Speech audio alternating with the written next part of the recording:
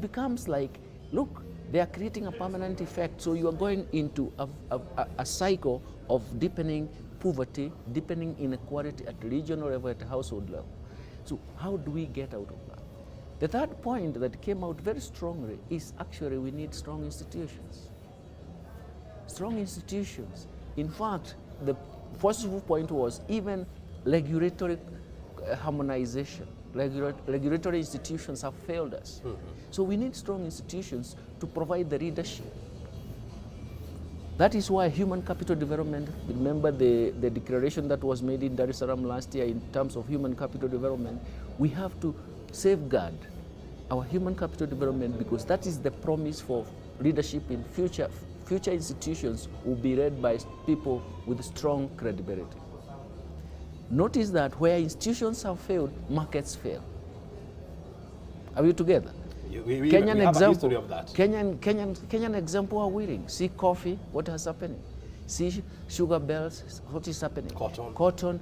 By the way, and I would like you to check, if you go to those regions where markets have failed, coffee, pyrethrum, sisal, sugar, if you go to those areas, you find that poverty has really been quite devastating. Very well, and we know but I wanted to summarize to show why the civil society becomes interesting because they are observing this. Countries in Africa want to reverse this. How do we reverse this? We have all to come up with a collective action. Sorry. I don't want to keep you here for long because I know you're running a few things here and there to ensure that all the loose ends are well tied. But I still want to find out from you, I mean, out of these IDA 21 heads of state, we expected to come up with a Nairobi declaration. Yes. How are we going to ensure that the aspirations of Nairobi declaration are captured in the replacement meeting in December in Washington? The most important, this is now, we have a champion. His Excellency President William Ruto accepted to be a champion of IDA 21. The champion, being a champion means we are now going to state the context of the issues, and then after that, you hit the ground running. Because essentially the ministers have provided their communique. The champion is now going to provide all the details. Then it means that from today, everybody now starts working. There is a roadmap to all that. So the most important thing is you started by asking why we have even brought the civil society is because now we are starting that collective action led by the champion. And the champion will define the parameters. First of all, is what are the priorities in Africa? Second, what are the steps? So we are going to move in those steps so that the communication will be clear and the context in African setting will be clear. We'll go to other developing regions. The other developing regions will look at this is going to be shared across. You will find that priorities that these developing countries are facing would like to implement their priorities is going to be the driving force. Very good. Which means that this is like a corrective action, but we know our priorities. If we know our priorities, we know how we prioritize those to actually create the momentum and the change we want. And then the other thing is that, of course, there are some people, that's why I went back to institutions. It is not just resources.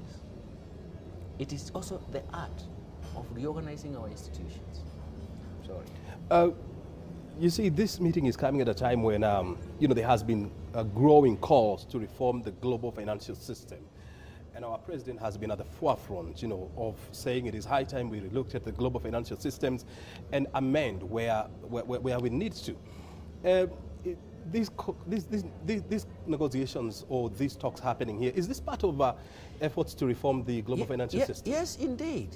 What we are really saying is that the World Bank has come up with a triple B kind of wording. We want a better, bolder bank, isn't it? Yeah. Now, one of the issues in terms of the global financial architecture is that do these countries, do these multilateral development institutions have the capacity? Most of their capacity was devoured by the COVID-19.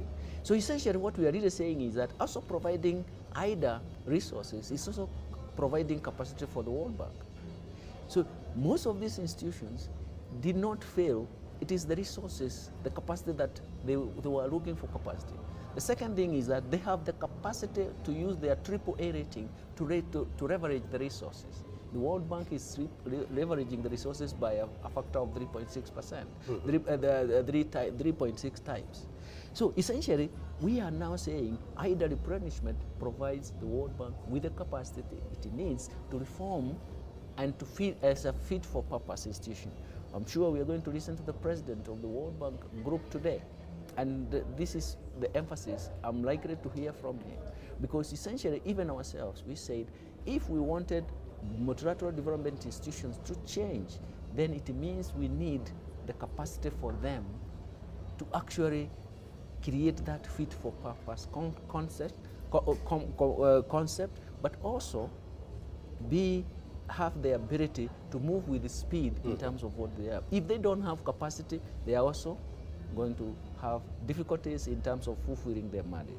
As I let you go, Buenos, I mean, Kenya has been a major recipient of IDA assistance, for many years. And when you look at, in terms of beneficiaries, we are always among the top 10. Yes. What would you say has been the biggest impact of IDA assistance to Kenya to date? One, it's actually the development agenda. And the development agenda is a whole set of so many things. But the most important thing, look at, for example, the DPO, Development Policy Operations. They have been significant in terms of drivers. They provide support in terms of projects. They provide assistance in terms of policy and programs. You can see when you combine programs, policies, and then projects, or even financing projects, it's a whole combination of wherever you start, whether you want to start with policy, programs, and projects, financing is a very, very important component. It means that it leverages the resources that you could use for development purposes. Look at how we have been hampered by, for example, the COVID-19. Yeah. What was the intervention?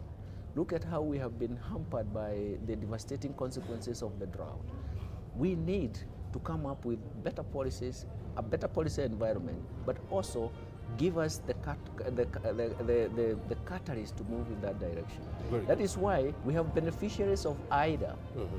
We have been beneficiaries of IDA, but those resources have been put in areas where we felt we needed support.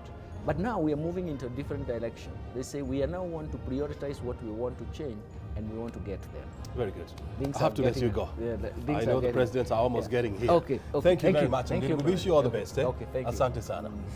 Yeah. Well, we've been talking to the Cabinet Secretary for National Treasury and, of course, National Planning. This is Professor Njuguna Ndungu giving us an idea of what to expect today, where Heads of State Summit is taking place here, bringing on board more than 10 African heads of state. This is the International Development Assistance 21 conference, which is taking place here at the Kenyatta International Convention Center. President William Ruto is hosting African heads of state, as well as the World Bank President Ajay Banga. And I can hear the national anthem being played in the background, which means that probably the president is already here. And so the Kenya Broadcasting Corporation is the official broadcaster of this critical event, and of course we'll be giving you a blow-by-blow account of what is happening here, and of course giving you better analysis of the issues being discussed here. We are looking out for the issuing of the Nairobi Declaration, which is a document that is going to say what exactly has Africa agreed on how to reform IDA, and of course how to work around the replenishment of IDA resources. My name is O'Brien Kim, and I'm taking you back to Broadcasting House. And of course, we'll keep on talking to various individuals who are attending this meeting. I'm planning to talk to the South African Minister of Finance. This is Enoch Godongwana. He's already here. He'll be giving me an idea of what South Africa is doing to reform the institution of IDA. bearing in mind that South Africa has been a major beneficiary of IDA, and of course, it has gone ahead, to improve their financial status as well as improve their economic status as well. So those are some of the issues that are going to be discussed here, and of course, many more. So we'll keep you posted on what's happening here, and of course, keeping an eye on other things. I told you about the Nairobi Declaration. That is a critical document that we need to keep our eyes on, just to get an idea of what African countries are planning to do and what is their say. Yeah, so he's on the set. This is none other than South African Minister of Finance, Enoch Godongwana. Did I get it right? You got it right. Thank you very much indeed. First of all, I must appreciate, I love this. This is very wonderful. That's why I asked, do you want me with it or without it? It's okay. It's fine. So first of all, I want to hear from you. You represent the Republic of South Africa in this meeting, South Africa being one of the largest economies in Africa. What are you expecting out of this meeting? First and foremost, let's just contextualize what the meeting is about. Mm-hmm. For more than 4 or 5 decades, the World Bank created an institute called International Development Agency, whose focus is to assist particularly low-income countries with concessional financing. Mm-hmm. So it has been existent for years. For 60 years, actually. Yeah, it's being replenished. Being replenished, it has got all its phases of replenishment. There's another phase for replenishment now. President Ruto is asked to be the champion of mobilizing that replenishment. That's why we're here today. It's the launch of that championship of replenishment. Mm-hmm. Yesterday, you sat down as ministers of finance from Africa in order for you to develop what is going to be referred to as the Nairobi Declaration on the aspirations of the continent. Would you give us an idea of some of the issues that you raised and the way forward? Look, the critical issue is how do we strengthen how do we mobilize more resources from and make sure we can, given the challenges we're facing, the critical issue is how do we mobilize those resources. In addition to that, how do we, as Africa, coordinate our voice and speak with one voice on this matter? Mm-hmm. So critically, those are the messages that are emerging. That you discussed yesterday. Yeah. As South Africa, you have been a major beneficiary of IDA assistance, throughout the years. And you have somehow graduated into almost becoming a donor. What lessons is South Africa offering to African countries on how, to transition? We have been a donor since 1975. We've never been a beneficiary. Precisely. We've never been a beneficiary, so we've not graduated at all.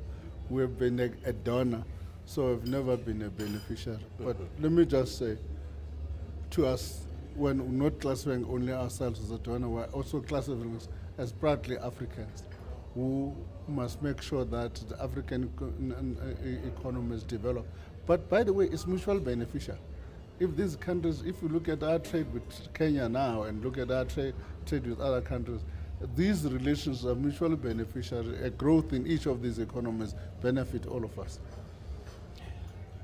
There has been a clarion call by different voices that it is high time that we looked at the global financial architecture and look at areas on how we can reform these institutions. Do you think this is part of that process? Yes, it is part of that process. But a key debate is how the major institutions, including the Bretton Woods institutions, are structured. That's the first set of issues, is how to make sure that the financing mechanism of those institutions talk to the development needs of our nations. So that's the major, for me, the financial architecture to make sense, we've got to restructure. First, we're facing climate change, we're facing adaptation, we're facing mitigation. 600 million people on the African continent do not have electricity. That on its own is an important challenge. That is 50% of the population. Yeah. So we need to say how even electrifying these things is a growth enhancing transformation and funding. By the way, it does not necessarily mean that it can be financed via that. We've proved in South Africa that we can bring independent power producers who you simply buy electricity from them. So the investment can be done by the private sector. South Africa is a member and a founding member of the BRICS. Yeah. And we have seen a situation whereby the BRICS is now expanding to include more countries. And, you know, to some quarters, there is an argument that BRICS is likely to be the future of the future model of lending to developing countries. Are there lessons that South Africa can take from BRICS to IDA? I will give an example. One of the things we do in BRICS, we created the National Development Bank, which is, some people call it BRICS Bank. One of the key things we've emphasized in the BRICS Bank is that they must try and use local markets and lend in local currencies. An example, they've just raised some money in the South African markets and provided a loan of about 1.5 billion rand in South African rands, which protects us against currency fluctuations. Yes. Yeah. It is high time that, you know, part of reforming the global financial architecture, that we allowed countries to borrow in their own currency. Precisely, because that protects yourself against currency fluctuations. We've made it as a standard in South Africa. We'll never have our ratio, the maximum is 85-15. In other words, our borrowings that are denominated in foreign currency cannot exceed 15%. 15%. 1.5. So 85% of your loans Yeah. is rand denominated. It's rand denominated. How can this happen without creating a narrative of de-dollarization? It's not a narrative of dollarization. Let me just tell you this thing. I mean, there are a couple of things we need to despair. If you look in the SACO region, Botswana, and including now, you can include Zimbabwe, these countries mostly trade amongst themselves in their own currency, including the rand. The rand is the most traded, is the most used currency in Southern Africa. In Southern Africa. It's not the dollar. There's a myth which is coming up that even BRICS is talking about de-dollarization. You're not going to find a single document of BRICS talking about de-dollarization. We're talking about local currencies. Local currencies. Local currencies.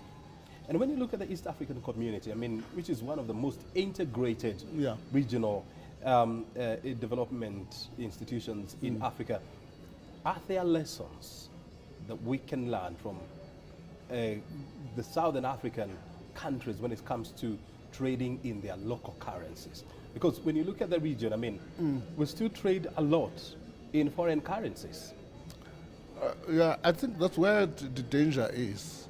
There's no reason that people in Tanzania or Uganda can't use a Kenyan shilling. There's no reason in South Africa, I mean, there's no reason for that.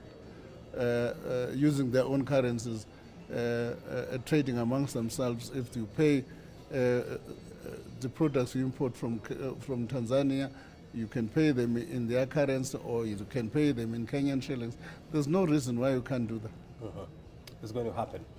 So at the end of the day, once you know, the dust is settled, what should we look forward for after this meeting? After this meeting, let me just say, first today. Today, the heads of state will adopt a declaration, a declaration which would have been recommended by the ministers of finance, because we've been working with IDA, even in the World Bank and so on. So, as people who have been involved in this thing, we've crafted a recommendation to our heads of state. So, the heads of state will adopt that declaration. Beyond that, what is going to be necessary is how do we, all of us, hit the ground, mobilizing resources to ensure that IDA has got better resources and sufficient resources to attend to the development challenges of our nations. Very good. Enoch Gondogwana, thank you very much indeed for joining us Thank on you. KBC Channel 1, and of course for sharing your insights with us. Thank you very much. We'll see you around. So, Yes, very good. I mean, Enoch Godogwana is the Minister for Finance in the Republic of South Africa, joining us here at the Kenyatta International Convention Center, where the IDA 21 is currently underway. I can confirm that President William Ruto, among other presidents from the African continent, they're already here, as well as the World Bank President Ajay Banga. And of course, we shall be getting in and listening to what is exactly happening, plus more. We're keeping an eye on what's happening here, and of course, we'll be giving you up-to-date updates, and of course, giving you more analysis. My name is O'Brien Kimani. Back to you, Broadcasting House.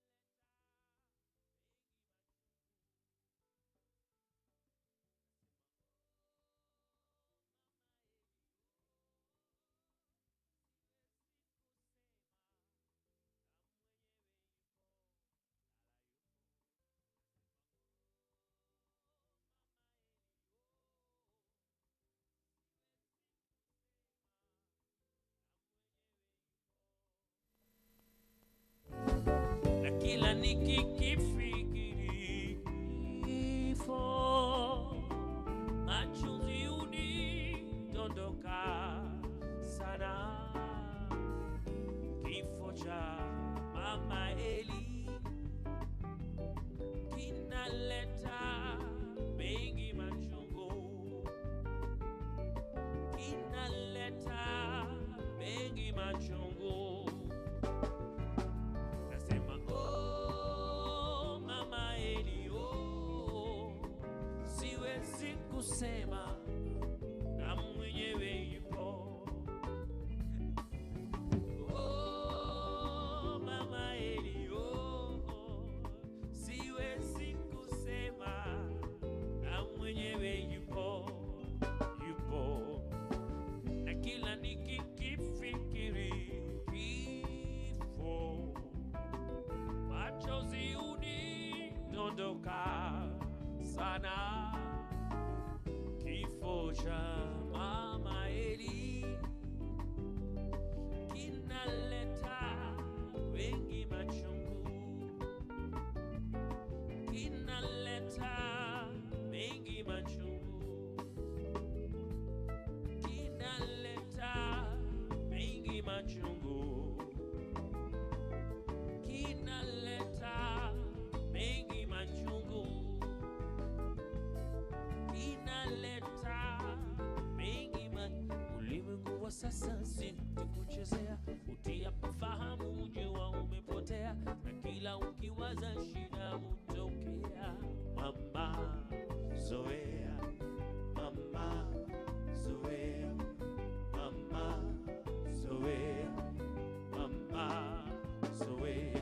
Ulimwengu wa sasa si kuchezea, utia fahamu jua umepotea, na kila ukiwaza shida utokea. Mama zoea, mama zoea, mama zoea, mama zoea. Ulimwengu wa sasa si kuchezea, utia fahamu jua umepotea, na kila ukiwaza shida utokea.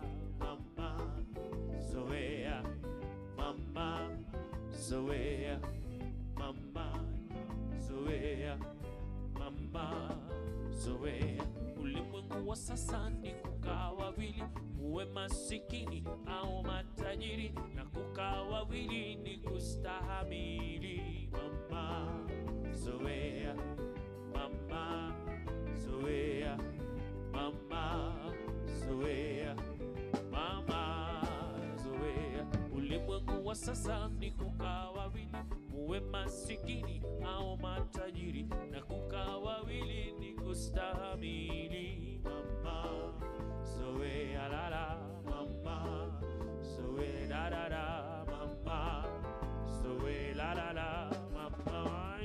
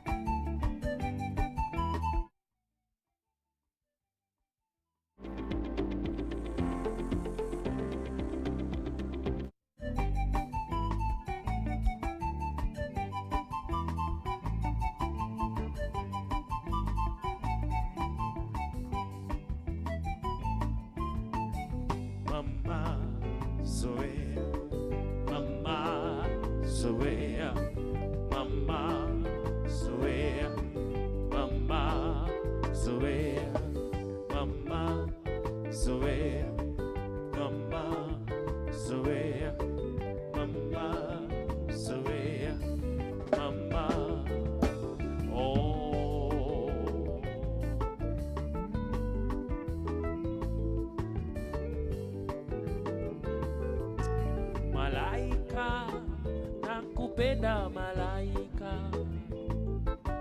Malaika, nakupenda malaika. Nami nifanyeje kijana mwenzio, nashindwa na mali sina we, ningekuoa malaika. Nashindwa na mali sina we, ningekuoa malaika. Kidege kukuwaza we kidege, kidege kukuwaza we kidege. Oh, nami nifanyeje kijana mwenzio, nashindwa na mali sina we, ningekuoa malaika. Nashindwa na mali sina we, ningekuoa malaika. Pesa zasumbua roho yangu, pesa zasumbua roho yangu. Lala, ningekuoa mami we, ningekuoa dada. Nashindwa na mali sina we, ningekuoa malaika. Nashindwa na mali sina we, ningekuoa malaika.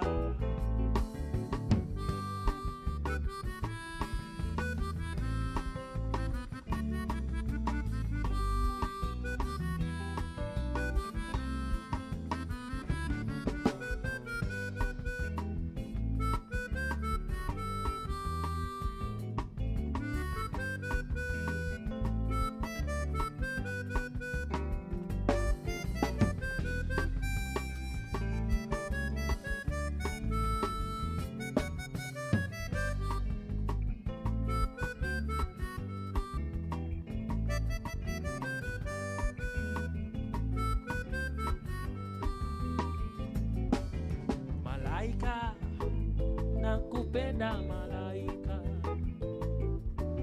Malaika, nakupenda malaika. Oh, nami nifanyeje kijana mwenzio, nashindwa na mali sina we, ningekuoa malaika.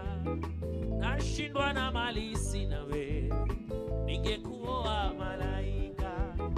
Nashindwa na mali sina we, ningekuoa malaika. Nashindwa na mali sina we, ningekuoa malaika. Oh, nakupenda malaika, ningekuoa malaika.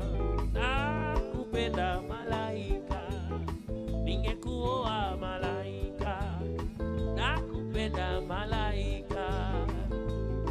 Mama akina Sofia, mwambie Sofia wangu, naye atange vile na milele na milele. Mama akina Sofia, mwambie Sofia wangu, naye atange vile na milele na milele. Mama we, dada we, mwambie yule wangu, naye atange vile na milele na milele. Mama we, dada we, mwambie yule wangu, naye atange vile na milele na milele. Wasemaji walisema na misemo yao yote hayakuwa sawa kweli na milele na milele.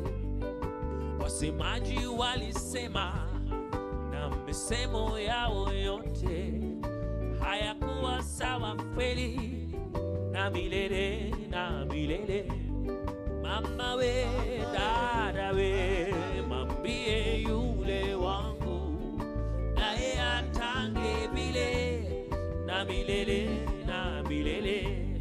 Mama we, dada we, mwambie yule wangu, naye atange vile na milele na milele. Mama we, dada we, mwambie yule wangu, naye atange vile na milele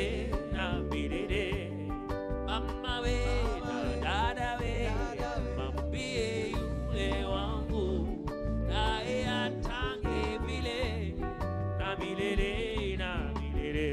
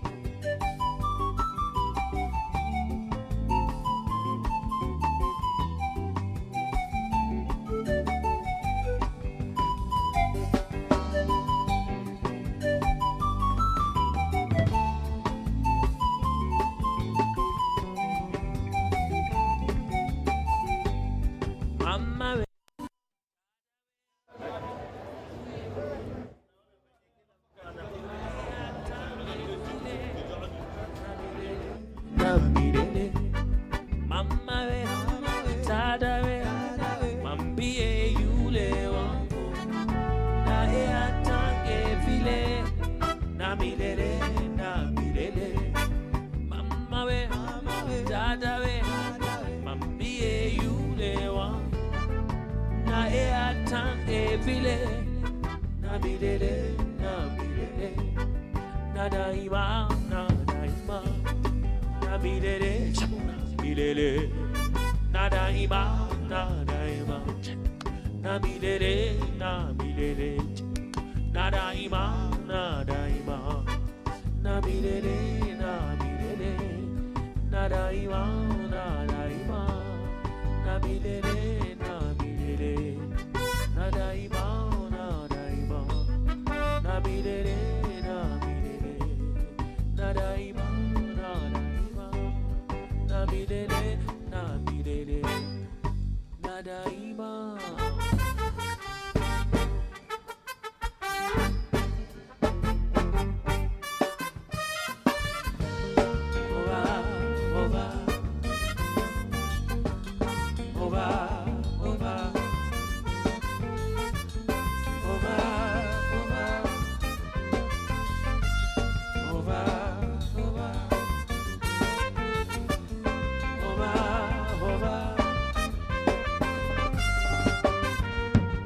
Kasha langu la zamani, kasha lisilozungu. Kasha langu la zamani, kasha lisilozungu. Kitasa ndani kwa ndani, na ufunguo ni huu. Alofungua nani? Alivunda magu. Kasha mundo wa kale, o si mundo wa kisasa. Kasha mundo wa kale, o si mundo wa kisasa. O ni kazi ya watu wale, si hali ya Kimombasa. Usifanye makelele, menipa mingi mapesa. Kasha la mkafu, madhubuti sawa sawa. Kasha la mkafu, oh madhubuti sawa sawa. Lenye harufu ya fumu, kila ukilifunua. Ola nukia karafu, ona barili silotiva. oba, oba, oba, oba, oba, oba, oba, oba, oba. Ah, nandivarero, nandivarero. Sipiki chungunga mimangwe, sendi manga nandivarero. Sipiki chungunga mimangwe, sendi manga nandivarero.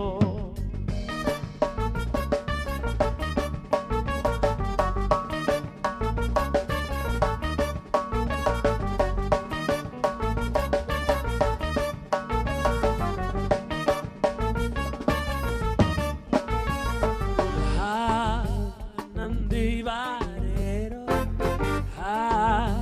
nandivarero, sipiki chungunga mimangwe, sendi manga nandivare, sipiki chungunga mimangwe, sendi manga nandivarero.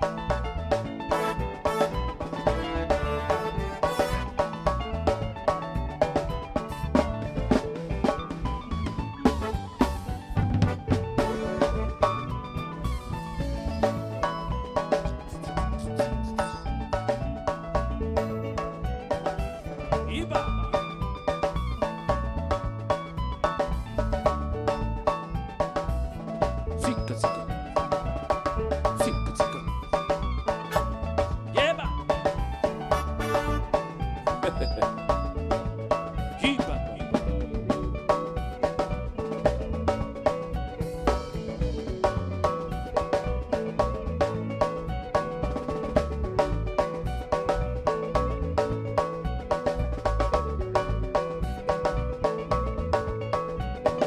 Iki kitsi. Chiba.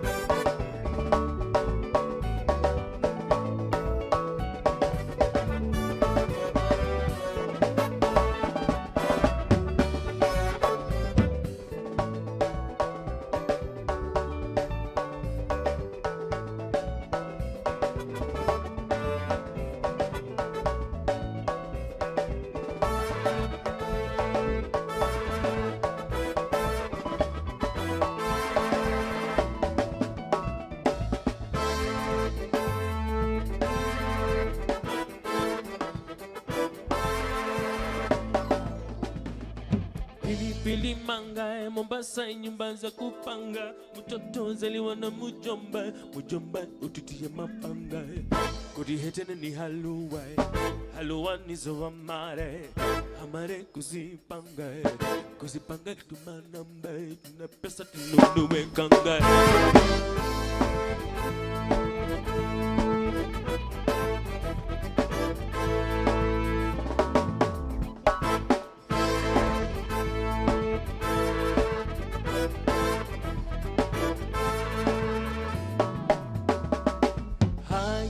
Simba, haye Simba, haye Simba, haye Simba, haye Simba, haye Simba, haye Simba, haye Simba, Simba na mawire, mawire. Machulu sendi pakine ndaka gote msegwe. Simba na mawire. Machedi sendi pakene ndaka kote msegwe. Akala mashankani kutikwa, shikala na maganda chenda, na mirongo chenda na chenda, na mapeni chenda, susi peni alifuni onyera mashankae. Akala mashankani kutikwa, shikala na maganda chenda, na mirongo chenda na chenda, na peni chenda, sisi peni alifuni kujera mashaka hajama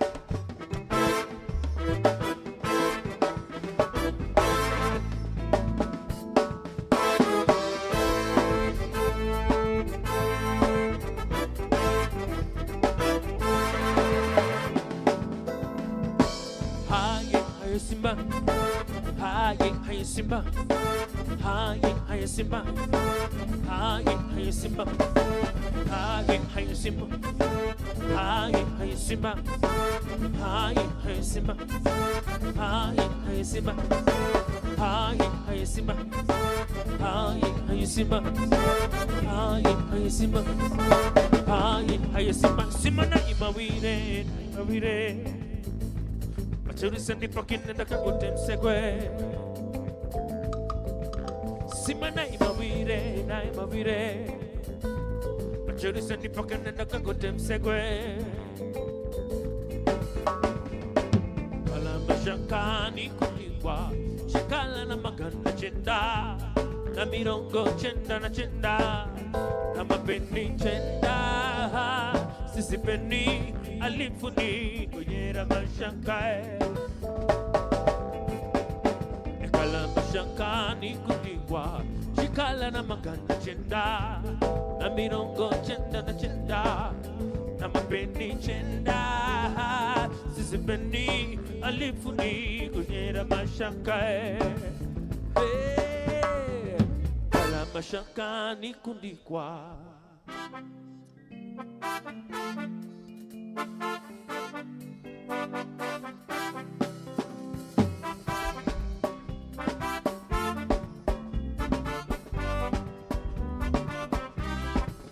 sema jambo jambo bwana, habari gani? Nzuri sana, wageni wakaribishwa Kenya yetu, hakuna matata. Jambo jambo bwana, habari gani? Nzuri sana, wageni wakaribishwa Kenya yetu, hakuna matata.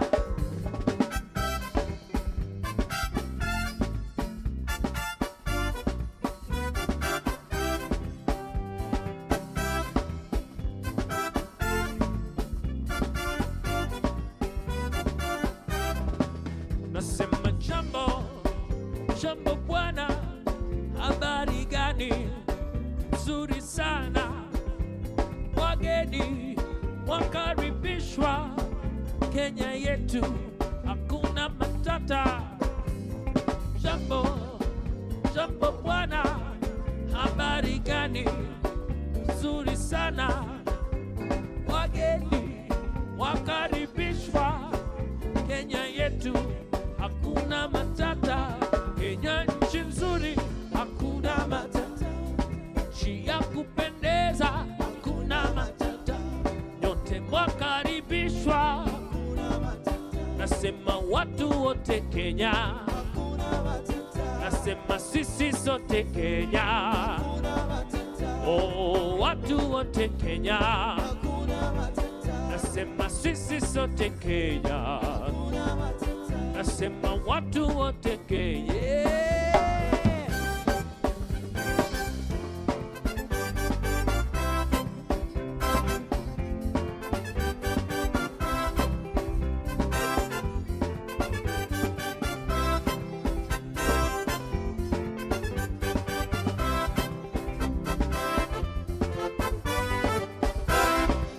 Oh, sama. Zukumbe.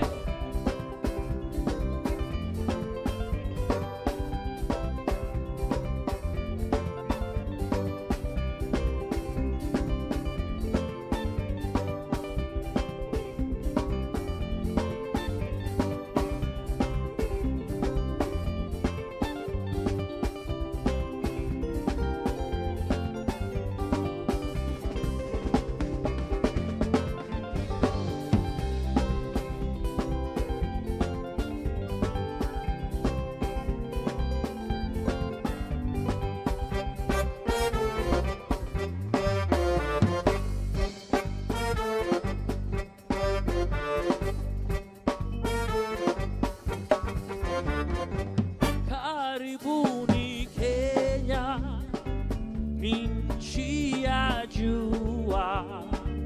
Jambo jambo bwana, jambo jambo rafiki. Karibuni Kenya, ni nchi ya jua. Jambo jambo bwana, jambo jambo rafiki. Kuja twende safari, tukaone wanyama, simba na wenzake wakilia. Karibuni Kenya, ni nchi ya jua. Jambo jambo bwana, jambo jambo rafiki.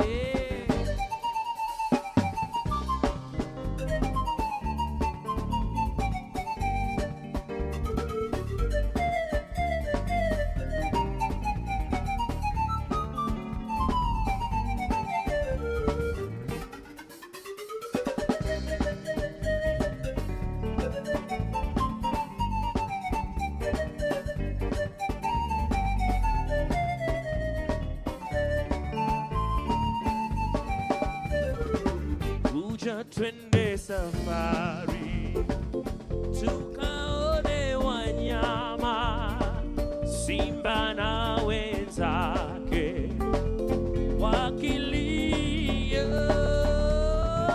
Karibuni Kenya, ni nchi ya jua. Jambo jambo bwana, jambo jambo rafiki. Oh, karibuni Kenya, ni nchi ya jua. Jambo jambo bwana, jambo jambo rafiki. Jambo jambo rafiki, jambo jambo rafiki, jambo jambo rafiki, jambo jambo rafiki, jambo jambo.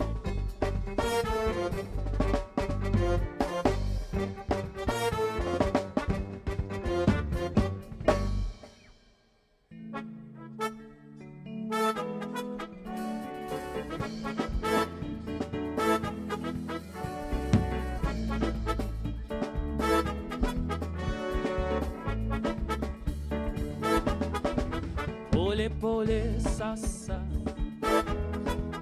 pole pole sasa, pole pole sasa, pole pole sasa.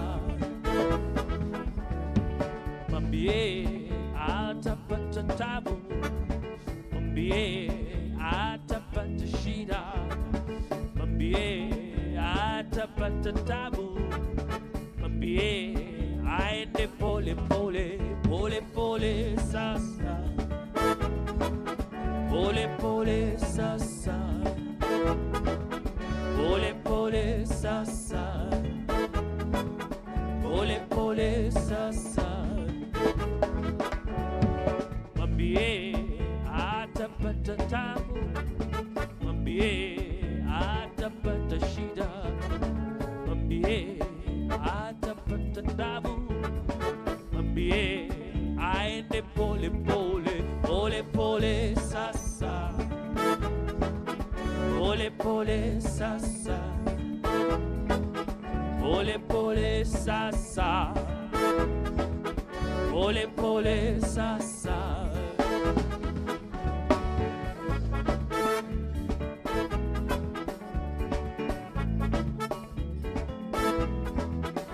Sasa.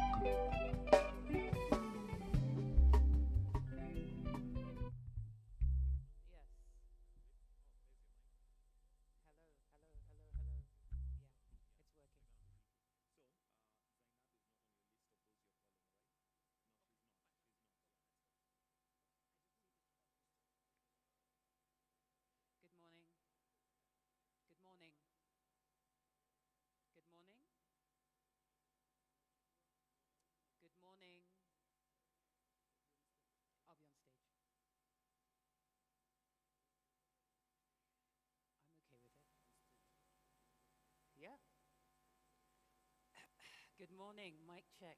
Good morning. Good morning, good morning, good morning, good morning.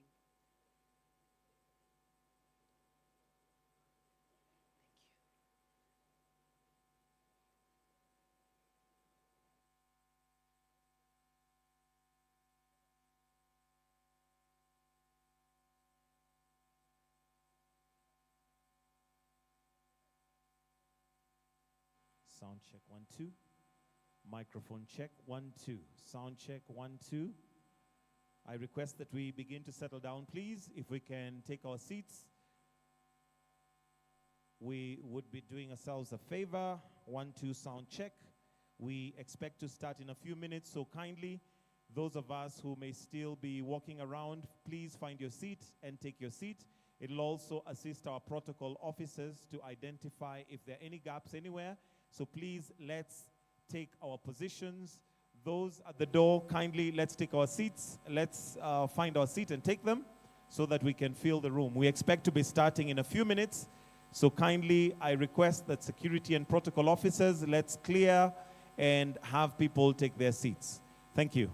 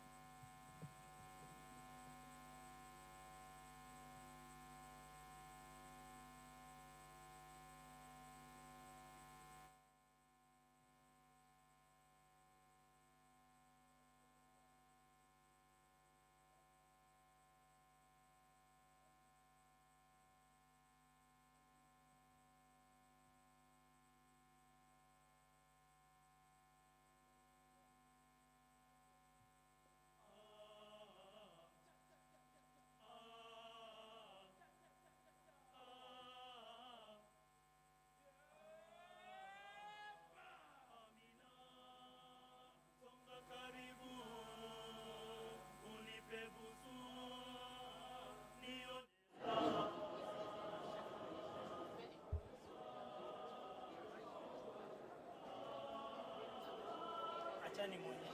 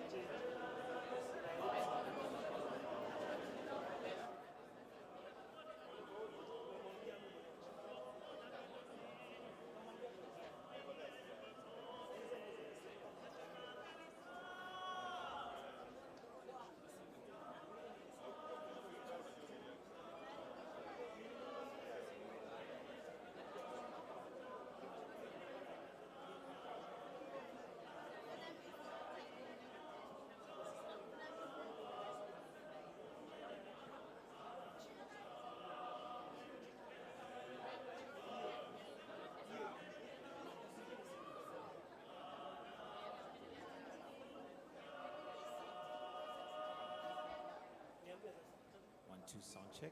Why don't we give them a clap? That the star chorale there with the beautiful, beautiful voices. Thank you as they continue giving us some wonderful music as we wait to begin our session. Mic testing. As we test the mic, kindly, those of us who are still standing, kindly let's find our seats and take our seats. We do expect to start shortly and would like to have the room in order before we have the excellencies walk into the room. So a kind request that as soon as you found your seat, please let's take our seats. That will also assist our protocol officers to guide and seat others who might be walking in as we get ready to begin. So we'll continue with some more music from Star Chorale as we get ourselves ready to begin this session of the Africa Heads of State Summit. Star Chorale, over to you.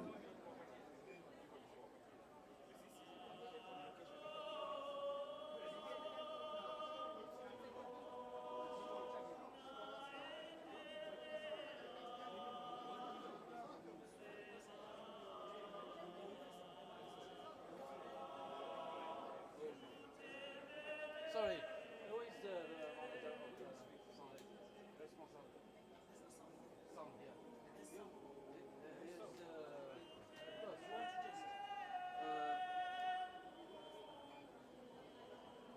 Buzz.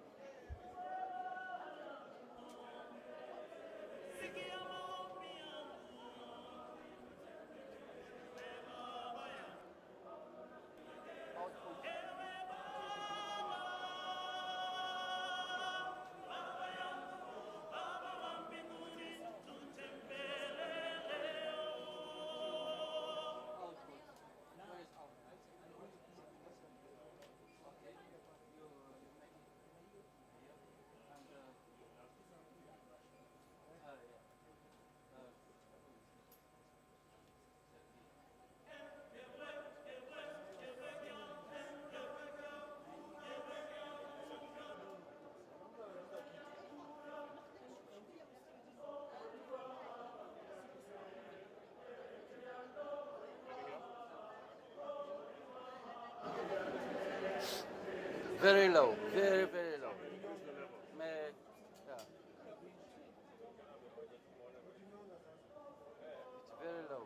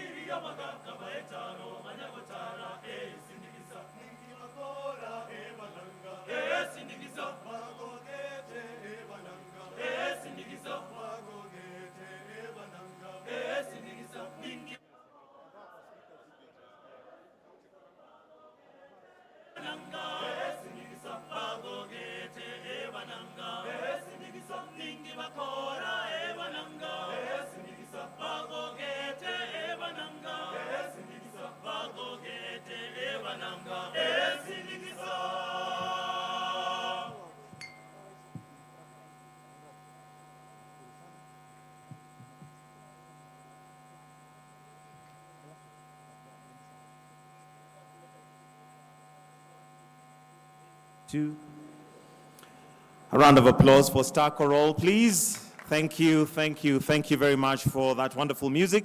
We'll give them a short break as we have the Presidential Escort Unit, the Presidential Escort Band that are going to be giving us some interludes as we wait to begin. But also, just as a reminder, kindly, let's have our phones on silent or off. Let's have our phones on silent so that we'll not have any interruptions once we begin the session.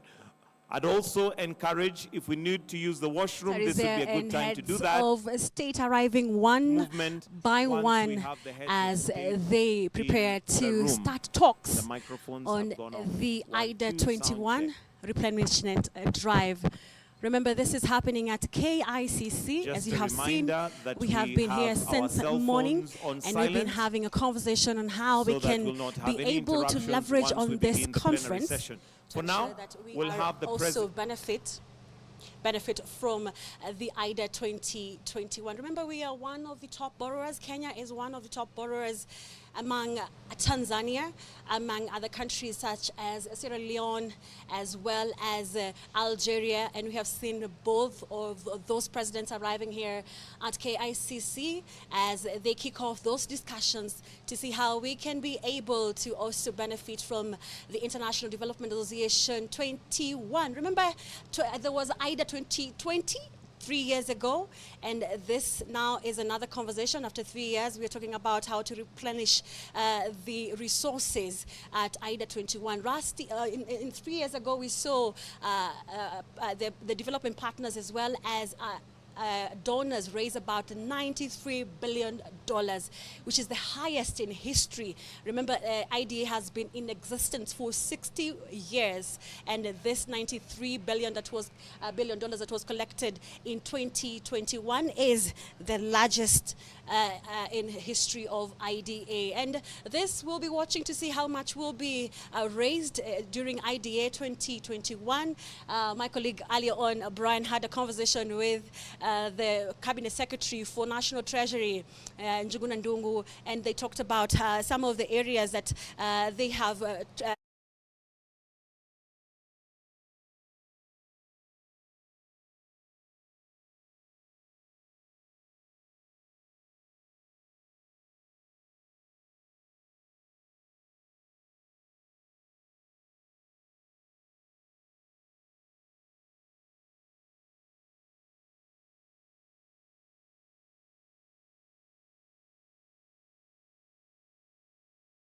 "40 countries here in Africa," and some of the conversations they were trying to advance is how to make the contribution process of IDA more transparent and more accountable. Remember, this is coming against the backdrop of a clarion call around the world on how to reform the global financial system.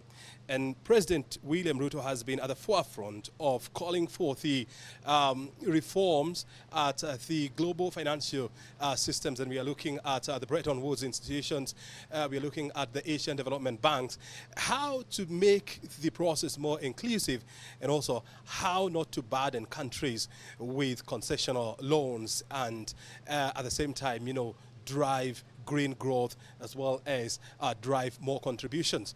The other thing that we were discussing with Professor Njuguna Ndungu is how Africa is going to ensure that you know, the deliberations of the IDA 21 by African heads of state, these deliberations will be captured in the final report that is going to be adopted in Washington, that is going to guide the replenishment of the IDA finances. And you are right.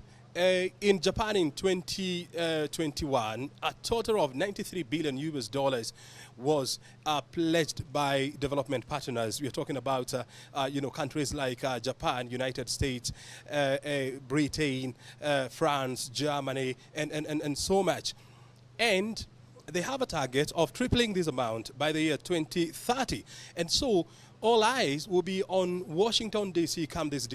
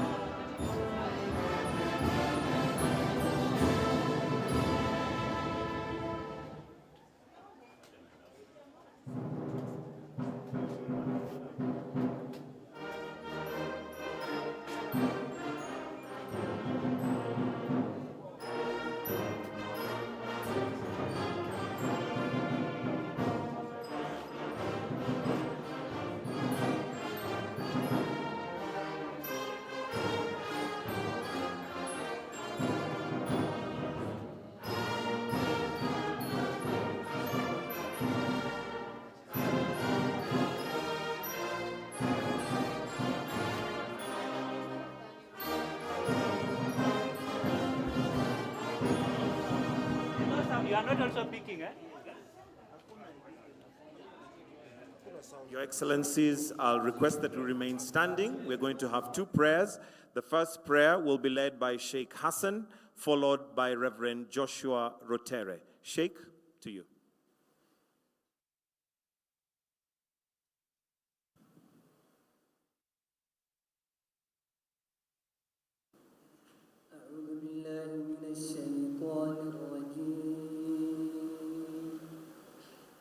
بسم الله الرحمن الرحيم الحمد لله رب العالمين الرحمن الرحيم مالك يوم الدين إياك نعبد وإياك نستعين اهدنا الصراط المستقيم صراط الذين أنعمت عليهم غير المغضوب عليهم ولا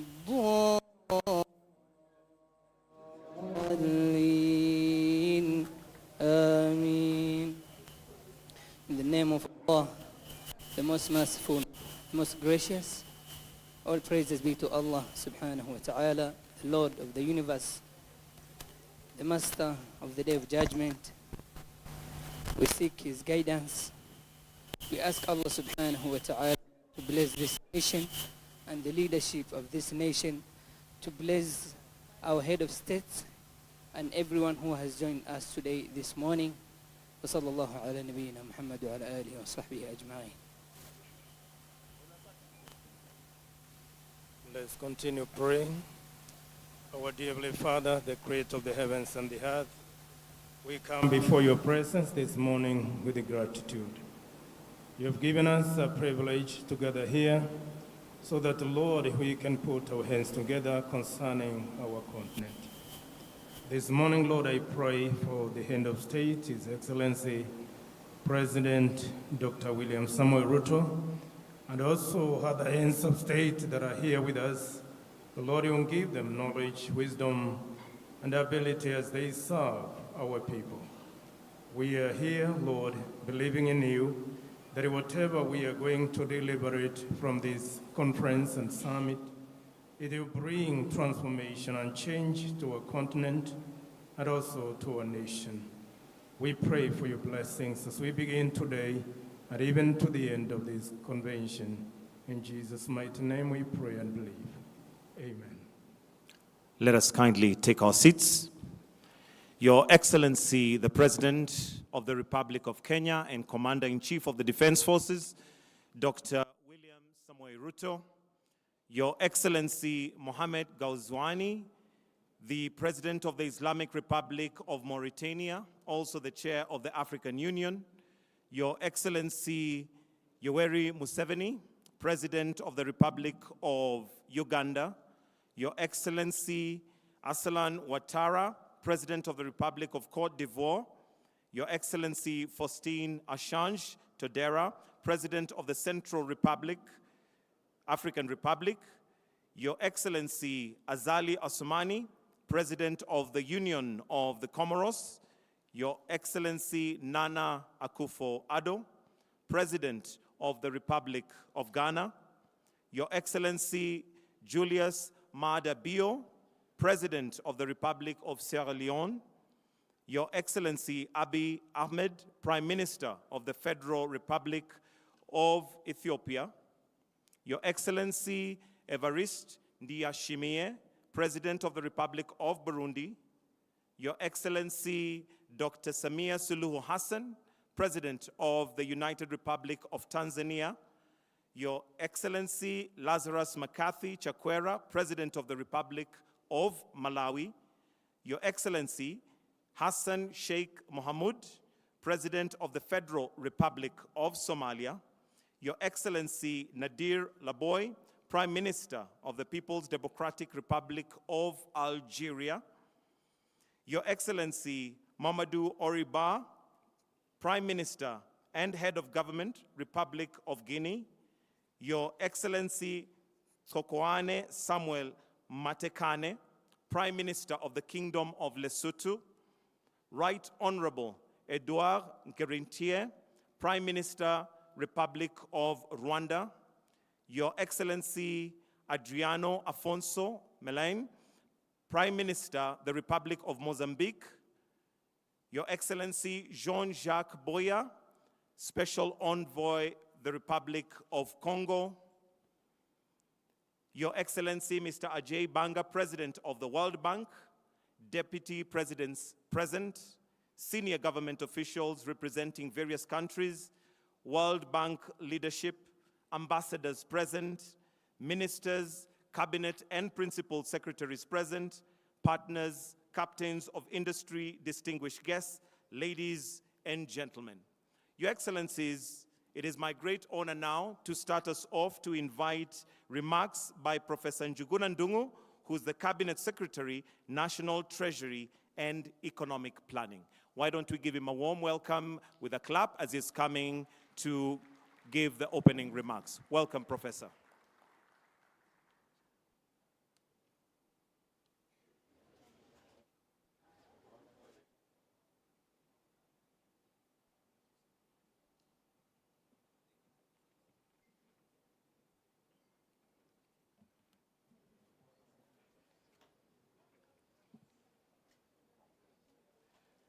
Thank you, and good morning, everyone.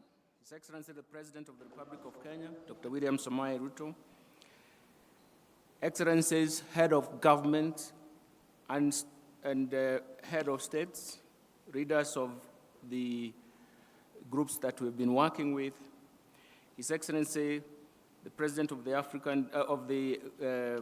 World Bank Group, Mr. Ajay Banga, distinguished guests, ladies and gentlemen. Mine this morning is a very simple task. I want to introduce the subject matter, and on behalf of the Republic of Kenya, let me first of all welcome you to this session. Kenya is very, very privileged to be the host for the International Development Association for Africa Heads of State Summit. We call it IDA Works. It's a theme that we have tried to develop depending on the issues that are at hand. First and foremost, let me begin by expressing our deepest appreciation for the cordial relationship that exists between the African continent and the World Bank.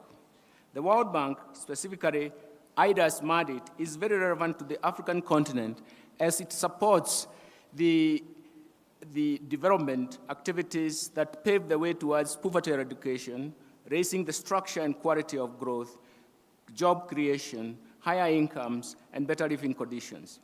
We do believe that there are so many other avenues and diverse development needs that Africa requires.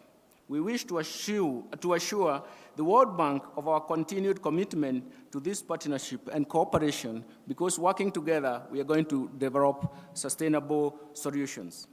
Excellencies, ladies and gentlemen, we convene today with the aim of committing to IDA donors and even other partners for the critical priority areas for development financing in Africa.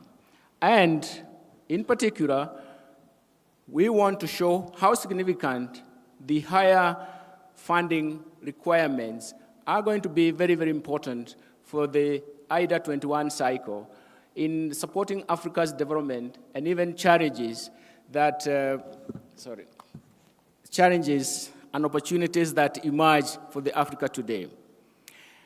In IDA 21 refreshment discussions held by ministers of finance yesterday, for which I was privileged to chair yesterday, the following themes were discussed and even summarized. First, it was investing in livable planet in response to climate change. Second, we looked at the equal access to more and better jobs. Third, we looked at and discussed accelerating the recovery of human capital by fostering healthy, skilled, knowledgeable, and even inclusive societies.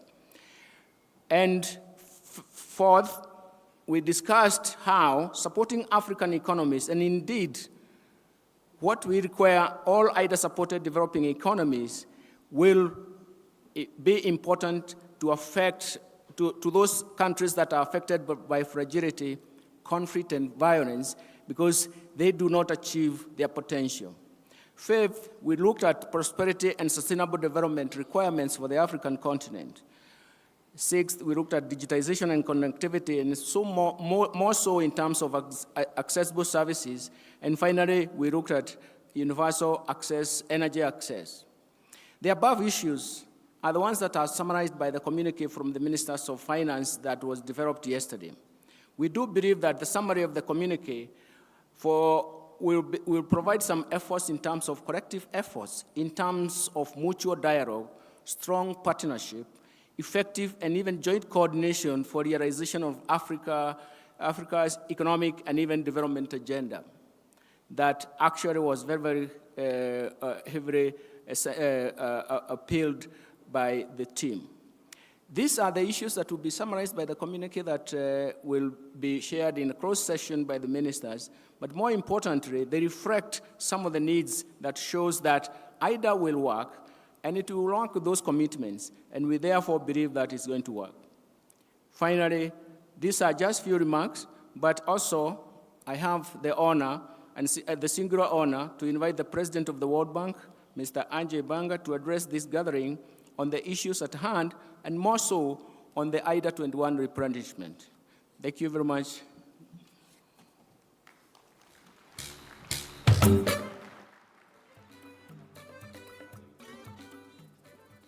And as he's approaching, just to recognize also the presence of His Excellency Andre Rajoelina, President of the Republic of Madagascar.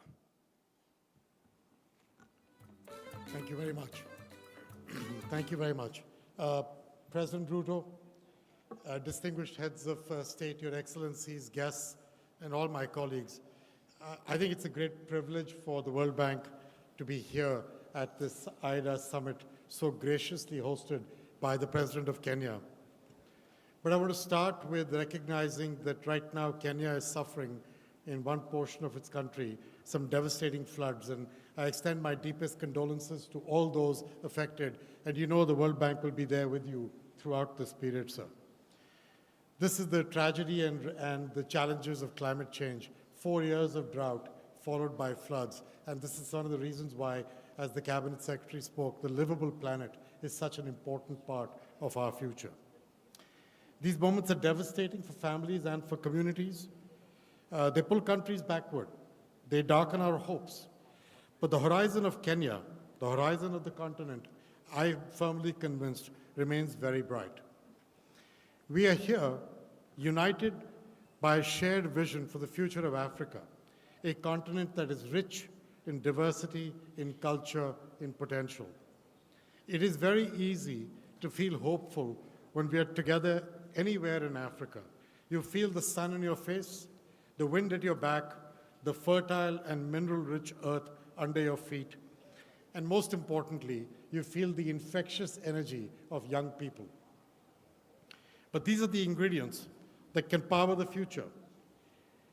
They are not new blessings, and over the course of history, this abundance has too often brought profiteering rather than prosperity. Today, we are focused on a brighter future for every country on the continent and the people who call it home. The International Development Association has been a steadfast partner in Africa's development journey. This summit symbolizes our objective commitment to accelerating progress. But we have to move with urgency, we have to move with purpose, and we have to have a focus on results and on impact. This will require more from IDA, it will require more from all parts of the World Bank Group, it will require more from governments, and it will require more from the private sector. We stand at the cusp of a new era of growth and prosperity for Africa, or we have come together merely to admire its potential. The choice of where to go with that is ours. IDA remains dedicated to supporting your efforts, to investing in the people of Africa. We are working to make IDA more efficient. We are working to make it able to deliver faster by cutting burdensome rules, requirements, and redundancies.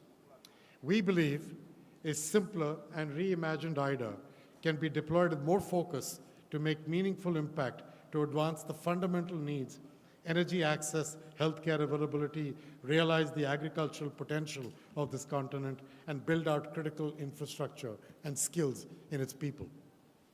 We see boundless opportunities to advance your development goals, but we're going to have to work for it, and that should guide our discussion as we go forward today. Let's harness our collective energy, point it towards making impacts that will resonate for generations to come. Once again, let me extend my deepest gratitude to President Ruto for hosting in this beautiful country, and to each of you for traveling to be with us today. I look forward to interacting with you as the day goes along. Thank you very much, sir. Thank you very much, sir.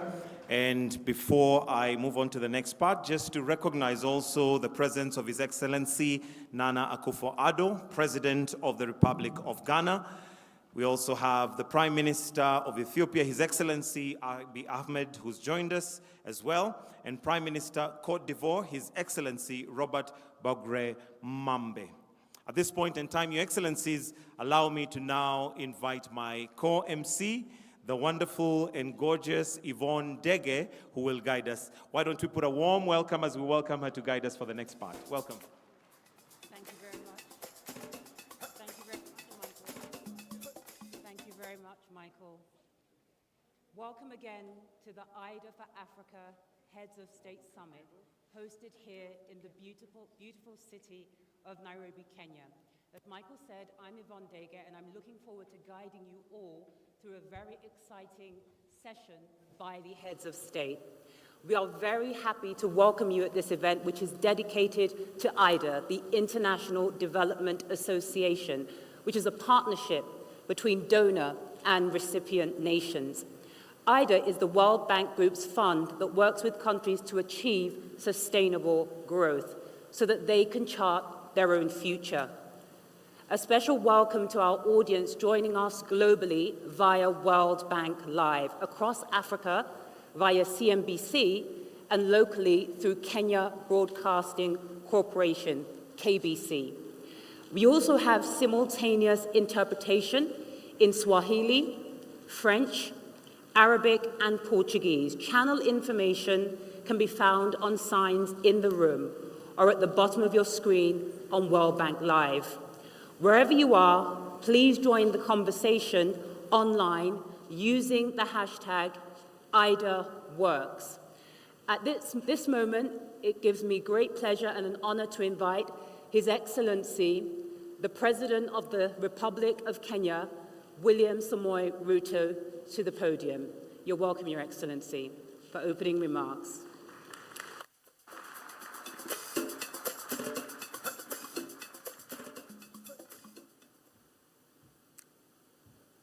Your Excellency, President Mohamed Ghazani, Chairman of the Africa Union Assembly, Your Excellencies, Heads of State and Government, Your Excellency, my friend, Ajay Banga, the President of the World Bank Group, Excellencies, distinguished ladies and gentlemen, good morning, and welcome to Kenya.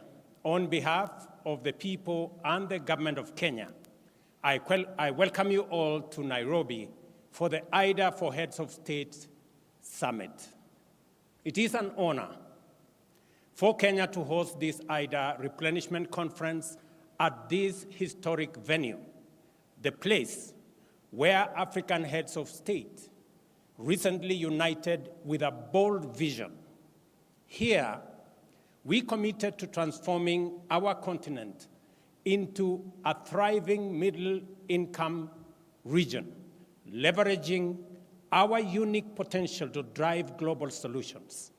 Today, we build on that legacy by actualizing our potential to provide those solutions through necessary financing. I extend my deepest gratitude to each of you for joining us at this pivotal summit.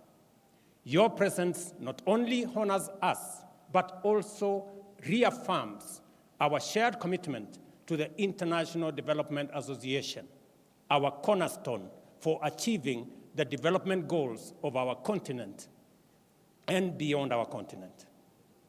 We convene at a critical juncture, facing a convergence of global crises.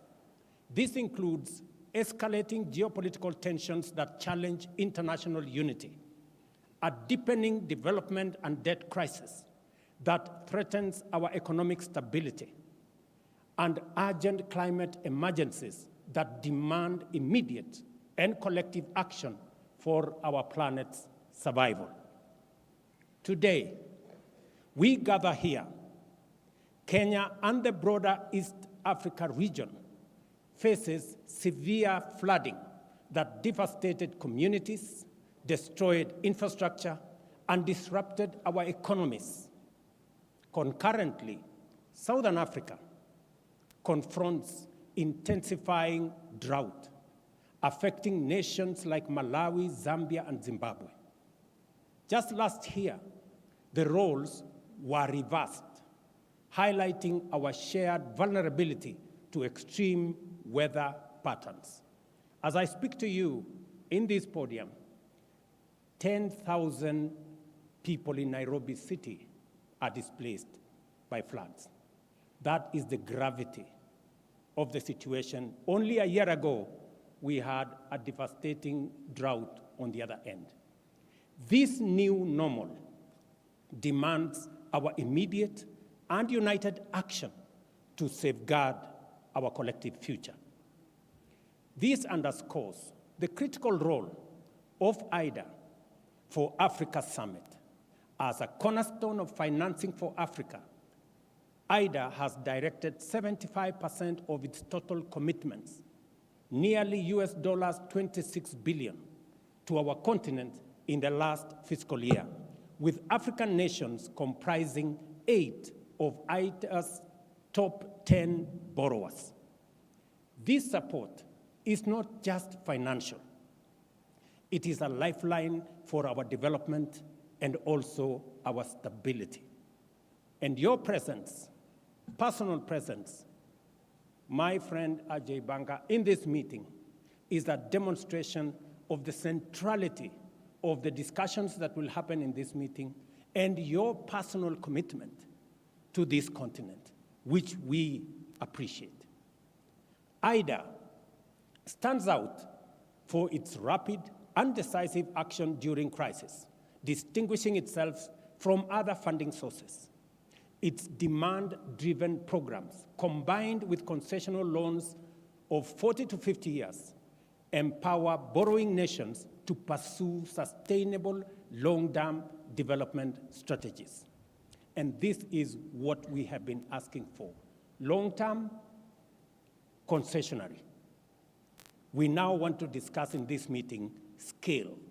That is the only aspect that is missing in this configuration. And as Ajay Banka said, two things are missing: scale and design. Make it simpler. Now, more than ever, long-term concessional financing is vital.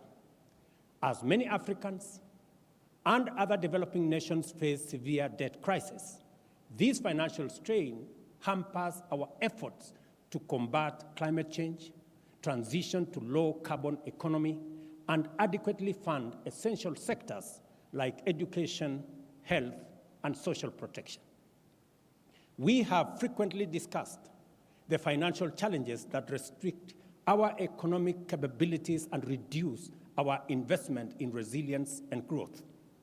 High interest rates lead to unsustainable sovereign debt, complicate refinancing, and destabilize our currencies. Additionally, the rising cost of living, increased commodity prices, and supply chain disruptions severely impacting our food security, healthcare systems, and overall preparedness for response to crisis. Last year, we brought to global attention that African nations pay interest rates up to 5 times higher than typical World Bank IBRD rates. This year, the situation has worsened. Developing countries are now net contributors to the global economy, contrary to expectations of receiving net inflows. Projections, for example, for 2024 show a net outflow of US dollars 74 billion from IDA countries like Kenya and others to donor nations, while net financial transfers to developing countries have plummeted from US dollars 225 billion in 2024 to now a low of US dollars 51 billion in 2022. Those statistics are glaring by any measure. Given these conditions, sustainable growth remains elusive for African nations as we allocate more funds to debt service than to crucial sectors like education, health, and social protection. This financial strain was prevalent in 2/3 of African countries even before the pandemic struck. Notably, in 2020, 1 in every 4 sub-Saharan African countries dedicated over 17% of its public revenues solely to interest payments. The IMF reports that sub-Saharan Africa's ratio of interest payments to revenue has more than doubled in a decade, reaching nearly 4 times that of advanced economies by the end of 2022. As a result, over half of IDA recipients today face debt distress or are at a high risk of debt distress. IDA remains their most dependable source of patient capital, with every dollar of donor financing enabling an additional US dollars 3.5 in capital market leverage to amplify development impact. This endeavor transcends financial returns. It is about fulfilling our collective global aspirations. Africa's commitment to economic transformation, reducing poverty and inequality, and enhancing human well-being is essential and demands significant capital investment. Moreover, the global goal of achieving net zero by 2050 cannot be realized without Africa's active participation, a failure which would jeopardize humanity's survival, not just African survival, humanity's survival. It is imperative to understand with substantial investment in our vast energy resources, Africa can not only provide power to all its citizens, including the 600 million currently without access, but also significantly advance global decarbonization efforts. Let me say this broadly. If there was a case to be made for a win-win outcome, IDA is the best example because everybody wins. The donors win, the recipients win. The donors win because it is an investment for them. For the recipients, it is an opportunity. In both cases, we have winners. The donors will put money in renewable energy, in energy in general, and we can continue world manufacturing and industrialization using African mineral resources, using energy that we have in abundance, and using labor that we have in abundance, and we can share the outcome of that industrialization with the rest of the world. By investing in IDA, we unlock 60% of the world's arable and cultivated land for food security and nutrition, not just for Africa, but for the globe. By investing in IDA, we unlock the human resource potential in our continent, Africa being the youngest continent in the world. Investing in education, in health, in social protection gives us the opportunity to provide 40% of the world's workforce by 2050. Investing in IDA gives us the opportunity to decarbonize global economy and provide for green growth. Let me say this. Our continent possesses 60% of the world's prime solar resources, and our untapped renewable energy potential exceeds 50 times the projected global electricity demand by 2040.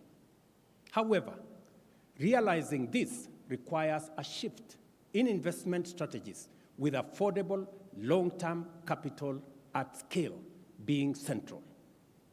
Our proposal and request entail a vision for an Africa-driven socio-economic development executed with transparency and inclusiveness, and our case is straightforward. Let me put it this way. Significant capital injection into IDA is crucial. The G20 independent expert group recommends tripling IDA's financing capacity to US $279 billion by 2030, while maintaining the essential concessional nature of its financing. At the very least, and if we cannot do anything else, let us not ignore or wish away this expert advice. We seek not just funding, but a partnership for progress. African nations propose a robust plan for climate-positive growth, aligning with the Nairobi Declaration from last year's Africa Climate Summit to ensure stable, dignified, and sustainable livelihoods across our continent. Africa is poised to transform its agriculture, water security, and energy access while creating job opportunities for over 4 million youths entering the job market monthly and expanding our small and medium enterprises as well. Central to these opportunities is our commitment to African-led initiatives. We aim to control our destiny, managing our resources responsibly and sustainably to drive Africa's industrialization agenda using our abundant energy, mineral, and human capital resources. Our commitment to transparency and accountability is in our socio-economic development plans, ensuring the efficient and effective use of IDA is central to our plan. We acknowledge the vital role of diverse stakeholders beyond governments and traditional donors committing to deeper and broader engagement to enrich our development outcomes. We are committed to empower the Africa Union Commission to make it fit for purpose with capacity to engage the rest of the world on behalf of Africa. We are committed to reform the Pan-African Parliament to enhance oversight and accountability over the Commission and establish an African Court of Justice so that we are ready to engage with the rest of the world. Faced with the relentless challenge of climate change and escalating instability, our unity is our strength. Despite the myriad forces that threaten to divide us, we must remain focused on the ultimate goal, safeguarding the future of our civilization, the human race, and the diverse life forms that share our planet. Africa is eager to contribute to the solution.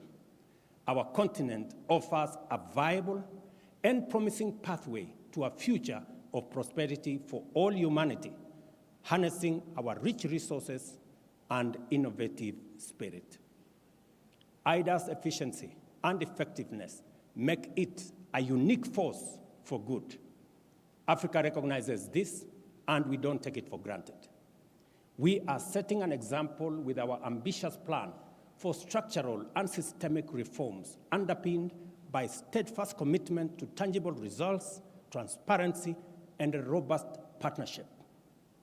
Given the enormity of the challenge faced by African countries and its global implications as collective emergency, we call on our partners to meet us at this historic moment of solidarity and respond effectively by increasing their IDA contribution from the US dollars 93 billion raised in 2021 to at least US dollars 120 billion in 2024. As we make this call, we as African heads of state and government commit to play our part by taking deliberate and robust actions to improve fiscal discipline, increase domestic revenue mobilization, develop investor-friendly policies, and enhance anti-corruption measures. IDA exemplifies the best of global cooperation, characterized by compassion, lasting dedication, and a fruitful collaboration. By fortifying IDA, we do more than just honor these values. We significantly enhance our joint ability to tackle global challenges. Let us value and expand the reach and influence of this vital resource. Together, let us be bold, let us be ambitious, and let us act with conviction. Thank you, and God bless you.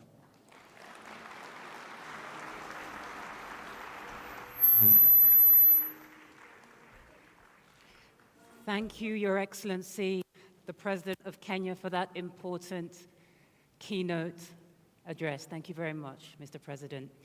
This IDA for Africa Heads of State Summit is a critical platform for all heads of state and other leaders from across the continent, together to highlight IDA's impact and to call for a robust 21st replenishment resources in support of transformational development. An ambitious IDA 21 will be a lifeline for a world in crisis, and in particular, here in Africa. And to speak about it, I am now extremely honored to welcome the heads of states to deliver their statements. I would like to call upon His Excellency Mohamed Ghazouani, African Union Chair, President of the Islamic Republic of Mauritania. You're welcome, Mr. President.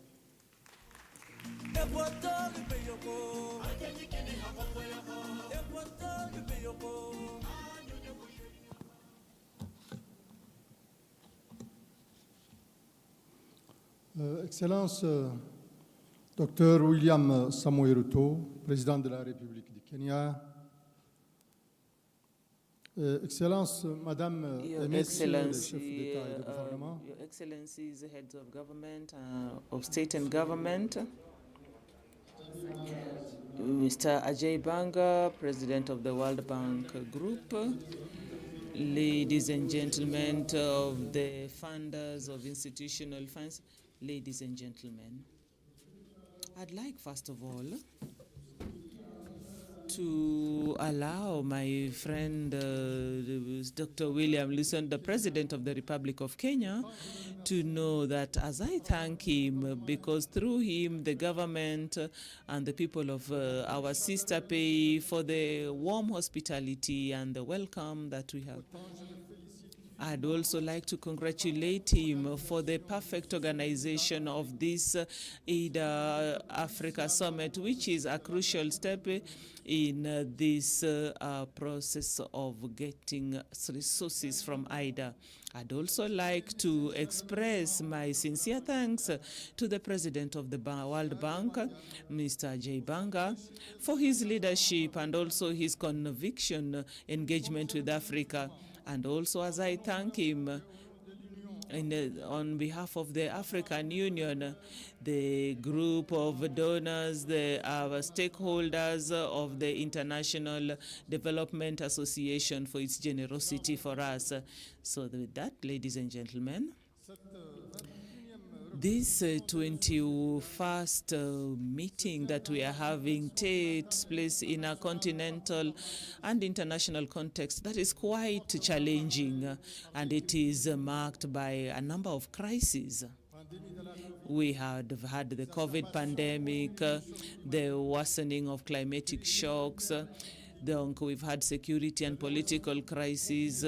There's been armed conflict in Africa, in Europe, in the Middle East, and also just a bit of everything everywhere. So these crises and these conflicts, beyond the human tragedies that are taking place, they have a negative impact and also deeply of the world economies, especially in Africa.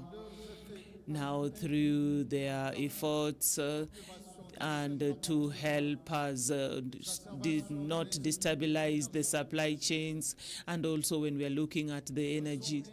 So in this light, the massive consequences of the livelihoods of millions who are low-income earners in Africa and all over the world, who are our main clients. And also the eradication of poverty in many horizons, which looked possible when we were launching the development agenda. It is now out of reach for many African countries. In the same way, universal access to clean water and also to electricity are also becoming difficult challenges to meet.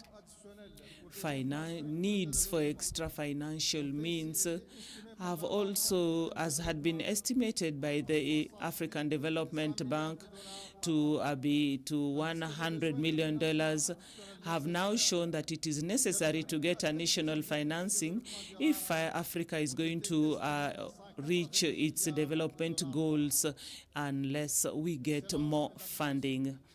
Your Excellencies, ladies and gentlemen, so this shows us that the needs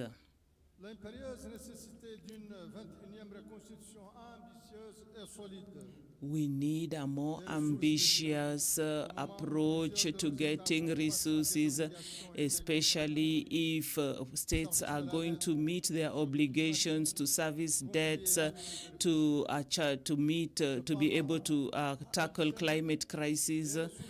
So this means that resources are not enough. To finance our development, we will need massive resources. And for these massive resources, whether they be private or direct financing, we are also in need to reduce the cost of financing so that we can get more access to concessionary financing. That is why I'd like here and now express my deepest support to the reform that has been taken by the President Ajay Banga and under the wider World Bank, that it is that should be stronger and be more efficient, and in the World Bank as we operate in synergy. I'd also like to also recognize the efforts that have been made to reduce the delays in preparing for projects and also for implementation. I'd like to congratulate them for the collaboration, the chair of the African Development Bank, Adesina, and especially in the crucial domain of access to energy. I'd like to say that this wish that there would be other sectors that would be included in ensuring multilateral development. Your Excellencies, ladies and gentlemen, IDA plays a very unique role in financing development in Africa amongst our countries in the course of time. So we have more than 1.5 billion poor people amongst our citizens in Africa, but we are now benefiting from IDA financing. These roles need to be reinforced even as we face the major crises brought about by climate change. That is why I reiterate that on behalf of the African Union and also on my own behalf and also on behalf of the AIDA for its generosities, to be able to reform its ambitious constitution, and also to help us rise above the challenges of our times. The cost of inaction would be exorbitant in terms of fragility and precarity, and also there'll be loss of human lives, and also loss of opportunities for development. And also there is wastage of resources, of our main resources, that is our youth, and also there'll be environmental deterioration. We could avoid such a scenario by making sure that Africa is still on the path of inclusive and sustainable growth.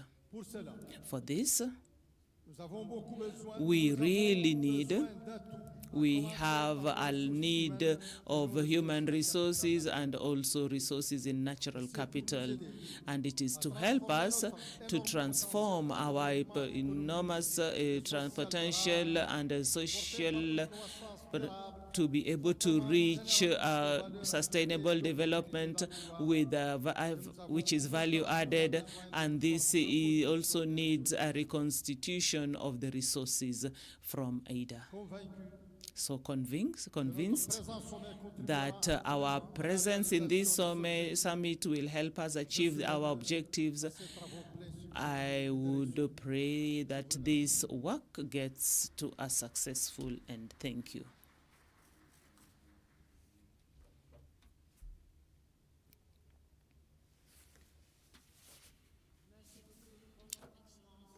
Thank you so much, Excellency. Excellency, I would now like to take this opportunity to invite to the stage the Prime Minister of the Republic of Côte d'Ivoire, Robert Bourg-Mambe.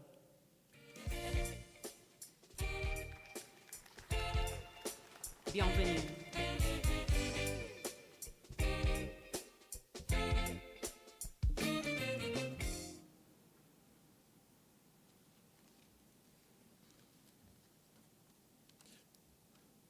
Excellence Dr. William Ruto, Your Excellency Dr. William Ruto, the President of the Republic of Kenya. Your Excellencies, ladies and gentlemen, heads of state and of government, Mr. Ajay Banga, President of the World Bank Group, ladies and gentlemen, funders,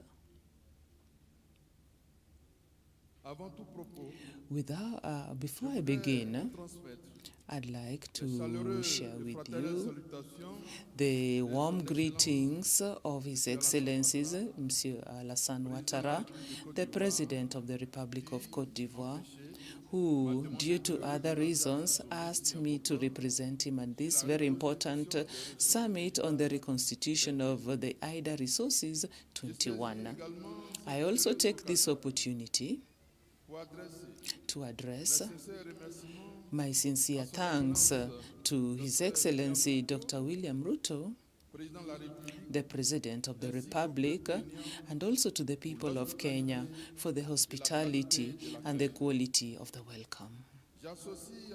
I would also like to reinforce the thanks to thank the President of the World Bank, Mr. Ajay Banga, for his determination to reform our common institution for better in efficiency in interventions and also accelerate sustainable development in our states. Like you know, it is this important summit also strategizes to mobilize resources with AIDA for the 3 coming years. So the governments of the low-income countries need today to also, they are faced by major obstacles that are becoming bigger and bigger in an environment where the resources are limited. When it comes to the Ivory Coast, digitalization, modernization of agriculture and the production sectors, the development of the private sector, and also employment for the youth are the main obstacles that we must tackle. However, with the security problems in the Sahel, the Ivory Coast has a high growing number of refugees and also who are more than in their millions today, who are also putting pressure on social services and also need a lot of government interventions. So we are calling upon IDA and to my country needs a lot of support from the World Bank to be able to be more resilient. That is why the Ivory Coast, which also came up to advocate for more resources from IDA, is also involved in following up on these efforts in reconstituting the IDA 21. So it is with great pleasure that my country, from the 9th to 10th October of this year, the African Economic Summit will seek to mobilize main finances and partnerships with Global Citizen and Bridgewater Associates to support the campaign to also reconstitute IDA 21. So to end, I'd like to also send an appeal to our funders and also to the World Bank Group and its partners that they mobilize resources, IDA resources, to help the governments to face the problems that are becoming more and more bigger and more complex. Ivory Coast supports all the efforts of the World Bank and its partners. I thank you all for your attention.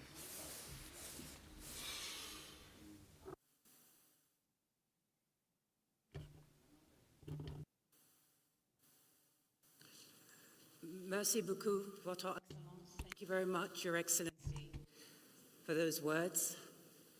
I would now like to call on His Excellency Yoweri Museveni, President of the Republic of Uganda, to give some remarks. You're welcome, Your Excellency.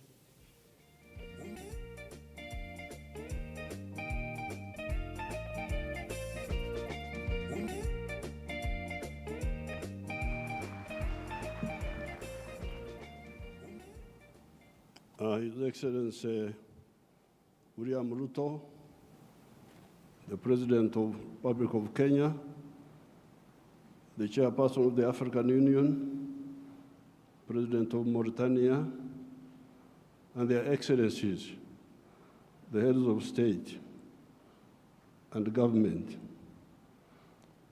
This is a topic I can speak on for the whole day. I'm therefore glad we have had this meeting where the presidents of Africa meet with some of the Western leaders.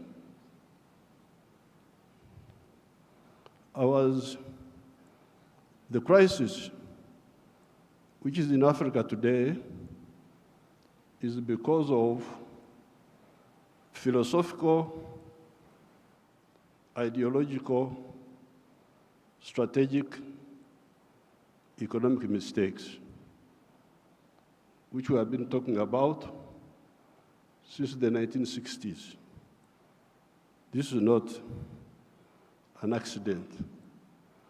When you see the crisis in many of the African countries, the collapse of states, we predicted this in the 1960s.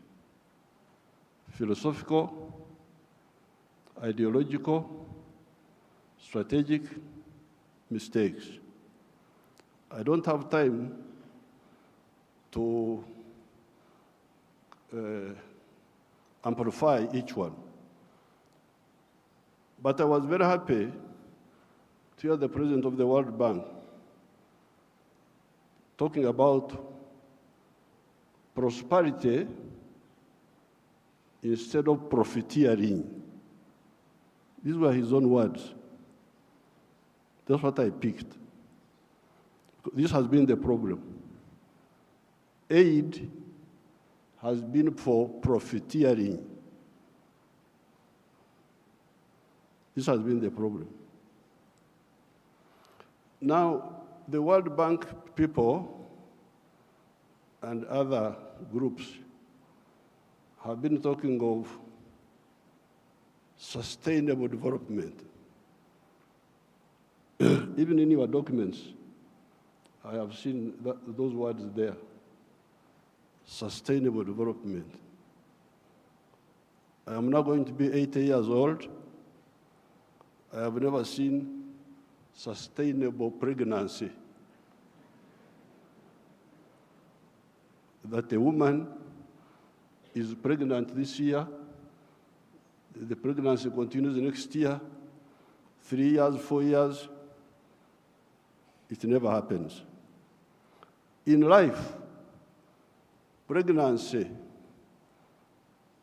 develops sustainably within the womb of the woman. Quantitatively, the baby is growing bigger and bigger. But at some stage, quantitative growth must be transformed into qualitative change. The pregnancy must become a baby. If the pregnancy remains pregnancy, the fetus will die. So therefore, I would even ask you to change those words in your documents. Africa does not need sustainable what? You could call it sustainable underdevelopment. Africa needs socio-economic transformation. The pregnancy must become a baby. The baby must grow and become a teenager. The teenager must grow. That's what happens in life. You cannot have quantitative growth and you think you are doing anything. The main reason why there is no growth is because the growth factors are not funded. They are not even understood. What are the growth factors? We now talk of private sector-led growth. Yes, but for the private sector to grow, what does it need? It needs low costs of production.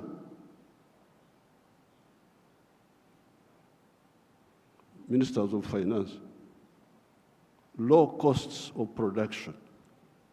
And what are the low costs of production? Number one, transport.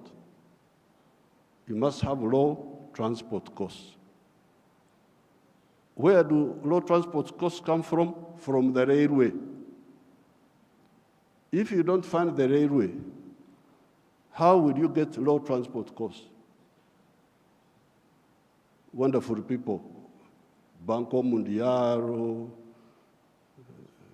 IMF, all this. Where will low cost operation come from if you don't have a railway? I have been here for the last 64 years. I've been watching as a student leader, as a freedom fighter, now as the leader of a country. How many railways have been constructed or funded in Africa? The few that have been was by China, the Tanzania Railway to Zambia, and recently, China, another one here in Kenya, and then Tanzania on their own, they are building a railway line. So, if you are talking of helping Africa, the railway, I don't want to be involved in any other words, no, please. The railway. Because if you fund the railway, you will have low cost of transport, and you can produce products which are cheap, which can be bought in the world. So you audit how much funding, all these billions you are talking about, how much of it has gone to the railway. Audit it. The second cost pusher is electricity. If you don't find electricity and you talk about sustainable development, what are you talking about? Private sector-led growth. Maneno too. Electricity, we must have low-cost electricity, not exceeding 5 cents per kilowatt hour. That's what I insist on in Uganda. I'm tired of all these stories. These neo-colonial civil servants who have been holding us back, I have put my foot down, say, I don't want to hear those stories. And Uganda is developing, and it will develop, because I don't entertain that nonsense anymore. Borrowing for what? Capacity building. Imagine, seminars, they call you in a hotel, you eat chapati, you eat mandazi. They say that is capacity building. Capacity building should be on the ground, not just seminars. So, the second point, Excellency, is electricity. The third one, those people who talk about private sector-led growth, private sector-led growth. I have been trying to borrow money for our UDB, Uganda Development Bank, a bank which funds manufacturers. No, I don't get support for that. Instead, they want me to go, my people to go to commercial banks. But commercial banks cannot give, no, those commercial banks are to encourage imports. Because the only person who can borrow money and pay it back from a commercial bank is a trader who goes to China, goes to where, Dubai, brings products, sells them quickly, and pays back. So, if you are serious, I needed to hear about the low-cost funding for manufacturing. Not for stories, not for what, no, manufacturing.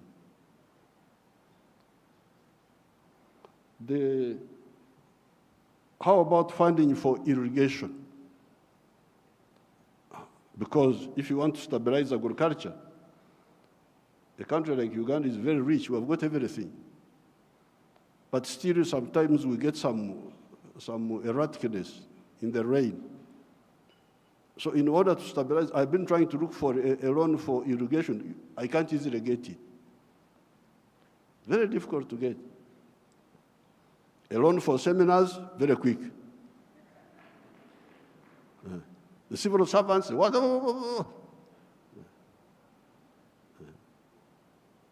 But a loan for irrigation, you don't see. Now, finally,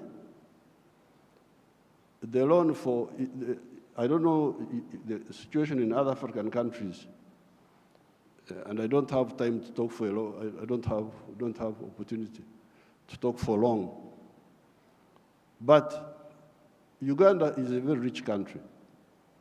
But one of the problems we are having was that our people were outside the money economy. They were in what they call subsistence sector. They just produce for eating, produce for eating, produce for eating. Wanashughulikia tumbo tu.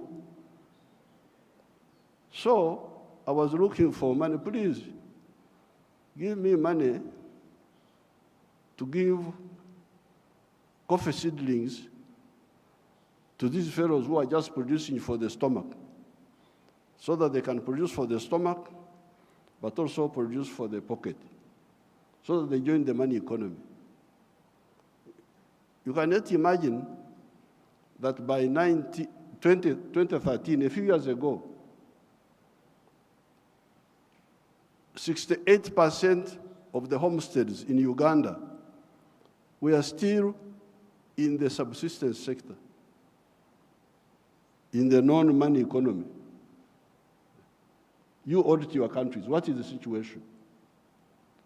What is the percentage of the people? So I had now to use my own money because I couldn't borrow money from anybody.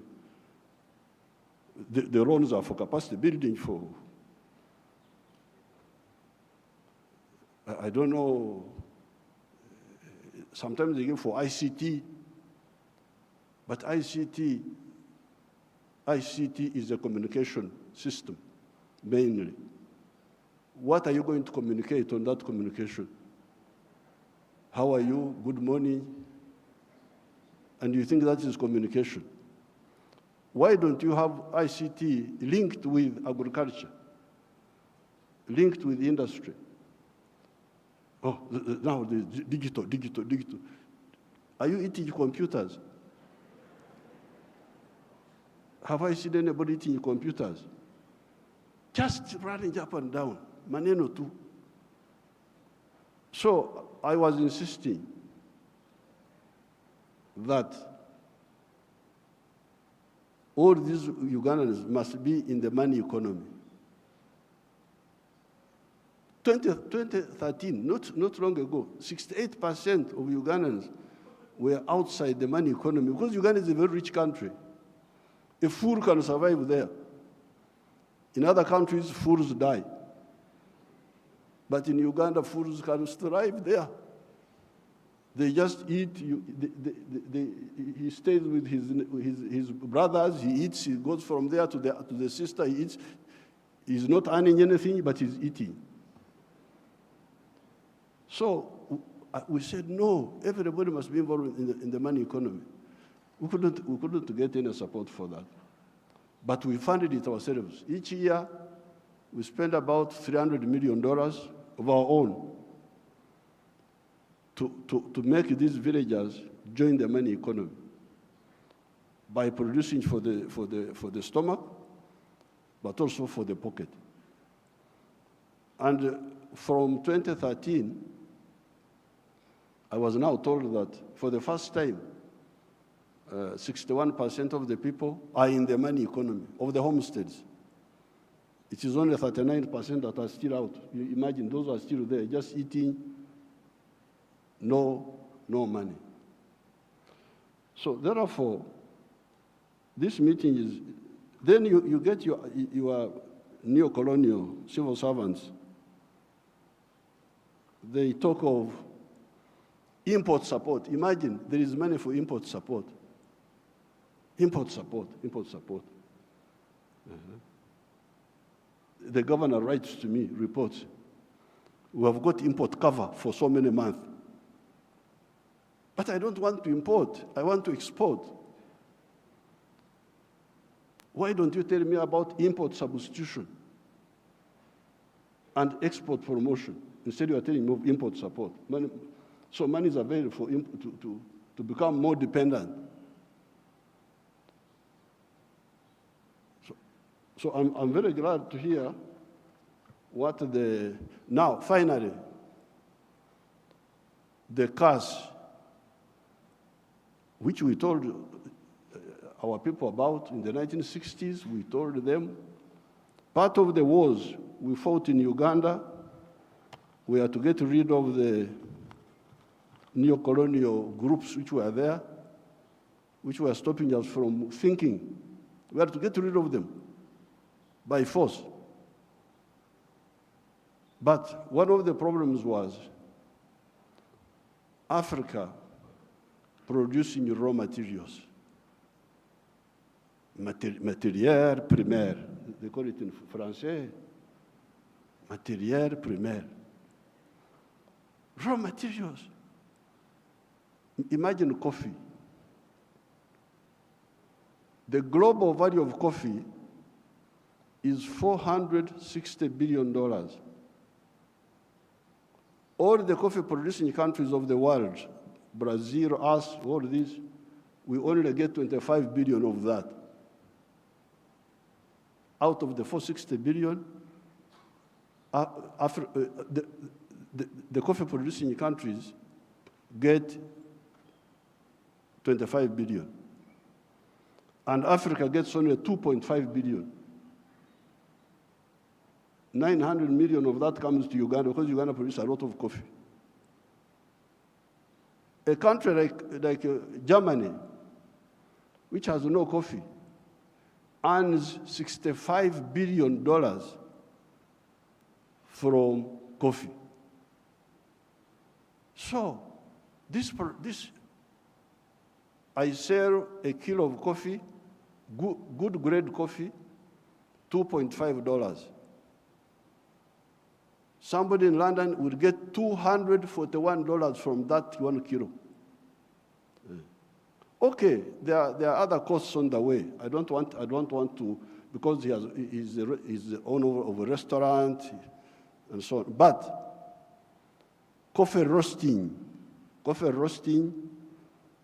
grinding, coffee packing must happen here in Africa. It must happen at source. The shirt I'm putting on is Ugandan cotton. I don't put on foreign clothes.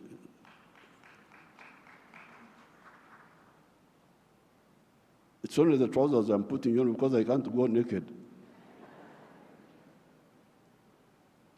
Because they have not solved that problem for me. So, if you look at cotton, how many job levels are there? Job levels. You grow the cotton. Okay, that one we do. Those jobs we do. We gene the cotton. Kutoa mbegu, remove the seeds. That one we do here. And we end there. When you hear all these countries which have got crisis, Burkina Faso, I don't know what, Mali, all of them are cotton growing countries. But how much textiles are they producing? They're importing textiles, I don't know from where. So now, if you end at level 2, gening, removing the seeds, then you take the pamba, you take the cotton, to cleverer people who are clever. Watu wenye akili. Wako huko, sisi hapo tutajiita vipi? Kama mtu anakuzidi akili wewe unasema wewe nani? So they take the cotton, they spinning, more money, more jobs for their children. They weave, more money, more jobs for their children. They put the print, more money, more jobs for their children. I looked at the figures. Uganda consumes 276 million meters of textiles each year. And that wonderful country of yours spends $880 million on clothes. Some of them dead people's clothes from Europe. When people die, their clothes, they are sent to you people, to Africa. And we spend 800, all the money we earn from coffee goes back to bring dead people's clothes. But we have got one factory there called Nitil. It produces 25 million meters. So in order to clothe our people in Uganda without importing, we need about 11 factories like the one of Nitil. And they would employ about 20,000 people. So and we would save $880 million, which we are just giving to other people. So this Ida, what did you say about the modern slavery of the Africans of producing raw materials? In one of our documents in Addis Ababa, We had talked of Africa producing what it does not consume and consuming what it does not produce. They had put that as a summary in one of the documents of the African Union. We must get rid of the production of raw. I banned the export of minerals from Uganda and process. I banned them. Piga marufuku. Then the agents were going in the corridors, what Mufanyi, no mineral will come from Uganda if it's not processed. You wait until I go away, you can steal the minerals, but not now. I banned this export of unprocessed minerals in 2012. My young brother, His Excellency Ruto, I forgave him and gave him some little iron ore for, I think, 2 or 3 years, because I've got a lot of iron ore, one of the best in the world. I told him, His Excellency Ruto's man, Muhindi wa hapa Kenya, you come and build the steel factory in Uganda at the iron ore. Oh, yeah. I've already built in Mombasa. So I said, okay, because of my young friend, I give you some iron ore for 2 or 3 years. But come and put the factory here. Now you can imagine akili ya watu wenu, my civil servants. An Indian wanted to take that iron ore to India, imagine. Iron ore in Runyankore, in our language, is called obtare, but it is soil, black soil. If you see it, it is soil. To take that to India and do what? Pay your wonderful people $47 per ton. Our iron ore is the purest in the world. It is 70% pure. So you need like 1.5 tons to make a ton of steel. Now, a ton of steel costs $700. Somebody gives you $47 on your wealth, the wealth of your people, and he gets $700 from it. And all the jobs, your children have no jobs.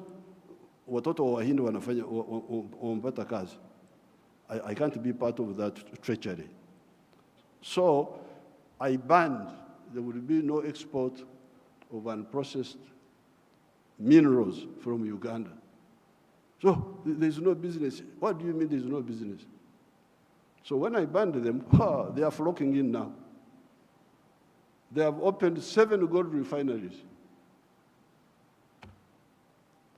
7 gold refineries, they are there. Because I banned.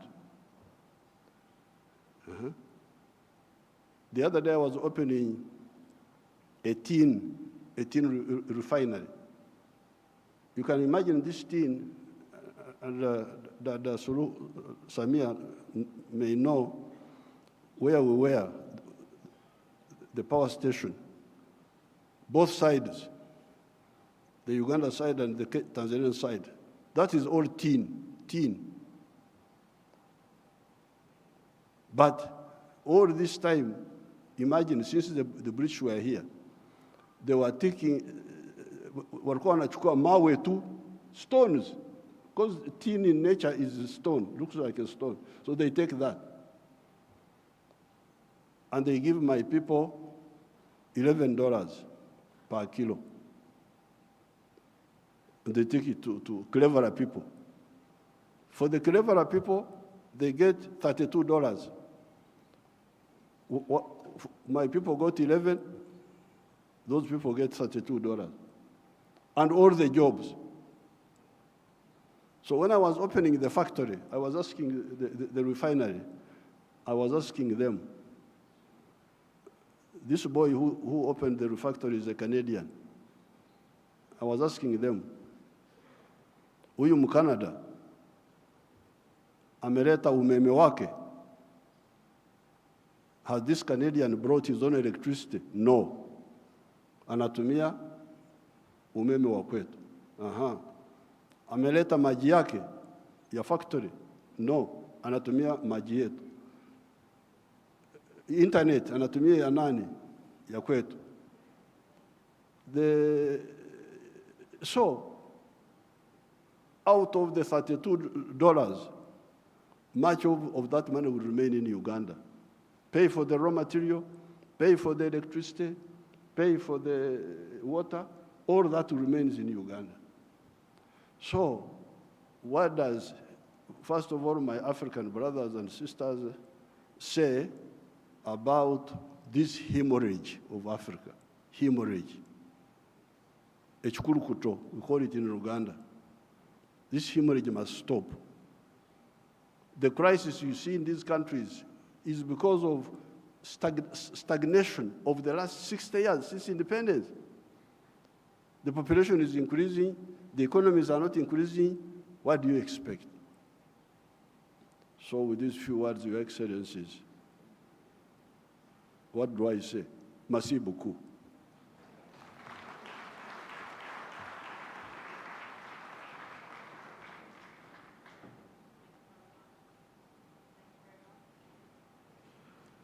Thank you very much, Your Excellency, President Yoweri Museveni. May I call upon His Excellency, Professor Faustin Archange Touadéra, President of the Central African Republic, to please come and give some remarks. Bienvenue.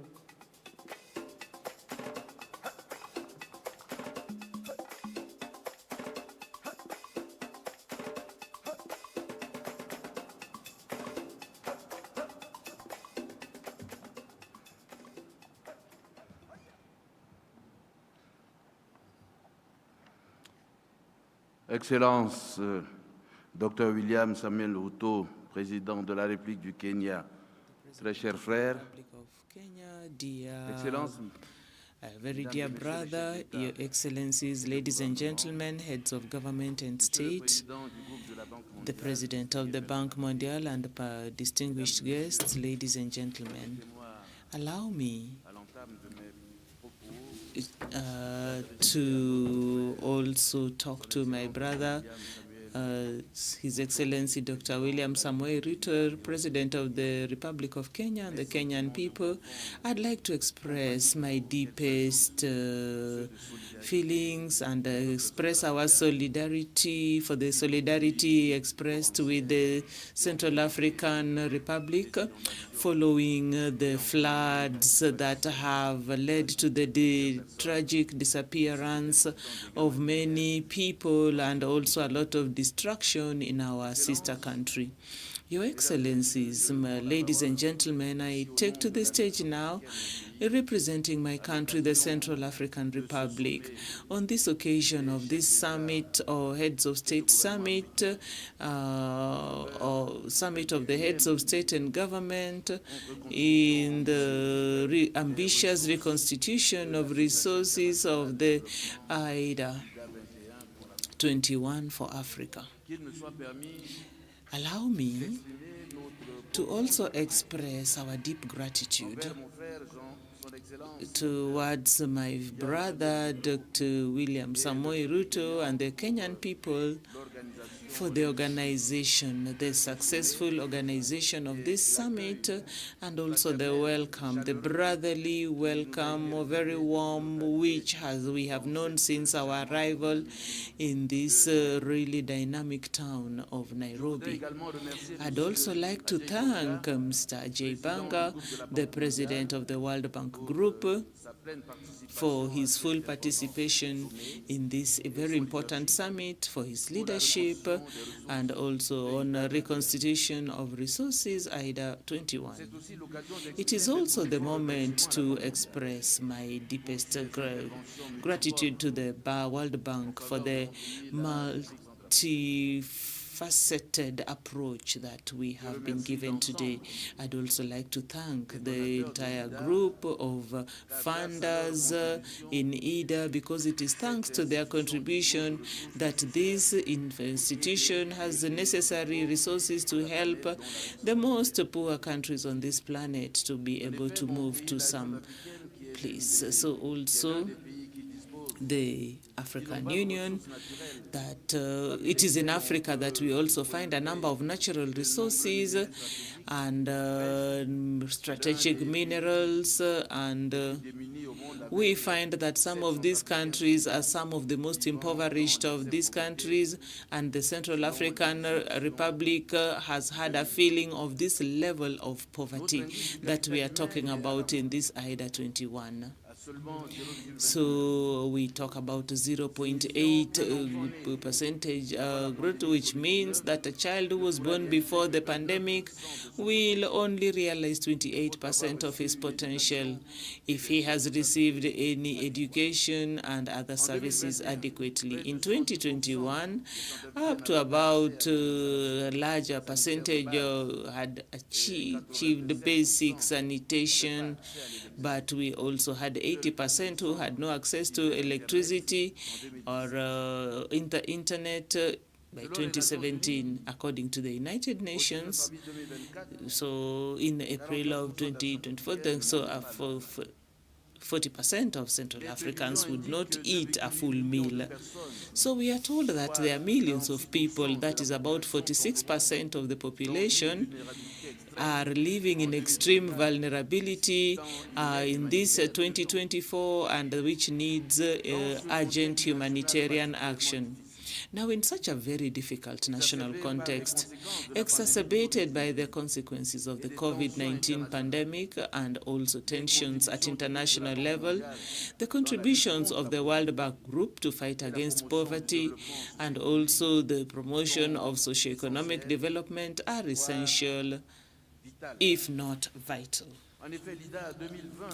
In fact, IDA 21 had already borrowed $370 million, already showing its importance in our quest for reducing poverty.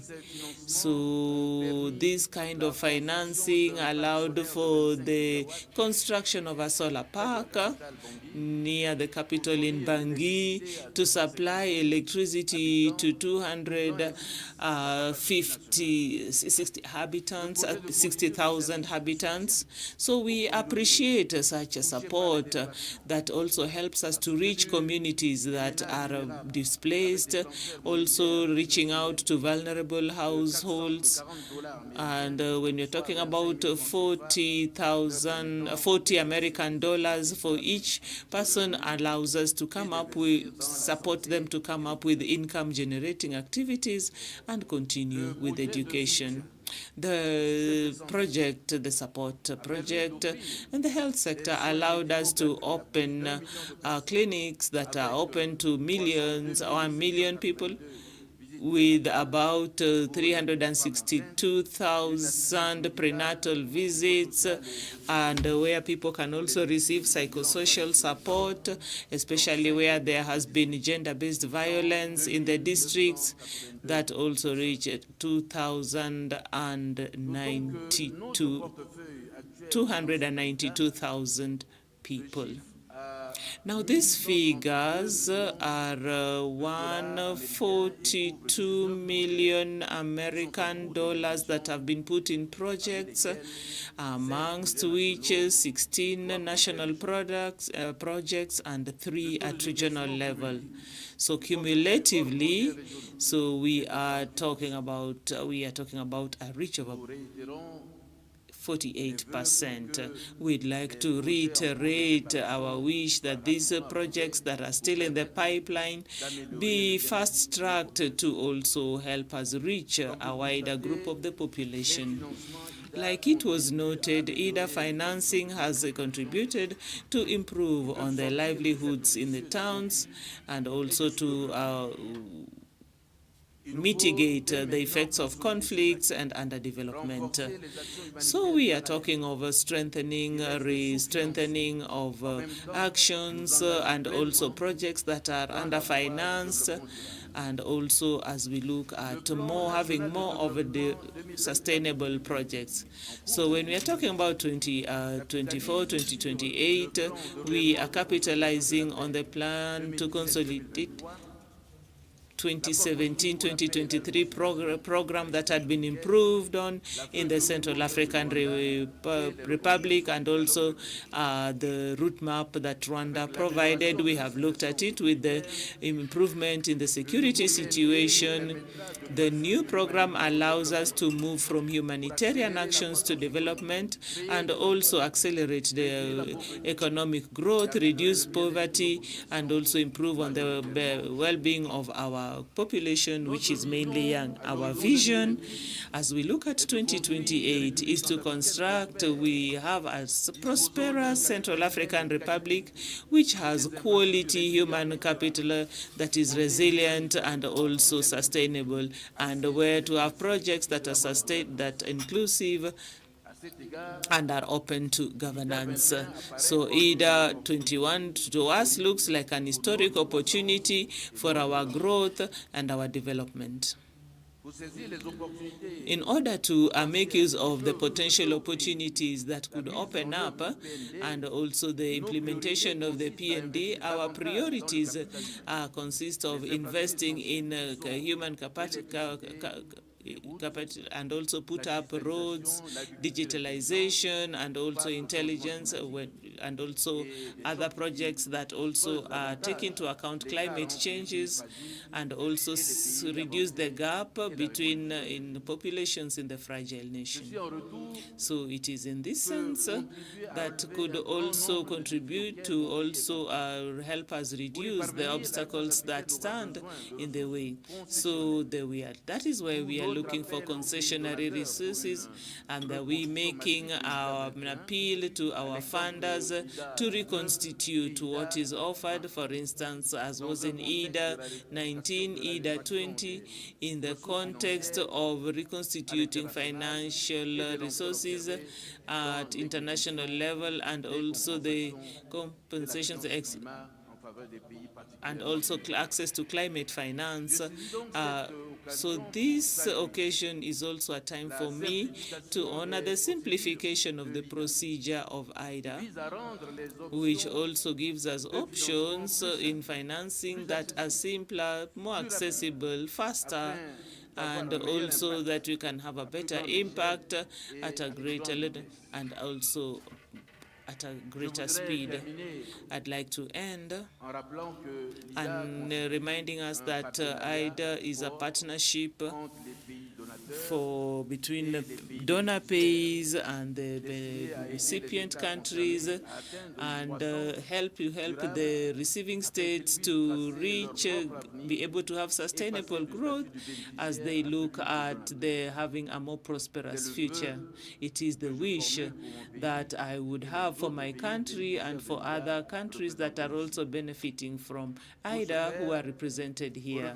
So we are looking at our level of indebtedness and the conditions of the capital markets. IDA 21 remains the most credible factor that we have when we look at concessionary rates for a country like mine, which has just come out from a fragile state, and also to help us add value to our human capital.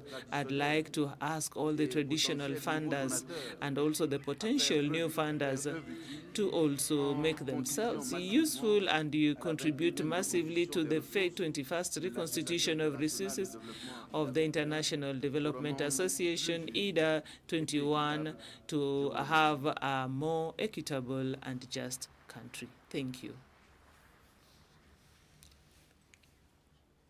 Merci beaucoup, Votre Excellence. I would now like to welcome His Excellency Mr. Azali Assoumani, President of the Union of the Comoros, to the stage. You're welcome, Your Excellency.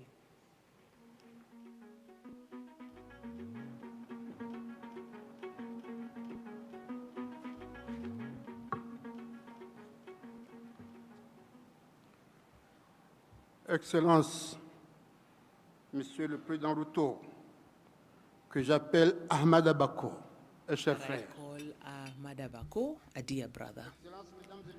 Your Excellencies, ladies and gentlemen, heads of government and state, Your Excellencies, Monsieur Ahmad Ghazouani, the President of the Conference of the African Union and the President of Mauritania, Your Excellency Ajay Bango, the President of the World Bank Group, ladies and gentlemen, the heads of international institutions, distinguished guests, ladies and ladies, greetings to all. I'd like to first of all express on behalf of my delegation and on my own my gratitude to our brother, the President Ruto, for the perfect organization of this summit, and also to our brothers and sisters in Kenya for their warm hospitality and in this beautiful town of Nairobi. As we meet for this crucial summit in order to deliberate on the question of reconstituting the resources under IDA 21, I'd like to first of all to underline that Africa finds itself today in a crisis, unprecedented crisis. So when we are looking, there are a number of obstacles, there are economic disparities, environmental degradation, security and health crises, and inequalities in education. However, in the midst of all these problems comes an opportunity that is exceptional for collective action and also for transformative change. Our continent is, in effect, has a lot of potential resources to help us. And also, when we talk about very important human resource. So, to be able to play its role in the world economy, Africa needs big investment in a number of development areas. Ladies and gentlemen who are here, so IDA has proved to be an ally that in our path we're heading towards sustainable development. It is unique in the world where a dollar from the developing countries is also supported by $4 for the financing of development projects. As we engage, this is the trajectory of the IDA 21. It is important, it is imperative that we also recognize the indispensable role that this institution has played in the promotion of inclusive growth and also prosperity in Africa. As such, the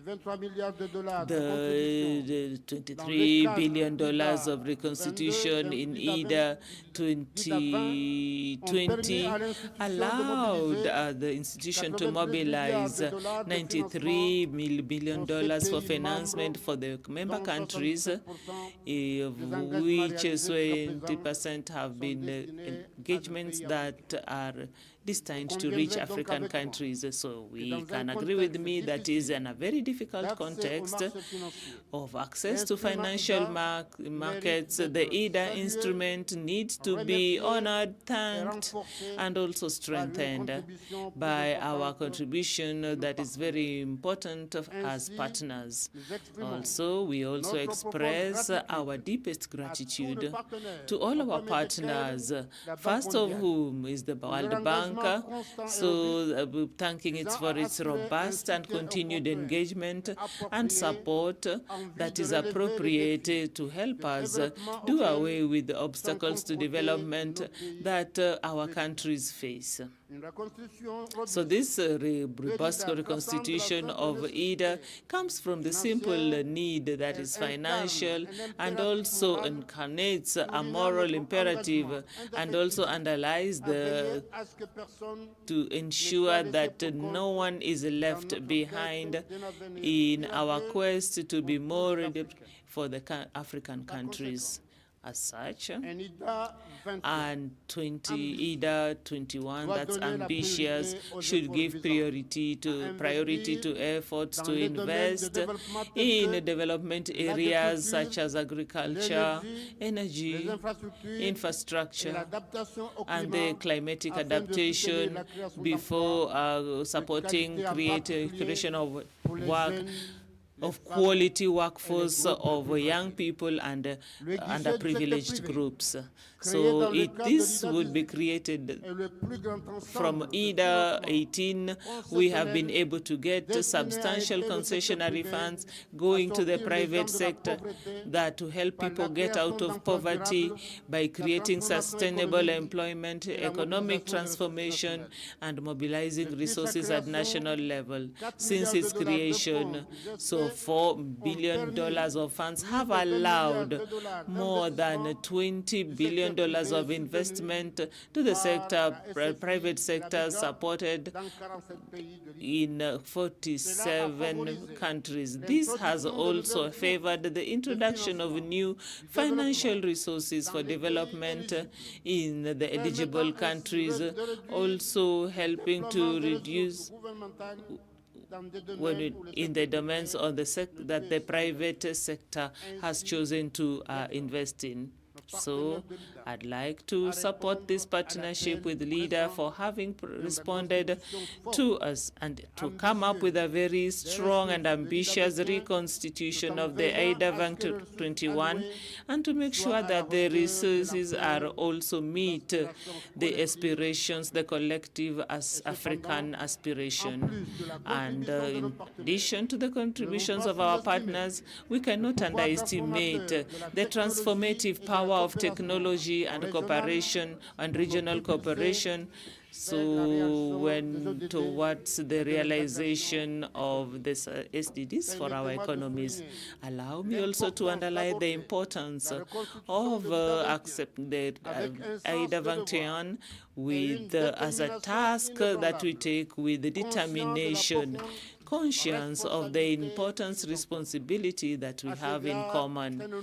So we need to come to also support this resolution as we look forward to a better future for Africa, because it is only when we have access to this that we can also achieve the Africa that we all dream about collectively. Your Excellencies, ladies and gentlemen, I wish to support, to underline the situation that island states such as Comoros are facing. So we would also have to have a plan that also takes into account the effects of climate change, like tsunamis, cyclones, and also floods. The situation is very alarming. So this needs a particular attention from our partners, our development partners like IDA. So as such, my country is advocating that IDA should to look at the specific problems that island states that face as vulnerable states. They are very fragile, and also they are also touched in the environmental sector. They face a lot of food insecurity.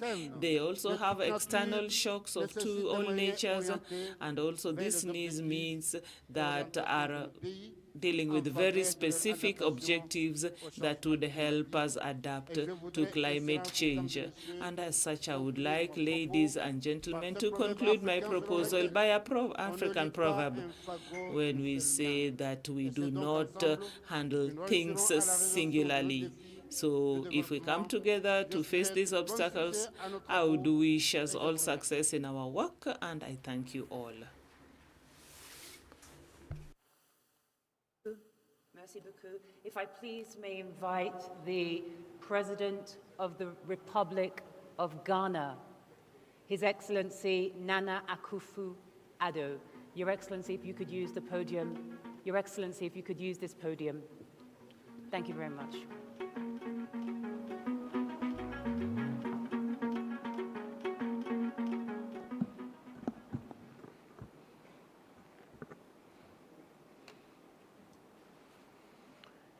Your Excellency, President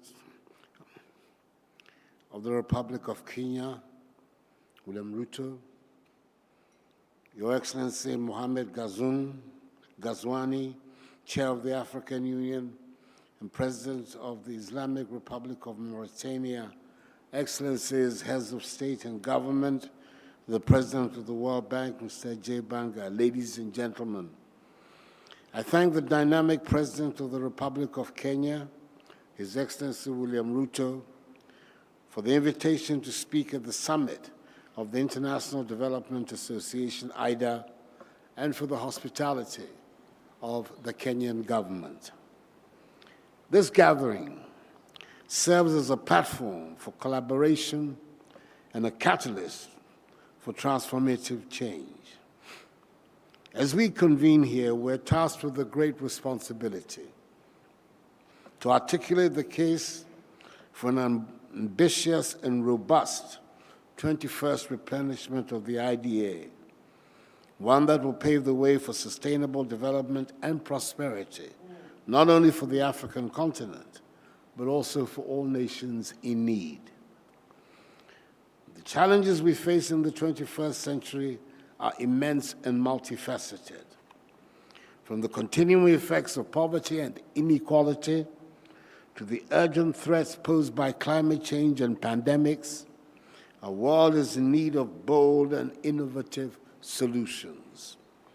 Yet amidst these challenges lies an opportunity to redefine our approach to development, to reimagine our priorities, and to forge a path towards a more equitable and sustainable future. The IDA, with its long-standing commitment to poverty eradication and inclusive growth, stands as a testament to the power of international cooperation. Over the years, it has played a pivotal role in lifting millions out of poverty, expanding access to education and healthcare, and building resilient communities. However, as we look ahead, we must acknowledge that our work is very far from finished. Millions still live in poverty. Millions still lack access to basic services, and millions suffer from the effects of environmental degradation and climate change. Excellencies, all of us are aware, for example, of the enormous infrastructure challenge confronting Africa. The African Development Bank, AFDB, estimates Africa's infrastructure needs at between 130 to 170 billion United States dollars annually, with a financing gap of between 68 billion and $180 billion annually. The infrastructure gap has a negative impact on our competitiveness. It constrains our development, stifles business growth, trade, investment, and service delivery, as well as the overall progress towards inclusive and sustainable development. Mobilizing finance and investment remains central to Africa's development needs and attaining the 17 Sustainable Development Goals. Our biggest challenge is not a scarcity of financing, but overcoming a global economic system that has not allocated sufficient long-term resources to support Africa's economic transformation. That is why boosting the resources of the IDA, whose ability to generate concessional financing represents an effective way to respond to the obstacles that African countries encounter in the present global system, is so critical for the prospects of Africa's development. With the burgeoning population, our challenges hinge on our ability to provide reliable electricity, affordable and decent housing, improved transportation networks, education, and health infrastructure. Without this, we will be staring down again the possibility of a lost decade characterized by suboptimal GDP growth. Excellencies, more than half of African countries are debt distressed. Ghana is currently going through the restructuring of her debts under the G20 Common Framework, which we all know is a slow process and needs to be stepped up. At the same time, we're suffering from the increasing effects of climate change and the devastations caused by COVID-19 and other adverse global developments. Doubling IDA to provide more concessional facilities to our countries is of utmost importance to help us cope with these challenges. The intersection between climate and debt makes imperative the need to reform the global financial architecture in a way that delivers more resources to our countries to help address the current polycrises affecting our development and that of future generations. Therefore, the time has come for us to redouble our efforts, to recommit ourselves to the principles of solidarity and shared responsibility, and to unlock the full potential of the IDA. This replenishment presents us with a unique opportunity to mobilize resources, to leverage partnerships, and to scale up our impact. It is a chance to invest in the future, in education, in healthcare, in infrastructure, and in the resilience of our communities. But let us be clear, this is not just about funding. This is about vision, about leadership, and about political will. It is about recognizing that development cannot be achieved through aid, but requires a comprehensive approach that addresses the root causes of poverty and inequality. It is about empowering communities, building capacity, and fostering innovation. And it is about ensuring that no one is left behind, that the most vulnerable amongst us are given the support and opportunity they need to thrive. In conclusion, I want to state that the task before us is daunting, but the stakes are too high for us to falter. Together, we can shape a brighter future for generations to come. Together, we can build a world where every child has the opportunity to fulfill his or her potential, where every family can live in dignity and security, and where every nation can achieve sustainable development. Let us seize this moment, let us rise to the challenge, and let us make history. I thank you for your attention. Thank you, Your Excellency. Allow me to call on the President of the Federal Republic of Somalia, His Excellency Hassan Sheikh Mohammed.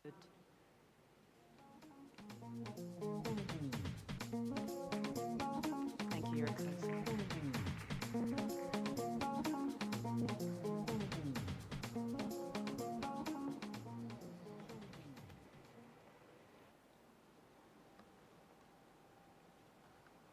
Good morning, Your Excellencies. Your Excellency, Dr. William Ruto, President of Federal Republic of Kenya, His Excellency Mohammed Ghazwani, the President of the Islamic Republic of Mauritania and the Chairperson of African Union, Your Excellencies, fellow African leaders and heads of states, His Excellency, Your Excellency Mr. J. Banga, the President of the World Bank, Excellencies, ladies and gentlemen. As an opening, it is an honor and privilege to participate in this great occasion of the discussion of the African leaders on the future of financing of our common development agenda with the President of the World Bank, his senior leadership team, and donors. Instead of well-replenished IDA 21 means more opportunity for investment, job creation, economic growth, and effective response to the devastating global shocks like the climate change, which hampers all our progress despite our minimal contribution as a continent.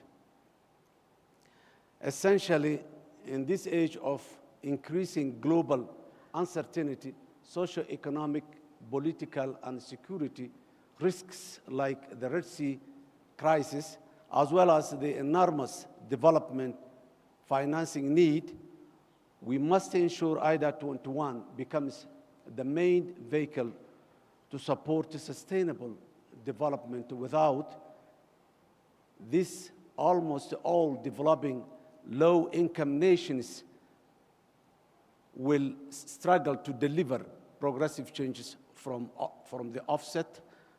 I wanted to thank the government and the Republic of Kenya and His Excellency President William Ruto for hosting this critical meeting on IDA 21 replenishment and for bringing us all together.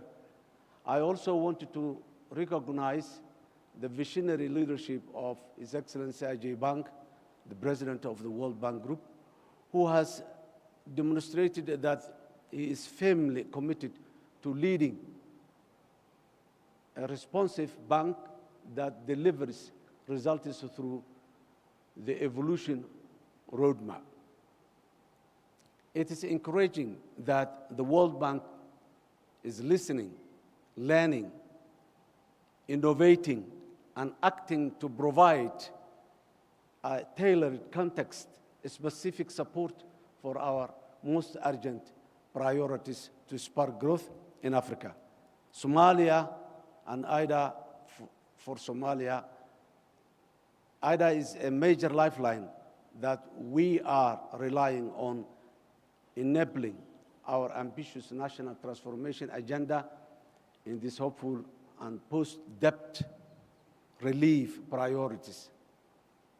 IDA's impact on Somalia are enormous and include core institutional and system building, culminating in the achievement of heavily indebted poor countries have a completion point in December 2023. Up to 20% of the Somali population have benefited from the World Bank funded activities in Somalia since 2018. Approximately 69% of these beneficiaries were poor people living with small children and were affected by the drought, floods, and a locust infection in many parts of Somalia. Support to the rehabilitation of access roads and climate-resistant infrastructure in many parts of Somalia and many municipalities in corners of Somalia bring various benefits to millions of people, including internally displaced people, IDPs, that had migrated to urban areas due to security, natural disasters, events. Provision of effective livelihoods and life-saving assistance to our citizens throughout the triple crisis of climate shocks, locust infestation, and COVID-19 pandemic. Essentially, IDA in Somalia has meant more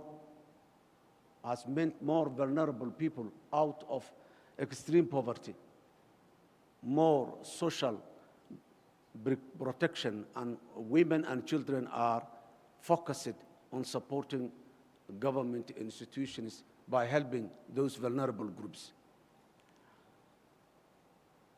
Despite our successful decade, long economic reforms to achieve debt relief throughout the highly indebted poor countries initiative, HIBIC, we remain among most fragile states in the African continent and the world.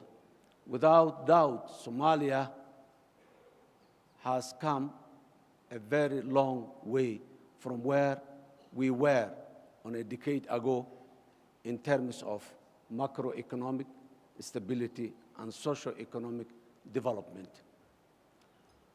We also have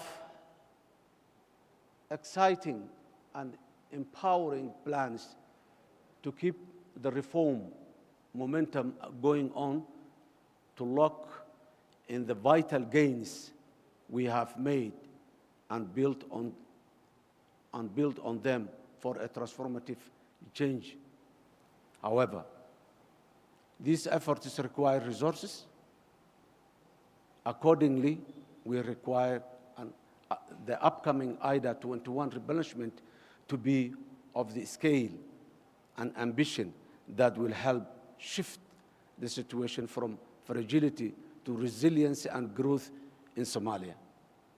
And this can only happen through greater investment in human capital, infrastructure, social protection, job creation, increasing affordable energy access, and building resilience to the disastrous and disproportionate impact of recurrent and cyclical climate emergencies in my country through IDA 2021.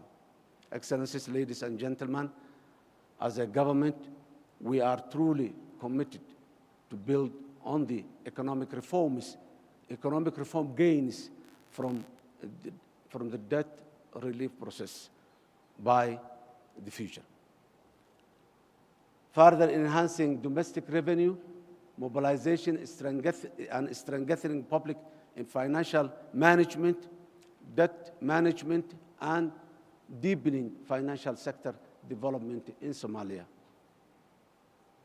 We are cognizant that the most reliable income for the nation is what it collects from its citizens and investors to reinvest the priorities and the public service needs accordingly. With a focus on clear laws and more efficient and effective tax administration, we are steadily growing domestic revenues. Excellencies, ladies and gentlemen, I would like to conclude that IDA is a tool that helps Africa to progress, and in particular Somalia to move forward as fast as we can. Adjustments, tolerances, and flexibility is what is required in the years to come to benefit from the IDA resources. Again, I would like to thank the government and the people of Kenya for providing us this opportunity to discuss about the future of our nations in economic development. I thank you.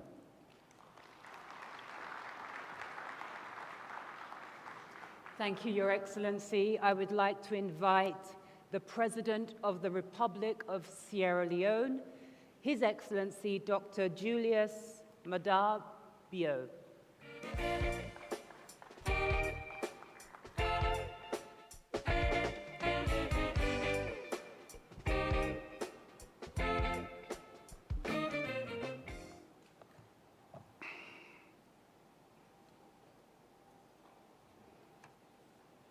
Thank you very much, Madam Moderator.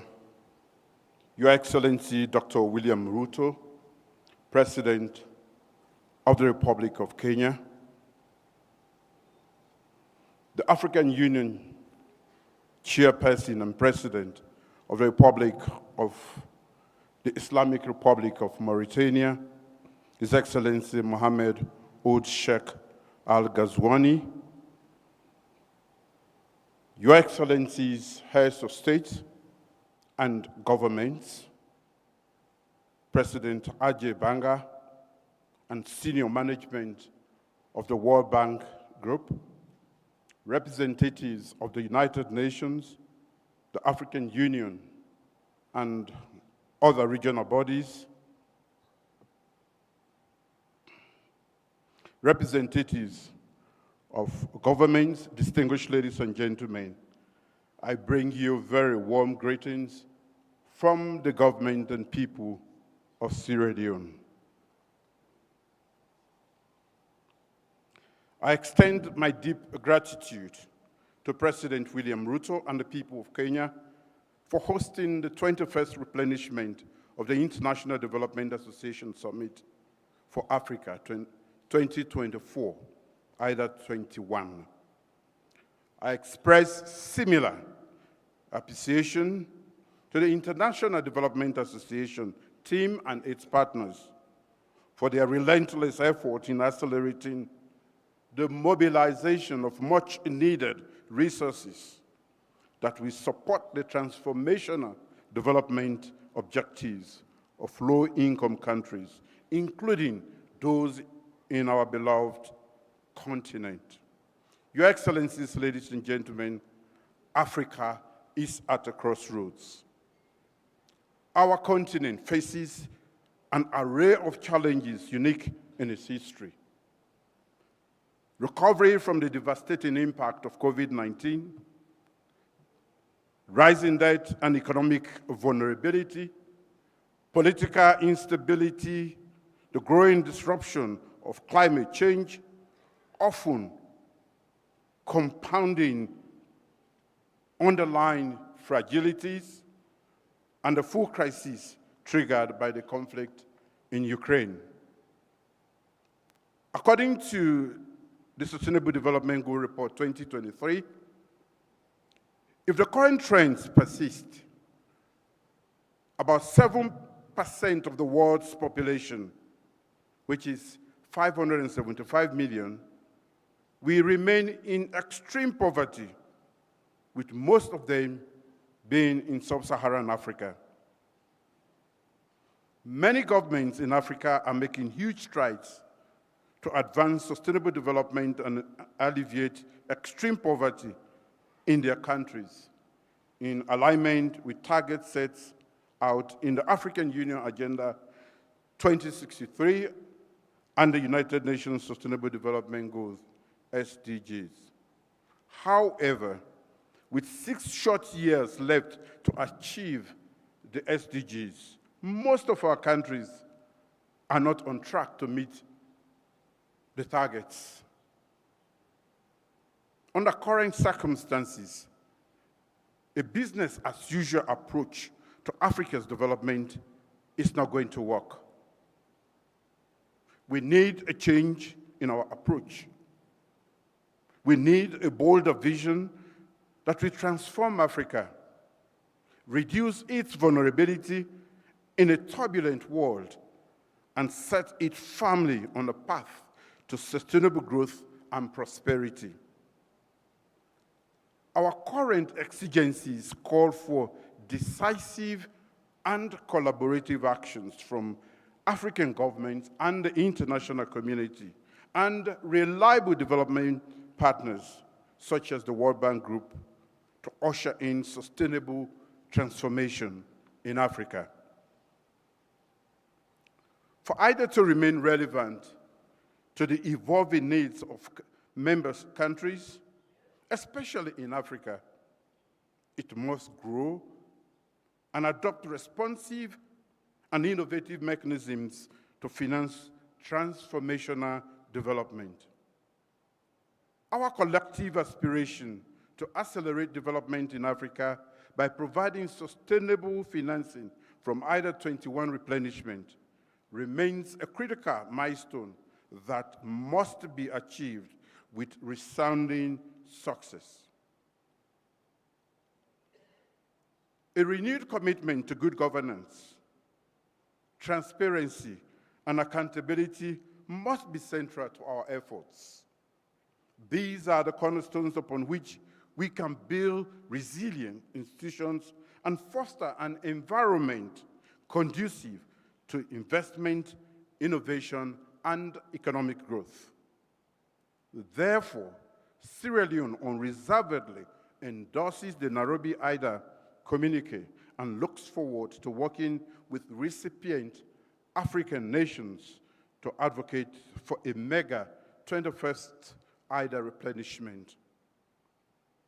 The communique reflects our vision to ensure prosperity of Africans and particularly safeguard the aspirations of Agenda 2063 and the SDGs, which aim to end poverty, protect the planet, and ensure that by 2030, all people enjoy peace and prosperity.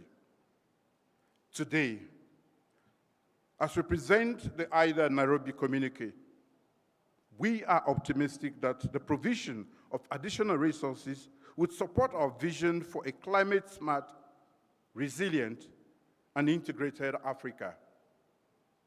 The IDA 21 resources should help our countries expand quality, sustainable, climate-smart infrastructure investment in agriculture, energy, transport, water, and sanitation, healthcare infrastructure, and other sectors. Your Excellencies, ladies and gentlemen, Africa is key to global growth, security, and ending poverty in a livable planet.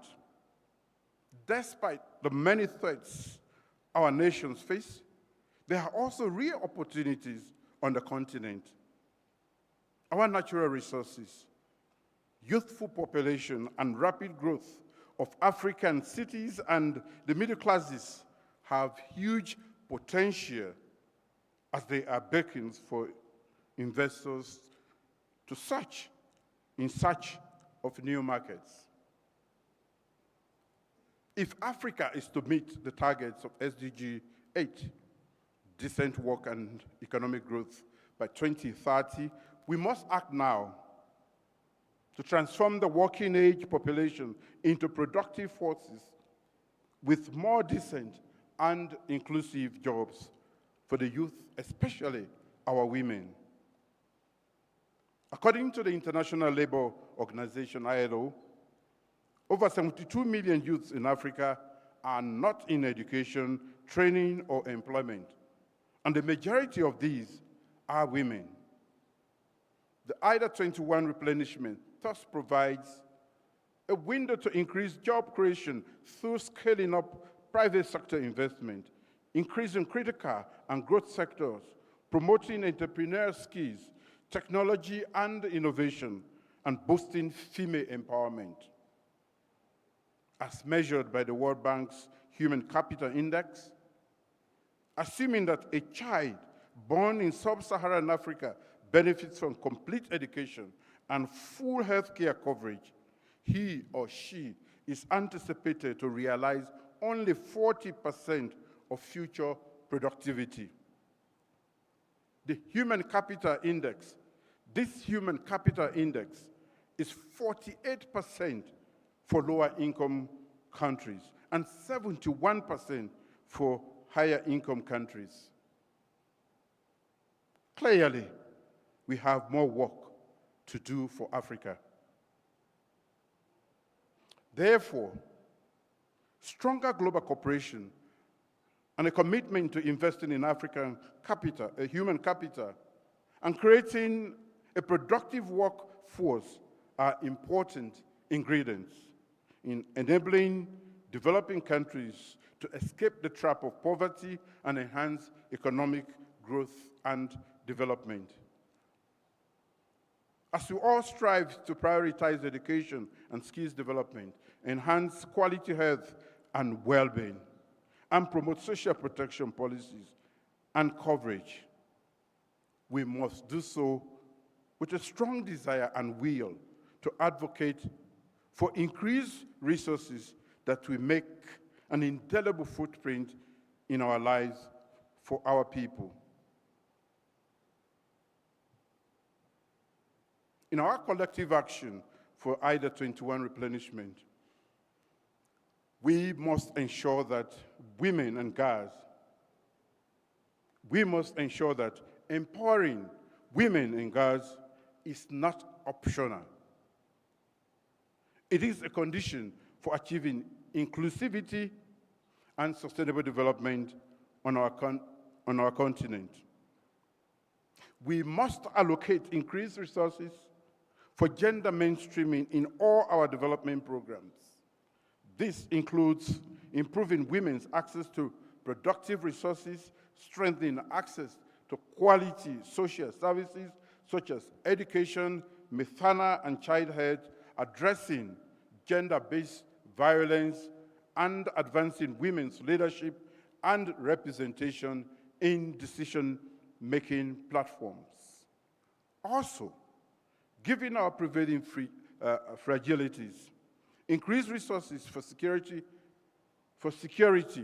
conflict prevention and management, peace building, access to justice and crisis, and emergency response, we serve as important pillars in building stronger and a more peaceful continent. But furthermore, as our countries seek to leverage the fourth industrial revolution technologies, scaling up digitalization efforts across the continent requires enormous financial resources. As global leaders, we must be resolute in changing the face of business processes, systems, and the models in our institutions. The call for IDA 21 replenishment should ensure that we make additional investments in areas such as payment systems development, digital financial inclusion, fintech development, and digitalization of tax administration systems. Your Excellencies, closing Africa's huge infrastructure gap should be an important component of the blueprint for the pending IDA pooling of resources. Investment in critical infrastructure such as energy, roads, information, communication, and technology remain the pathway to a buoyant growth. Through the IDA 21 resources, the World Bank's new energy program could support member countries in making huge investment in renewable energy sources and power transmission lines, an important sector required to spur economic growth and support our industrialization, as has been ably spoken to by our big brother, President Yoweri Museveni. Improving service delivery, accountability, and transparency in governance is critical to all these. Strengthening domestic revenue mobilization efforts, improving public expenditure efficiency and management is key. Improving debt management and exploring innovative ways to deal with unanticipated shocks is of utmost importance to all of us. We anticipate that the IDA 21 replenishment will further help countries with increased debt budget support for their development programs. In conclusion, most of our countries are facing dire economic challenges, worsened by high levels of debt service payment. Despite these financial challenges, my government remains committed to delivering people-centered development through our medium-term national development program, plan. We are leveraging the big 5 game changers, priority areas of intervention to improve the quality of life of our people. These include 1, our flagship Feed Saloon program to boost agricultural productivity and achieve food security. 2, accelerating human capital development. 3, developing youth employment schemes. 4, revamping our public service architecture. And 5, infrastructure development and improving technology. We require substantial financial and technical support and strategic partnership to spur sustainable growth and social progress in Sierra Leone to alleviate extreme poverty in our country. Given the need to support the pact articulated in the Nairobi communique, I join my colleagues in the call to generate resources for IDA 21 replenishment that will be significantly higher than the record 93 billion raised in 2022 for IDA 20.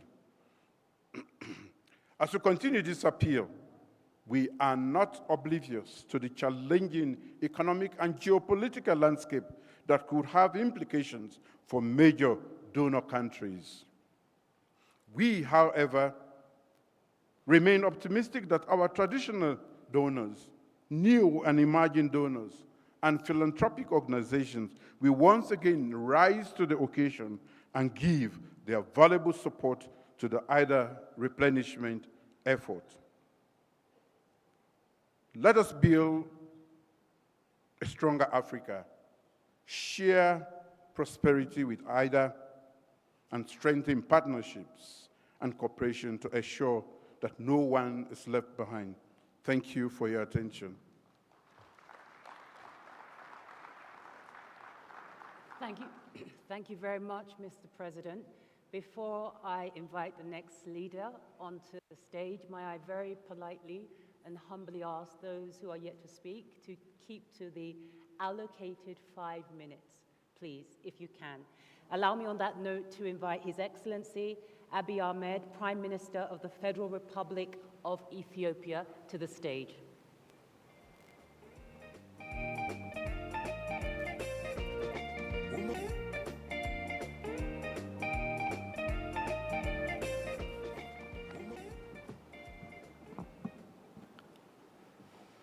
Your Excellency, President William Ruto, Your Excellencies, Heads of State and Government, Your Excellency, Aja Bangeol Bank Group President, IDA representatives of other regions, distinguished invited guests, ladies and gentlemen. I would like to begin by thanking our host, my brother, President Ruto. As we gather today, our shared vision for prosperous, equitable, and sustainable future hinges upon our ability to address the pressing challenges faced by countries across the continent, while also harnessing the immense potential of its youth population. Allow me to shed light on the state of affairs in Ethiopia, a nation that has been harnessing resilience in the face of a spectrum of challenges, aggravated by external forces such as climate change, pandemic, geopolitical tension, and the soaring global cost of living. First and foremost, the Ethiopian government has navigated structural macroeconomic reforms amid challenges, focusing our attention on macro-financial stability, productivity enhancement, and favorable investment climate. Second, and central to our collective aspirations for a peaceful continent, we must foster dialogue and reconciliation. In late 2021, Ethiopia formed the National Dialogue Commission to lead inclusive talks, independently tackling ongoing conflicts with wide public involvement. The Commission has thus far had consultative dialogue involving tens of thousands of stakeholders over 2 years. Regional dialogue are imminent, aiming to expand participation further. Third, like many IDA countries, Ethiopia faces unemployment and a skill gap challenge, with the government prioritizing accessible education to empower citizens while encouraging youth engagement in startups across various fields. Investment in skills and education is central to Ethiopia's 10-year development plan, with a focus on sectors like agriculture, manufacturing, and tourism, expected to cover over 2 million new jobs. Fourth, universal energy access stands as a cornerstone for sustainable development. As it stands currently, half of our population is still without access to reliable electricity. We are massively investing on clean and renewable energy generation projects, which aims to accelerate universal access to affordable and reliable energy for all our people. Despite possessing over 60,000 megawatt potential from our diverse renewable energy sources, realizing this capacity demands substantial investment. Fifth, the digitalization of economies holds immense potential to enhance connectivity, spur innovation, and expand access to essential services. In Ethiopia, our telecom sector liberalization, mobile money, and digital payment system have expanded financial access in Ethiopia.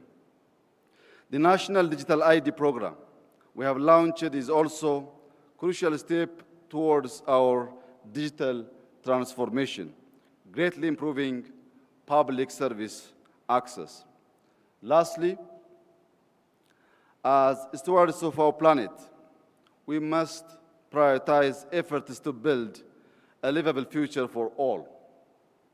The Horn of Africa faces escalating threats from climate change, including rising temperature, food insecurity, and extreme weather events. Ethiopia is actively countering this challenge through its Green Legacy initiative, prioritizing afforestation, reforestation, and environmental conservation. With over 32.5 billion seedlings planted towards a goal of 50 billion over 2 phases. Ethiopia aligns with global agreements like the Paris Climate Change Agreement and the 2030 Agenda for Sustainable Development. Excellencies, while the international development associations' existing support must be commended, the sheer scale for challenges many African countries face necessitate a renewed approach. With 120 million people, Ethiopia has great potential for prosperity. Yet, as a key recipient of AIDA support in Africa, Ethiopia faces a significant financing shortfall that may hinder its progress. Meeting the goals of AIDA 21 replenishment is vital to accessing essential development funds and driving Ethiopia toward its maximum potential. We urge AIDA to significantly enhance its financial capacity and funding models, specifically increased support for crisis preparedness, response, and recovery is essential. I thank you.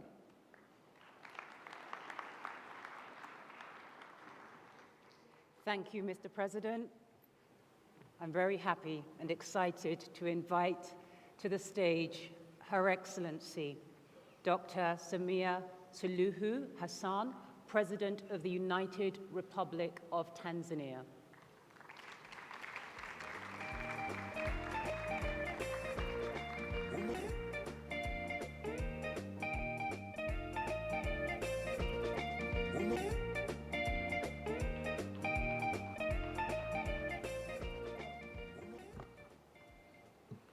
Your Excellency, President William Ruto, our host, Chairperson of the African Union, President Mohamed Ghazouani of Mauritania, Excellencies, heads of state and government, President of the World Bank, ladies and gentlemen, I thank President Ruto and the government of Kenya for the warm hospitality extended to us and commend him on successful hosting of this summit. Last December, Tanzania hosted AIDA 20 midterm review meeting, which among other things highlighted the impact of AIDA financing. In addition, to emphasize the need for an ambitious AIDA 21 replenishment, Tanzania reiterated its appreciation for AIDA's collaboration, which has helped to improve maternal and child health indicators, rural electrification rates, access to safe drinking water, and economic recovery more broadly.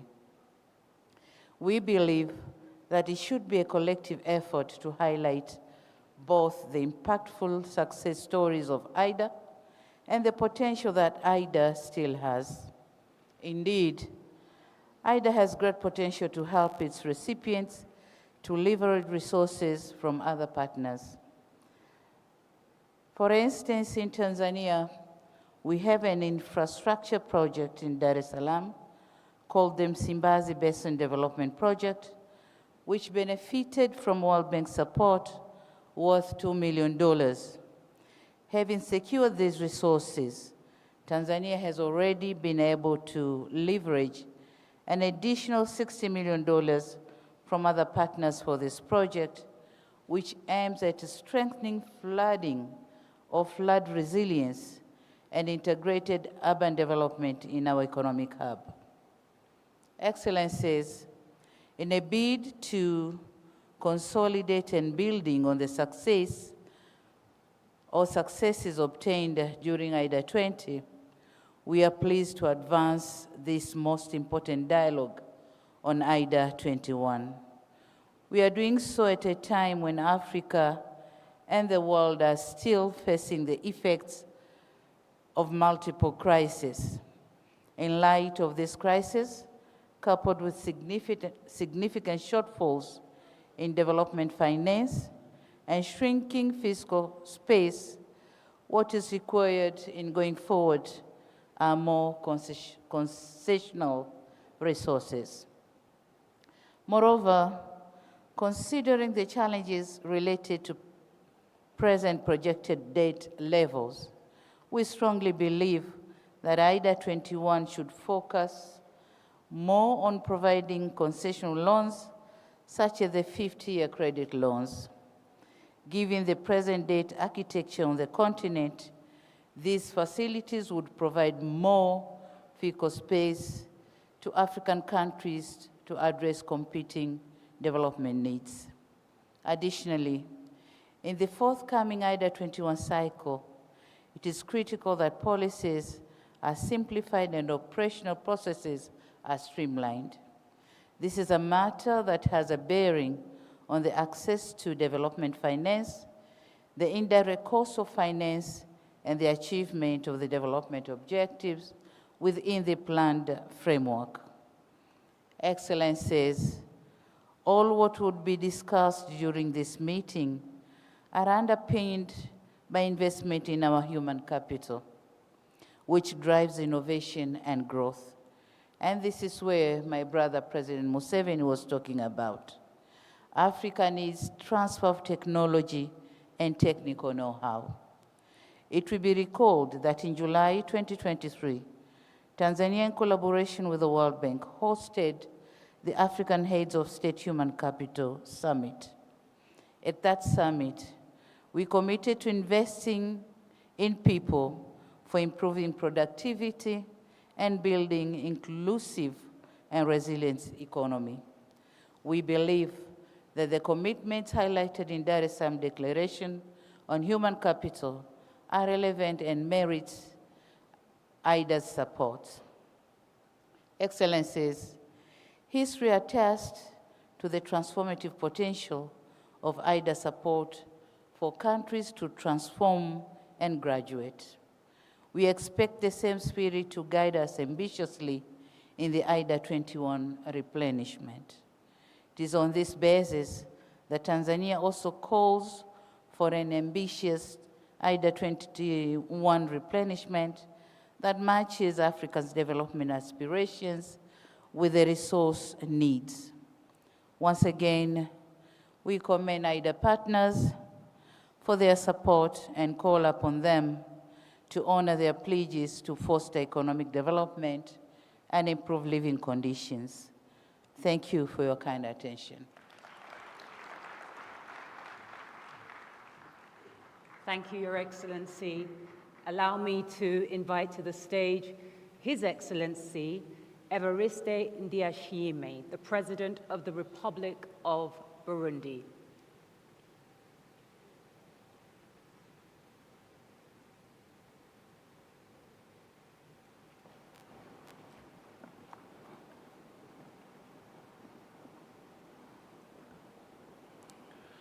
Excellency, Monsieur Samuel William Ruto, President de la République du Kenya. Ruto, the President of the Republic of Kenya, Your Excellency, the President of the African Union, the Chair, who is also the President of Mauritania, Your Excellency, the President of the World Bank, dear heads of state and government, and distinguished guests, ladies and gentlemen, allow me to begin my speech by appreciating God who has allowed us to meet in this beautiful town of Nairobi, and also to address my thanks to my brother William Ruto for the warm and brotherly welcome that we have experienced since our arrival.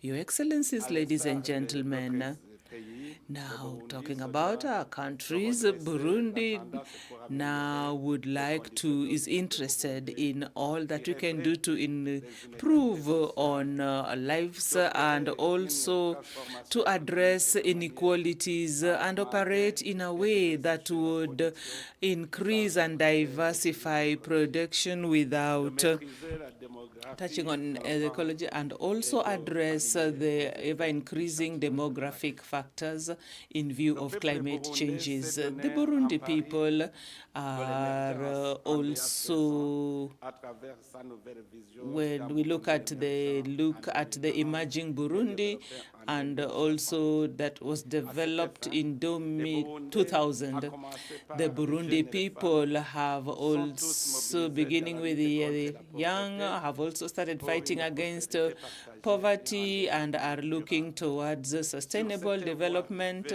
So it is in this light that Burundi rejoices to be accounted amongst the partners, amongst whom in particular the World Bank. So the Burundi greatly appreciates the interventions of the World Bank over the years, and which has also helped in the socio-economic growth. Now, the IDA 20 financing enabled us to have sustainable impact in the energy sector, economy, the environment, education, health, community development, infrastructures, transport, and social development in the context where our economy had been touched by a number of shocks and whose effects have been persistent, including COVID-19, the Ukrainian conflict, the world fiscal condition, climate changes, and to all this we can add the sanctions that Burundi has known since 2015. Now in 2023, this year was particularly marked by some slight improvement in our economic development and in the service sectors, the putting in place of social infrastructure, and also abundant agricultural production, thanks to the cooperation that was lent to locations that improved to the different sectors. Now, this effect also had in the improvement of performance in Burundi that is also seen in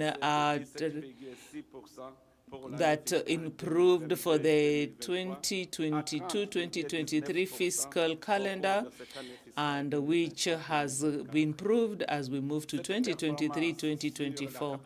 This performance on our capacity also comes from the efforts and the reforms that have been initiated by the government, and especially in the summit meeting that enabled us to follow up on the projects, and also the strengthening of dialogue between the government and partners using the national strategy in the development cooperation, the strengthening of the budgetary discipline in state institutions, and also macroeconomic reforms as part of our achievements. In the case of certain projects, I would cite the dynamic coordinating team for projects, and also the diligence, the communities that also were also part of this team, and also in terms of fertilizers that we have had and seeds, and also the putting in place basic social infrastructure, and also integrated community development projects. Ladies and gentlemen, Your Excellencies, with the new gap that Burundi has fixed, our priorities that my country is looking at as we take part in IDA 21 to cover areas of health, education, and environment health in face of climate change, and there are certain domains, especially on reforms in terms of economic governance and statistics, as well as a development of important growth sectors such as digitalization of agriculture, tourism, energy, and infrastructure. Your Excellencies, Madam, ladies and gentlemen, in such an exceptional context, we have also been able to know that our tools in the industry are sometimes obsolete, and this also has an impact on production, and also the need for socio-economic integration, the effects of climate change in particular, and especially the rise of Lake Tanganyika waters. We have had floods as well. These all lead me to advocate positively for more aid to Burundi so that we can also accelerate transformative processes. I would not hesitate also to advocate for financing of the national strategy for socially economic integration for people who have been affected, and this includes a project of retention of human labor. So we are confident that the investments and the actions that are foreseen in the priority areas that we have identified that are in coherence with our 2024-25 vision and the objectives of development that allow for transformation in the continent will find favor with our technical and financial partners, with the World Bank, and also as we look to have economic growth. I'd like to end and as I express our thanks to the efforts of our leaders, and also reaffirm the commitment of Burundi to play its role to ensure resilient and inclusive growth. I thank you all for lending me your ears.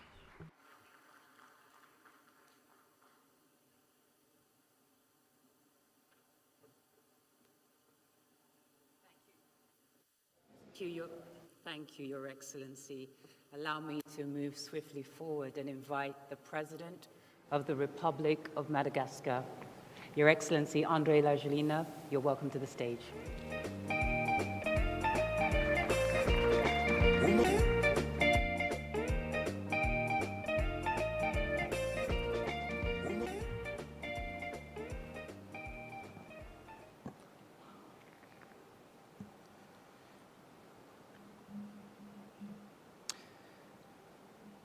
Excellences, Monsieur le Président de la République du Kenya, Excellences, Messieurs les chefs d'État et de gouvernement, heads of state and government, and also the president of the World Bank, ladies and gentlemen, representatives of leaders and institutional financial institutions, and your excellencies, our lenders, ladies and gentlemen.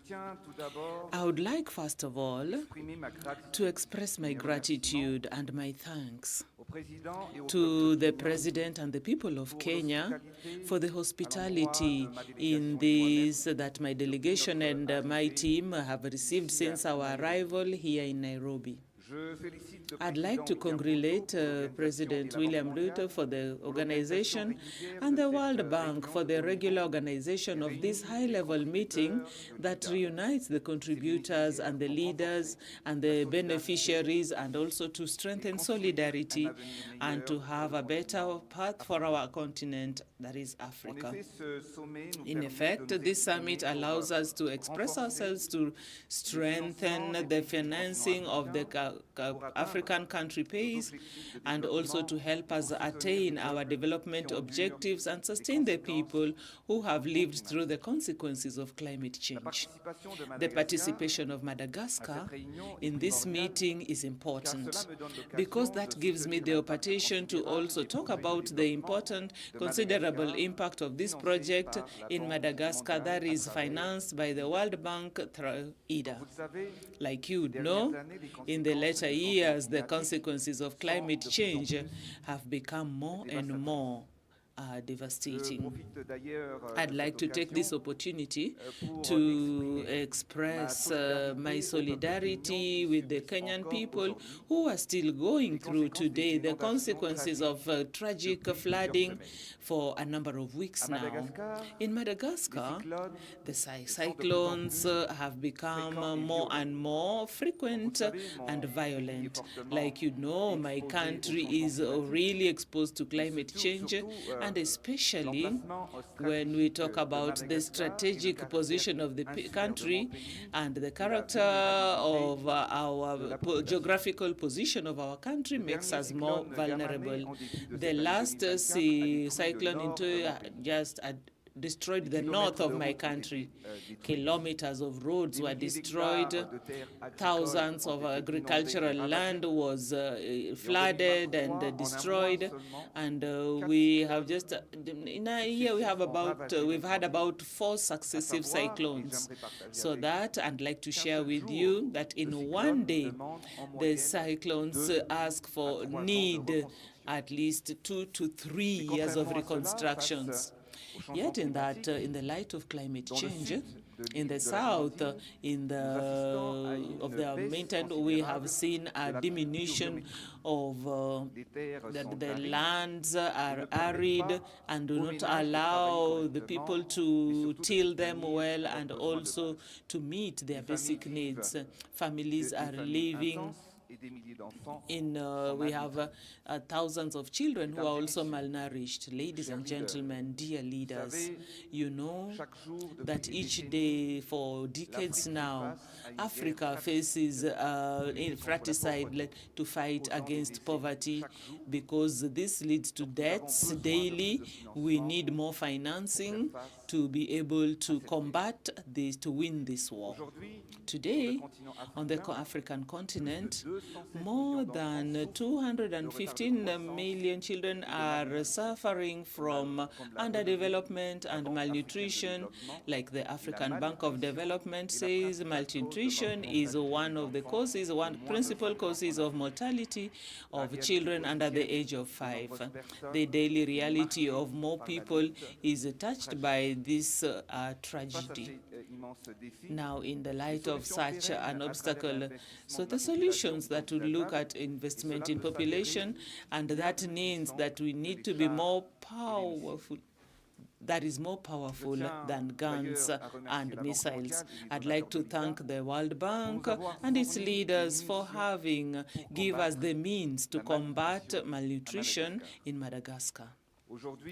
Today, you may not know that the military expenses as 2023 went up, highest in over 10 years.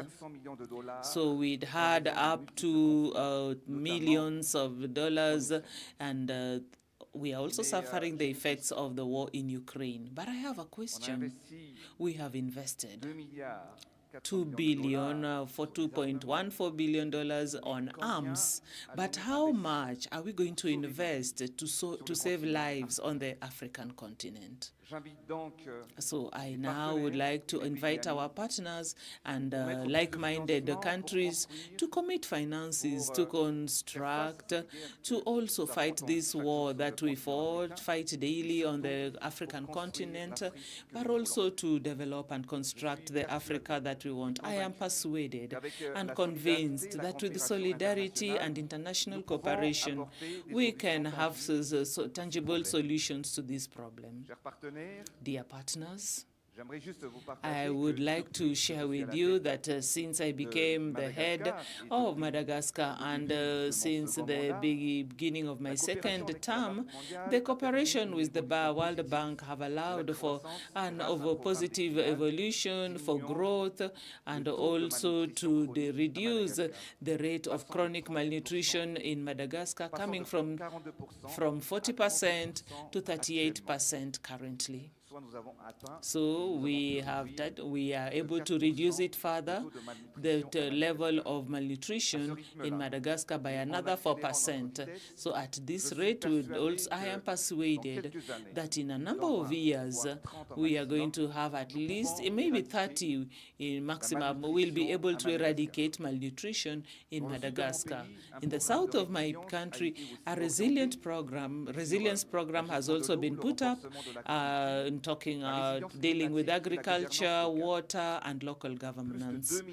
More than 2 million people have benefited from health services and nutrition, with at least 450 communities that have been strengthened. However, the investments in the system, in health system, have allowed us to save a number of lives. Money transfers and other social effects have also allowed us to come to the aid of more than 5 million people in 65%, amongst whom are 65% women. I'd like to thank the World Bank for all these years of collaboration, for financing that has been allowed us and have allowed us to improve our development in significant projects, and with our emergence program in Madagascar, and the results are palpable. I'd also just like to cite a few examples. Through the main town and also the construction of strategic roads, which has eased the access to agricultural areas and the markets.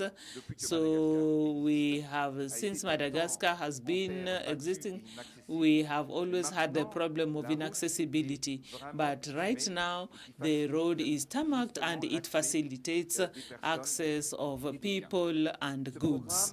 This program has impacted and changed the daily life of the population in this region. You know that in Madagascar, about 80% of the population are agriculturalists, but unfortunately, the land does not belong to them. It is for this reason that I have this CASEF project that has allowed us to distribute at least 2 million land title deeds of agricultural land, which represents 40% of the population. This will allow the exploitation, the farming, and benefit from the national heritage. Land is sacred, and it is part of our identity. Despite these major advancements, we still have complicated obstacles, and resilience is becoming more and more difficult. Madagascar needs more financing, and it has to be consequentially financing to help us tap to the resources that have accumulated over the decades, and also to have electricity made accessible to the population in the big towns. The majority of African population, about 65% of Malgache families, do not have access to electricity. It is for this reason that we have put in place a program to electrify each home through a program which we call Azavana Wano, or Light for All. We have decided each household in Madagascar has a solar kit. So our objective is within a year and a half, more than 4 million households will have this kit to light up their houses. And thus will also lead us to an economy that will see $950 million that which is spent in, and that is about $2 per home for this lighting project. So this is what we are talking about on the African continent. Ladies and gentlemen, dear partners and leaders, like I had said, and I have just done so, so all this investment is to support. It is not only where we functional. We also have a number of the harms that are devastating us: hunger, famine, natural catastrophes, illnesses, and most of them are brought about by climate change. These are the kind of harms I'm talking about that are touching us annually, and each day there are millions of children who succumb to malnutrition. Millions of people die of hunger, and we also have others who do not get adequate access to health because as they suffer from the devastating effects of climate crisis and change. I'd like to invite us leaders to also improve, grow our financial support from from the World Bank, because Africa has many obstacles to face, and also enable the concerned countries to catch up in terms of development. May our voice go out in one as an echo. May it also speak about our engagement as we talk about a better future for all. And together, we'll be able to make a difference. Together, we can transform poverty into a prosperous future, and with a dignified for our people, so that all generations, the lead generations, depend on what the leaders do today. Thank you to our partners, partner countries, and also to the contributors to IDA. Your aid is determinant in development, on the African continent, and as such, for a country like Madagascar, we support this for our country. So long live today's leaders who are bringing development for tomorrow. Thank you very much for your attention.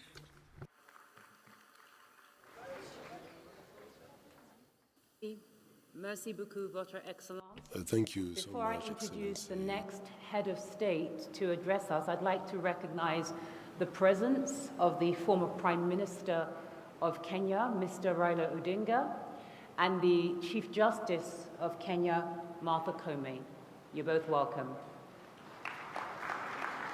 Allow me to ask His Excellency, the President of the Republic of Malawi, Mr. Lazarus McCarthy Chakwera, to come to the stage.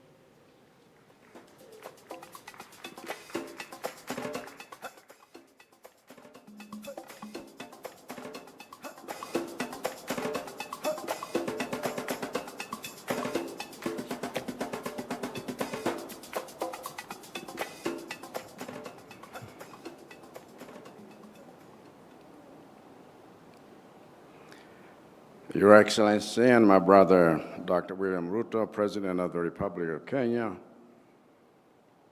Your Excellencies, heads of state and government, Your Excellency Mr. Jai Banga, President of the World Bank, distinguished delegates, ladies and gentlemen,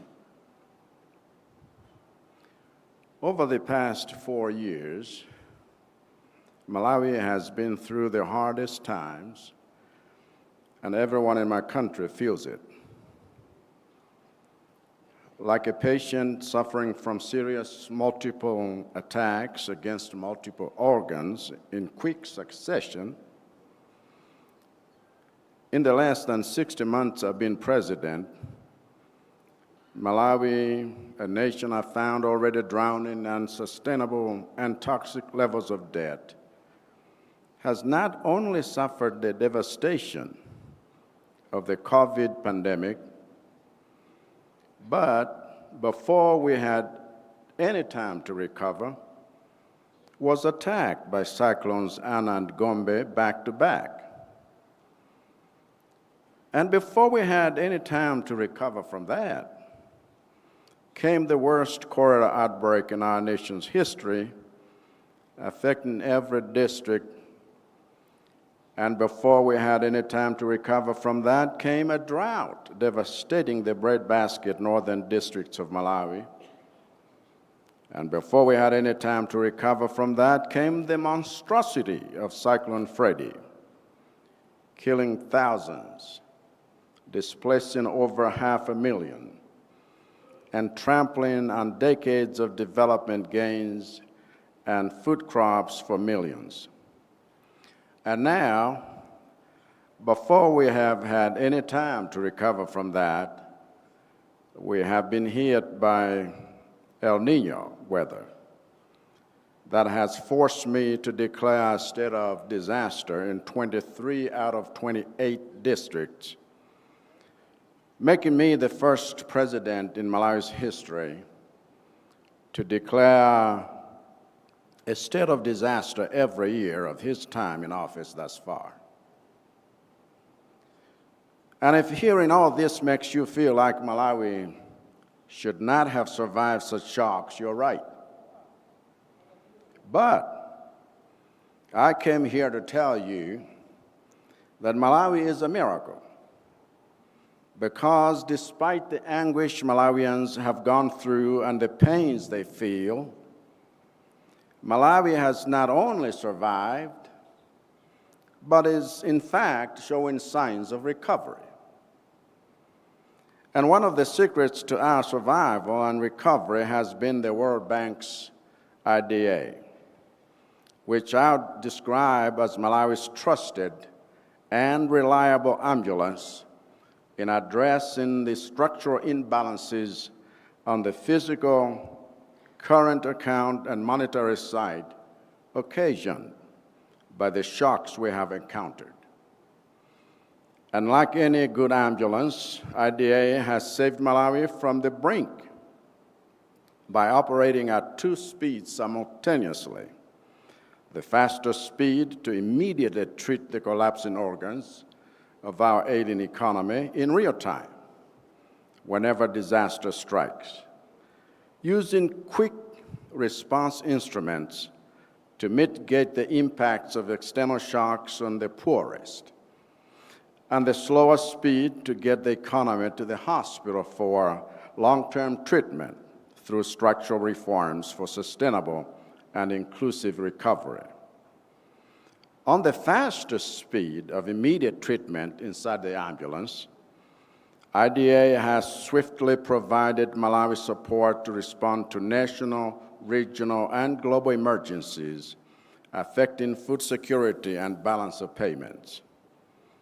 Key to this have been initiatives like the Social Support for Resilient Livelihoods Project that aims at responding and building national resilience to disasters.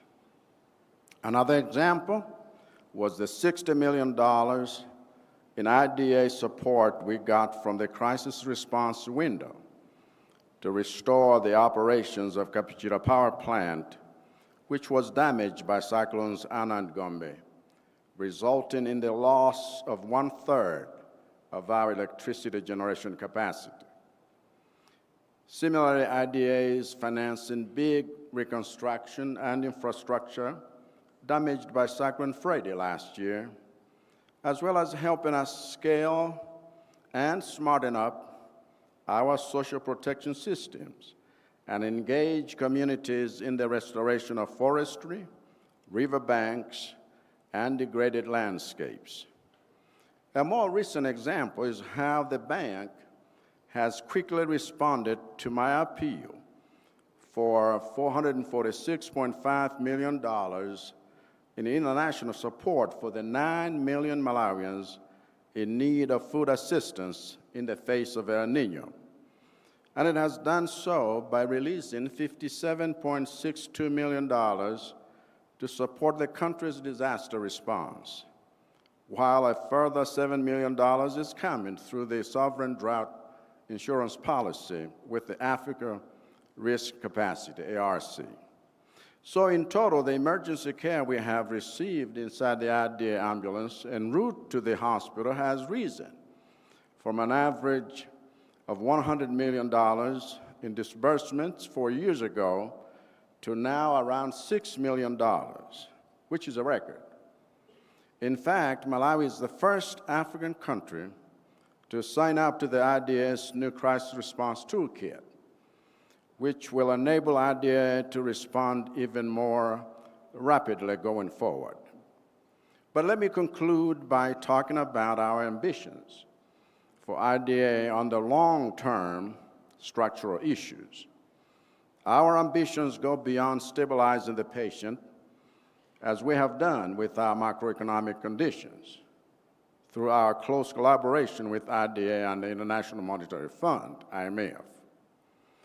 Our ambition is to access even more substantial facilities in the IDA and other instruments the bank has tailor-made for us so that we can invest in the implementation of our ATM strategy, which aims at making heavy investments in the economic potential and productivity of our agriculture, tourism, and mining sectors.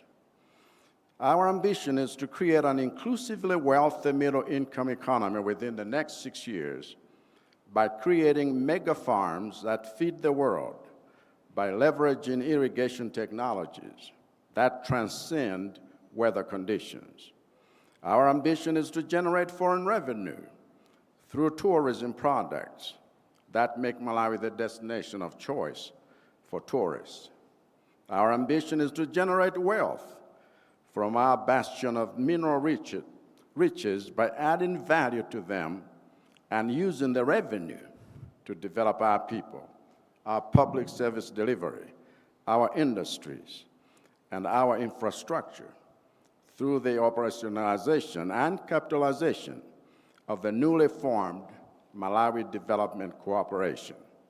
We will therefore appeal for flexibility in the accessibility of IDA facilities, for our ambition is for the bank to go beyond in-ambulance emergency treatment and in-hospital long-term recovery. Our ambition is for the bank to partner with us in building a new Malawi, one that is healthy, a healthy economy capable of being productive and competitive globally, leveraging on the new opportunities and markets emerging from the Africa Continental Free Trade Area. And to safeguard the impact of your investments in this ATM strategy, we have rolled out a fully integrated and comprehensive financial management information system, IFMIS, that will support our first program for results, P4R, financing with IDA. We have implemented energy sector reforms to crowd in new private investors through public-private partnerships. We have enacted the Malawi Disaster Risk Management Act to put our disaster risk management framework in order. And we are seized of the urgency of reconfiguring our civil service to focus on rewarding execution and delivery of projects, not entitlement and dysfunction. I must therefore thank the World Bank for recognizing these reforms by resuming general budget support to Malawi under Development Policy Operation, DPO. After a decade-long hiatus and following Malawi's successful qualification for the IMF's Extended Credit Facility, ECF, 6 months ago. And with these remarks, Malawi fully welcomes the replenishment of the IDA as a vehicle for economic transformation. Thank you for listening.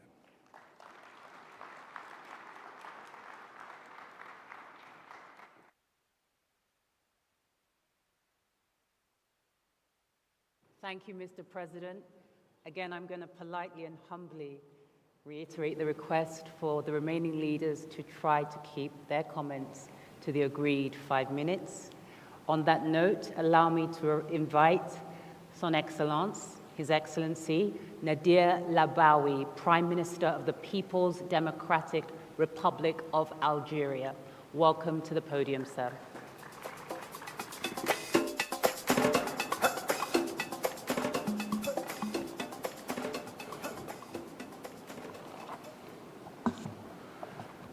Your Excellency, Mr. President, William Ruto, President of Republic of Kenya, Excellencies, ladies and gentlemen, I'm pleased to convey to Your Excellency and to the brotherly people of Kenya the warmest greeting from your brother, Excellency President Tebboune, who honored me by representing him at this important summit and delivering his statement, the text of which is as follows.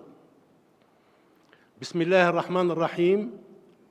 فخامة السيد ويليام روتو رئيس جمهورية كينيا الشقيقة، فخامة رئيس الجمهورية الإسلامية الموريتانية والرئيس الحالي للاتحاد الإفريقي السيد محمد الغزواني، أصحاب الفخامة والمعالي والسعادة، حضرات السيدات والسادة، اسمحوا لي في البداية أن أعرب عن خالص شكري وامتناني لأخي فخامة السيد ويليام روتو ومن خلاله إلى الشعب الكيني الشقيق على استضافته الكريمة لهذا الاجتماع الهام وتوفير أسباب نجاحه. وتكتسي هذه القمة أهمية بالغة has a lot of importance because it's a basic point to fund African since its establishment and this IDA, International Development Authority. And this is to give us the way to solve the challenges that faces us, especially in the level of debts and the funding, which wants a lot of countries which are poor to get the essential financing for their services like health, education, and climate to realize the sustainable development for 2030 and to get resolutions for the challenges and disasters that is facing them and instability. Your Excellencies, Algeria renews its role to finance the International Development Authority since its association 70% for the African countries in the 2020 since the establishment of the organization. Algeria will continue in this to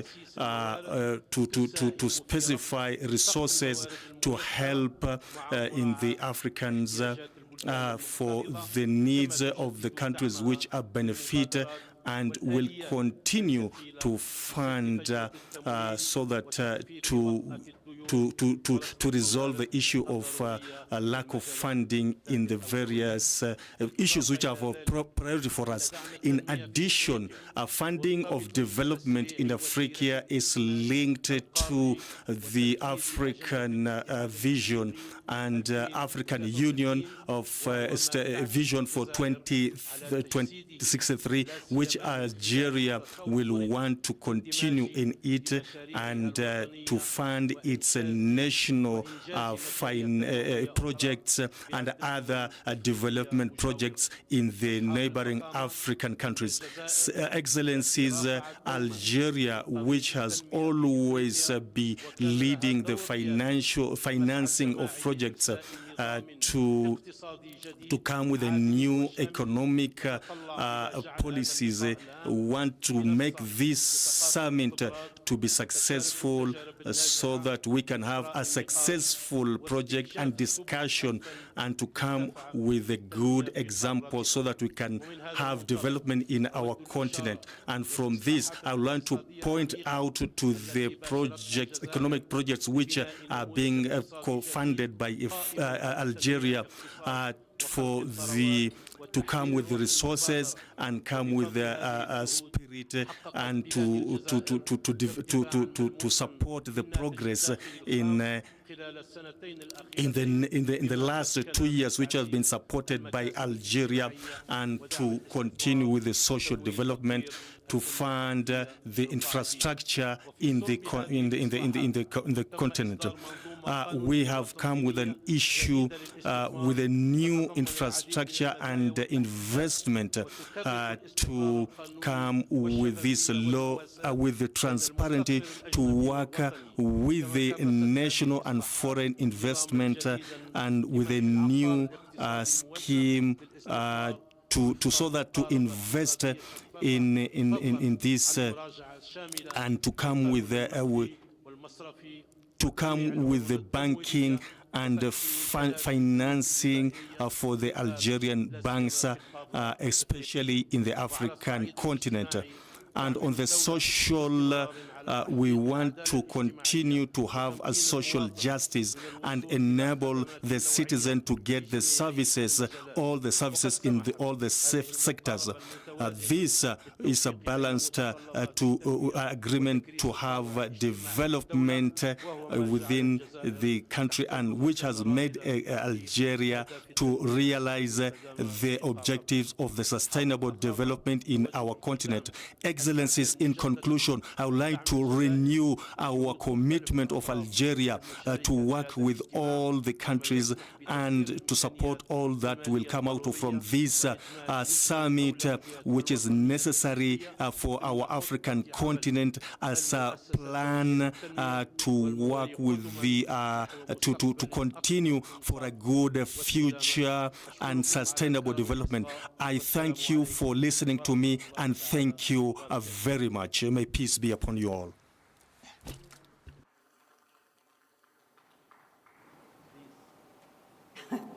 Merci beaucoup. Thank you very much to the Prime Minister of the People's Democratic Republic. I would like to now take this opportunity to say thank you to all heads of states and leaders for their statements, and invite my colleague, Michael Gitonga, back on stage. Thank you. Thank you, Yvonne. Can we give our clap, please? Thank you. And all other excellencies and heads of delegation will speak at the next session, and we'll handle that. So for us to transition to the next session, I will just guide you. We're going to have all the heads of state, only heads of state, to exit the room, while the rest of us will remain seated. So at this point, I would like to kindly request all the heads of state to exit the room. They'll be guided by protocol officers, where we'll have a family photo. Kindly note, only heads of state to exit. The rest of us, please, let's remain seated, and I'll guide you shortly. For those participating in the closed-door session, we will proceed from here to that room so that the heads of states, after the family photo, they will find us ready for them. So only heads of states to exit, where we'll proceed for the family photo at the front courtyard, at the front of the courtyard by the stairs. The rest, kindly, let's remain seated. For those participating in the closed-door session, we'll proceed to the closed-door room, which is to your right.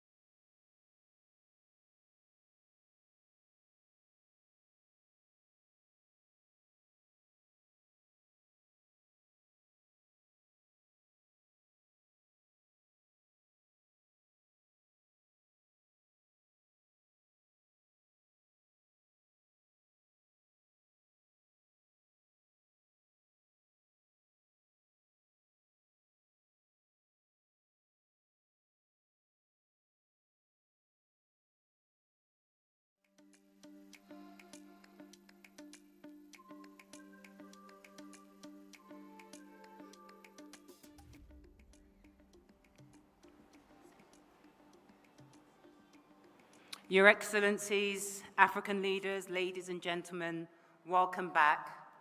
We are resuming public broadcast of the summit. I would like to invite you all back to your seats. Please rise if you are seated. Now, just as we heard this morning, this is a pivotal moment in the build-up to IDA. This is a pivotal moment. Some heads of states are still arriving. I'll wait for them to join us.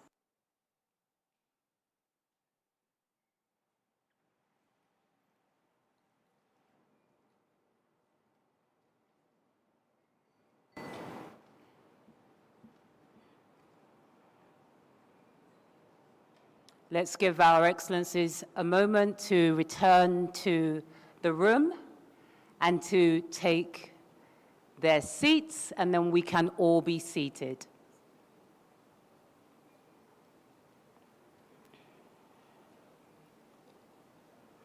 Welcome back, Your Excellencies.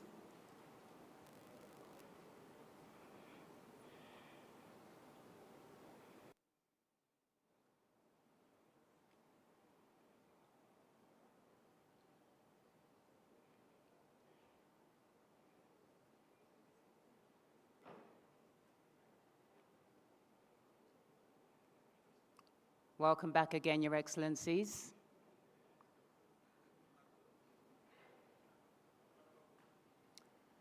Okay.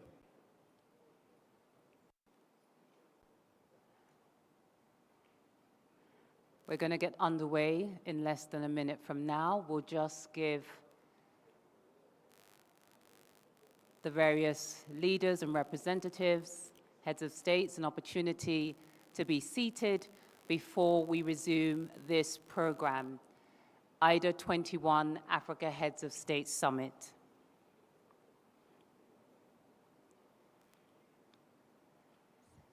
Thank you very much, Your Excellencies. Please be seated so we can resume the program.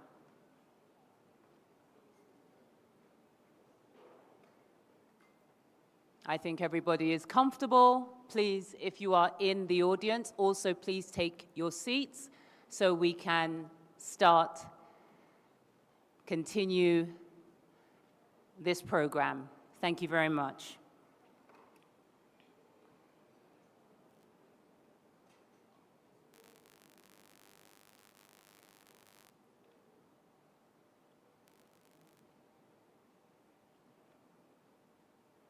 Thank you very much, Your Excellency.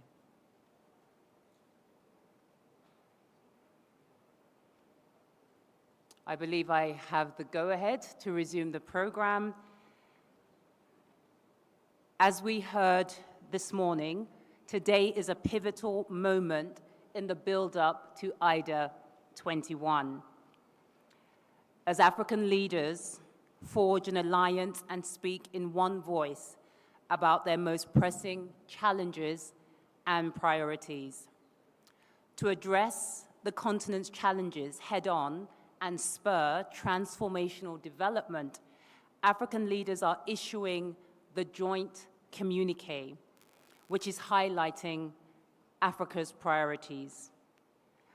It now gives me pleasure, and it's an honor, to invite His Excellency, Mohamed Ould Ghazouan, the Chairman of the African Union, to read the summary of the joint communique that was discussed by our honorable heads of state in their deliberations, and invite all of you to hear the main points which were discussed.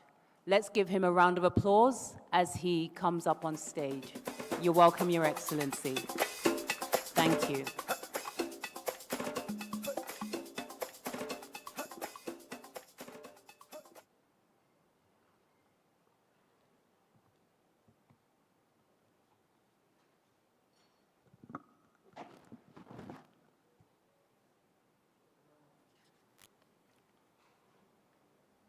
Excellences, Mesdames et Messieurs, Gentlemen, les chefs d'État et de gouvernement, head leaders and government, head of states, ladies and gentlemen, members of different delegations. What I'm going to read is not the integrated text of our communique from the high-level meeting that we had. It is so it's just a summary of what has been discussed. Following the head of state meeting as well as the African government in favor of the 21 event of EA as well as of the International Association of AIDA 21, we are publishing the complete communique called AIDA Communique of Nairobi, which summarize our discussion in order to bring some light on the process of the replenishment of leader, and as well as the main point of these communiques are as follow. The first one, as head of state and head of government, we met in April in Nairobi in the Republic of Kenya to scan our priorities as well as to come up with a continental alliance in order to use efficiently funding from the World Bank in order to meet our development programs. We were also accompanied by other leaders as the African Union Commission, different regional communities, agencies from the United Nations, as well as civil society. We send our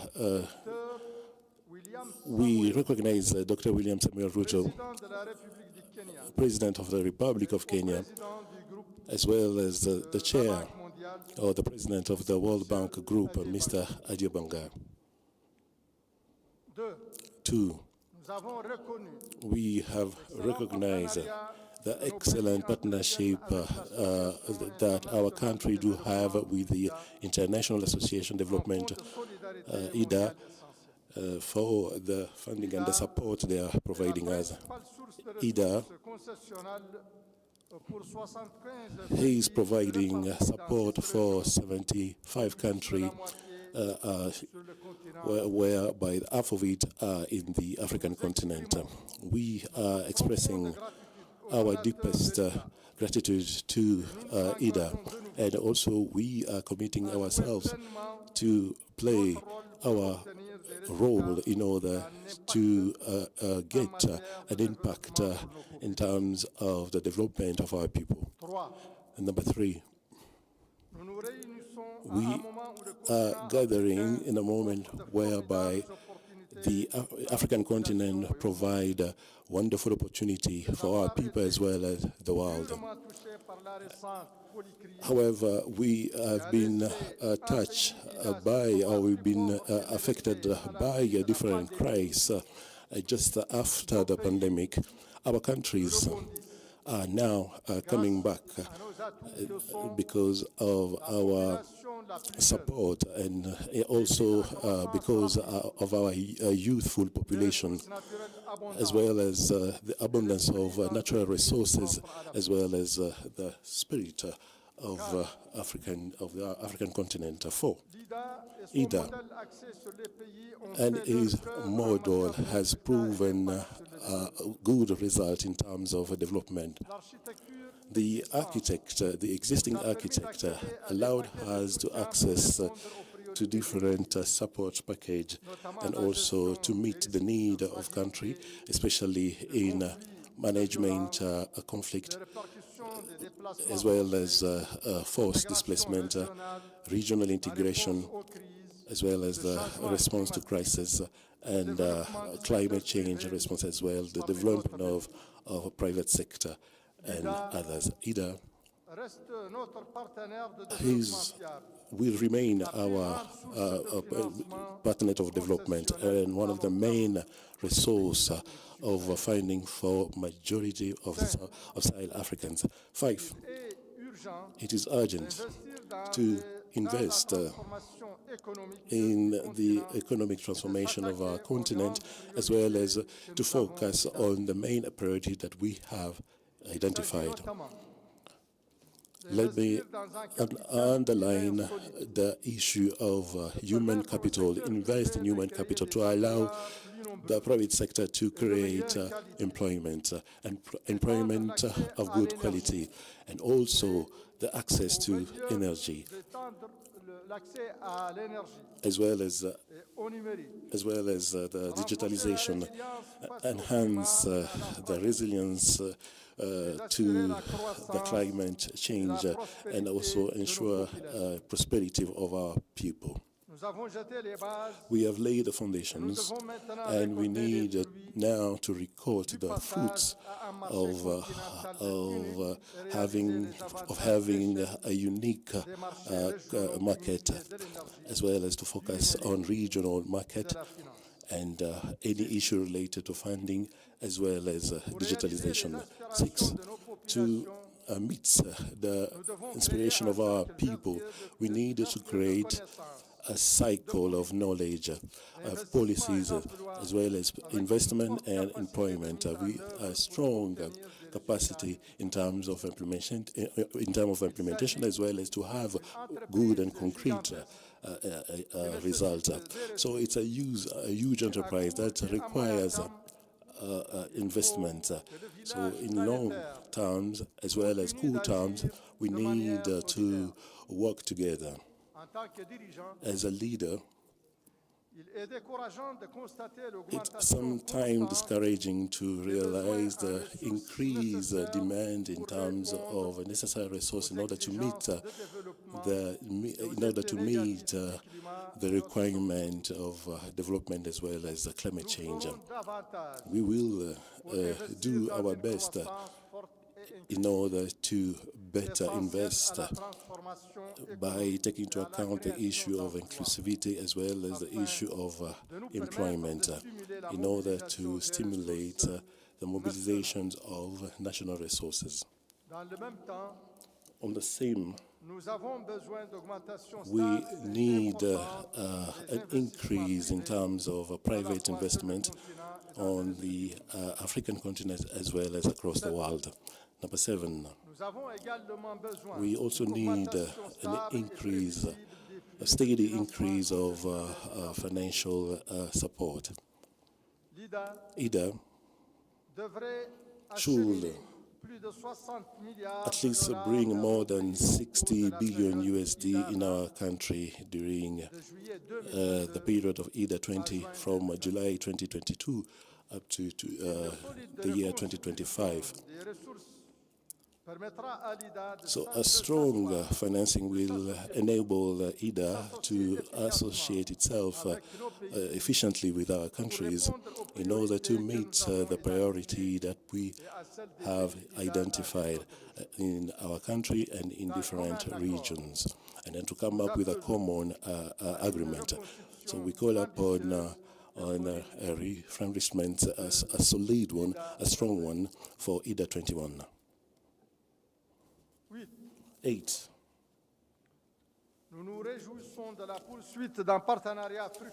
We are looking forward for a fruitful partnership between IDA and as well as the World Bank.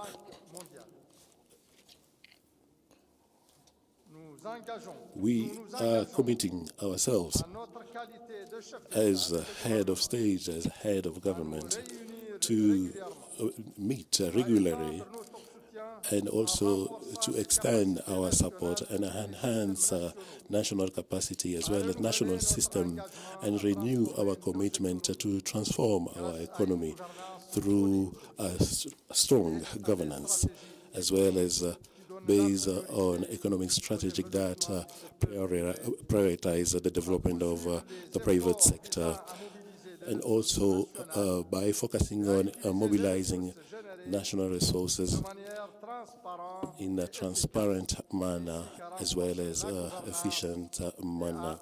And we need to strengthen governance as well as our willing to respect our commitment in relation to the climate agreement signed in Paris. 9. Finally, we are encouraging the partner as well as donor of IDA to overcome the challenge of our century in order to avail their financial availability of IDA, as well as to have a strong constitution of resources in order to contribute as well as to meet the sustainable objective, as well as to overcome world challenges, as well as the Africa challenges as it has been mentioned in our communique. As I have mentioned in the beginning, we will publish the full communique of IDA that the African state as well as African government have adopted in front of all different representatives. We thank you.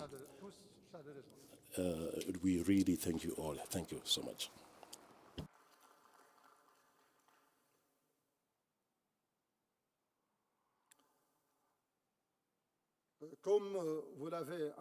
As you have heard, we recognize that Africa plays a major role in the economical world increase, in the economical world growth. And the leaders that are gathered today have shown their will to really focus on inclusive growth as well as sustainable growth in Africa in partnership with IDA. The African ambition, it is huge, very huge. And the communique that I've just read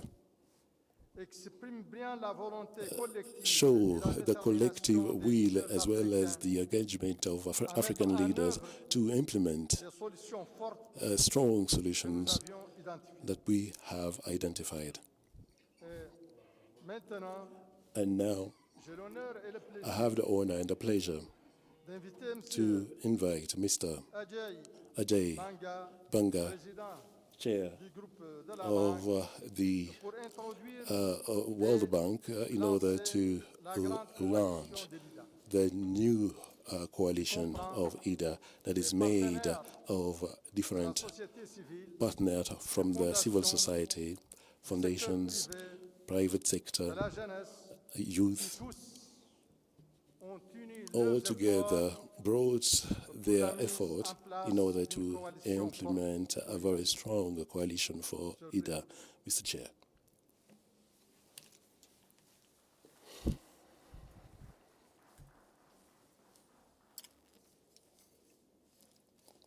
Thank you very much, Your Excellency, and once again, thank you to you and President Ruto and all the other heads of state who have been here and have helped to get us on this pathway.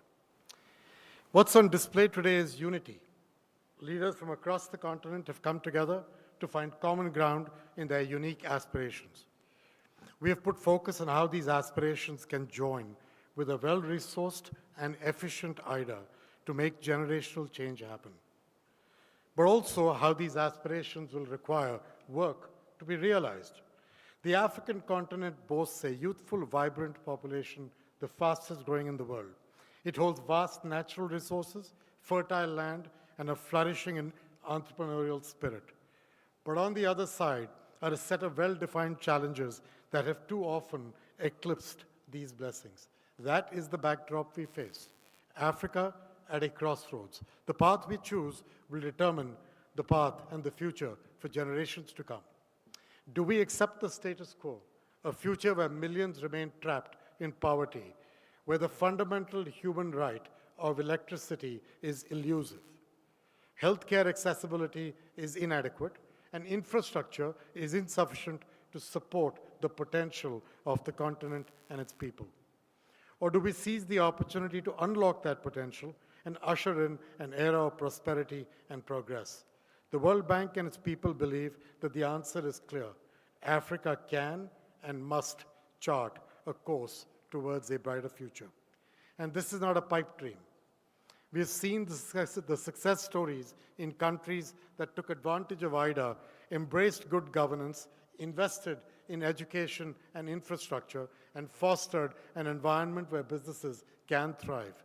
And in doing so, they have helped over the years to blaze a trail for others to follow. We began in the 1960s with Korea, South Korea, boasting a well-educated population but lacking capital and industry. China's story started later. In 1978, 770 million people in China lived on the edge of poverty, facing low economic growth due to lack of market competition and rigid policies on prices and mobility. India's path unfolded in the 90s and the 2000s. The country had to grapple with high poverty, held back by heavily regulated markets, dominant public sector monopolies, and unbalanced trade. Today, each of these is a country on the move. Each has transitioned from an IDA borrower to an IDA donor. But their journeys have common threads and lessons that I think are relevant for all of us. All three countries saw governments playing a crucial role in creating an environment that is conducive to growth, to private sector growth, domestic and international. They provided clarity on regulatory policy, implemented those reforms to attract that investment, domestic and foreign, and fostered a competitive landscape. Each nation benefited from a significant rise in the working age population during crucial development phases, and they invested in their people to realize that demographic dividend. And that provided a skilled and readily available workforce. Each recognized the importance of trade and competitive advantages as an engine of growth. They implemented policies to reduce barriers. They built strong domestic manufacturing and service sectors, which opened the door to rapid economic expansion. All three utilized IDA for strategic investments in education, in healthcare, in rural development, areas crucial for any developing nation. They are not alone. 36 countries have successfully graduated from IDA, 12 of them just since 2000. That is the transformative power of development assistance done right. Looking at Africa, I can see some very promising parallels. Several African nations are experiencing economic growth and implementing reforms to attract private investment. Many share a similar demographic trajectory with a projected rise in the working age population. And like these other challenges, Africa's countries also face their issues. Compared to the Asian tigers, private sector investment in Africa remains low. Infrastructure bottlenecks and limited access to finance further hinder growth. And the headwinds of debt, climate, and conflict restrain progress. So at this very juncture lies the promise of the kind of development effort that today has brought together government leaders, the international community, and the private sector. We all must be partners in progress. We have a mission-critical role to play, each of us, with governments leading on their own development agendas and IDA as their partner at the core of those strategies. The story of economic development is not a one-size-fits-all approach, but by understanding the journeys of successful nations and applying the lessons learned, Africa can chart its own course towards a much brighter economic future. First, invest in our people. A skilled, educated, healthy workforce, digitally savvy, including women, is the bedrock of any thriving economy. A skilled, educated, healthy workforce, digitally savvy, including women. We need to ensure that every child has access to quality education, from primary school to vocational training and beyond. We must work to make healthcare accessible to them. And to confront that challenge, we're using IDA to support our goal of providing quality, affordable healthcare to 1.5 billion people globally in 5 years. We just announced this in our spring meetings, expanding our work to new communities and broadening the scope of our services to include every stage of a person's life. Second, by building efficient and robust infrastructure. And I'm going to say that does not just mean rail or roads or homes or bridges, but energy and energy infrastructure. I believe access to electricity is a fundamental human right, and I believe it is foundational to any successful development effort. And yet half the population of Africa, 600 million people, lack access to electricity. And that's why at the spring meetings we announced we are working to deliver energy to 300 million Africans by 2030, 250 million with the World Bank Group, 50 million partnering with my friend Aki Nadisena at the African Development Bank.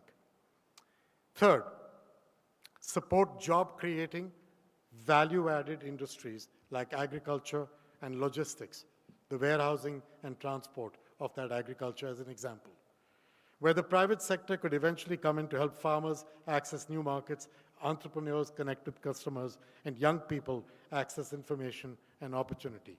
So taking agriculture, it's an area of vast economic potential for Africa, but there are two problems. One, only 6 to 7% of the farmland is irrigated. And as I said in a session earlier, 37% is that same number for Asia. Two, Africa has one of the lowest rates of fertilizer usage in the world. That leads to yields that are 1/3 the global average.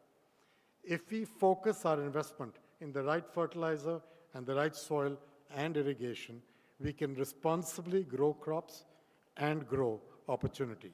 Made in Africa, and for the world. That's the objective. So we've discussed 5 main areas where we believe jobs growth and the future of Africa can come from. Energy and the downstream effects of energy, not just generation and distribution, but what it enables. Infrastructure, rail, logistics, warehousing, transport, roads, homes. Third, healthcare.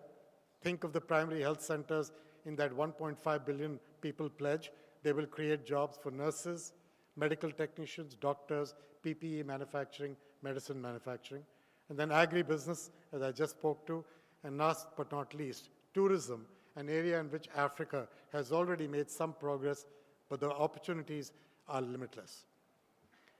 The World Bank is committed to playing its part in all of these areas. We will continue to provide financial resources, technical expertise, and policy advice. We commit to work alongside governments to help implement difficult reforms as they pursue them. But we are joined in this endeavor by an army of friends and partners from the private and advocacy sectors. In a few moments, you will hear from leaders of this unique coalition who are taking early action in support of IDA and Africa. They are essential in our push to make sure that governments have the resources and the support that they need to realize the potential we are speaking of. I'm looking forward to joining them again later this year at the big conference in Côte d'Ivoire to support the IDA 21 replenishment. But the ultimate responsibility lies with Africa itself. Its leaders must embrace bold reforms, fight corruption, invest in their people. They must create an environment where creativity flourishes and innovation thrives. The future of Africa is not predetermined. It is a choice between stagnation and progress, despair and hope. Let us choose the path of greatest potential. Let's choose a brighter, more prosperous future for Africa, a future where every child has the opportunity to thrive, and count on the World Bank Group and its people to be by your side, to be the hand on your back. We commit that to you. Thank you very much. Thank you very much, Your Excellency, President of World Bank Group, Ajay Banga. I've been asked to acknowledge the presence of the Vice President of the Federal Republic of Nigeria, Your Excellency, Shetima Kashima. Welcome to Kenya. Let's move swiftly on. As we just heard, IDA is about partnerships, unity, and coalition. IDA 21 provides a window of global opportunity. IDA Coalition brings together a community of partners, all playing their part to work together for a successful IDA 21 replenishment. With that, I would like to invite now the members of the IDA Coalition who are present here today to deliver their remarks. Please allow me to first welcome Ms. Ndidi Wunele, President and CEO of One Campaign. Indeed, if you could come to the podium, thank you.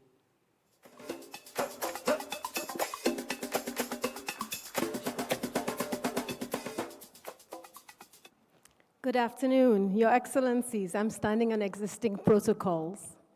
I'm excited to serve as an IDA champion, and we at the One Campaign are committed to serve on the IDA 21 coalition, which brings together civil society, youth, and the private sector with a shared vision for a bold and transformational IDA 21.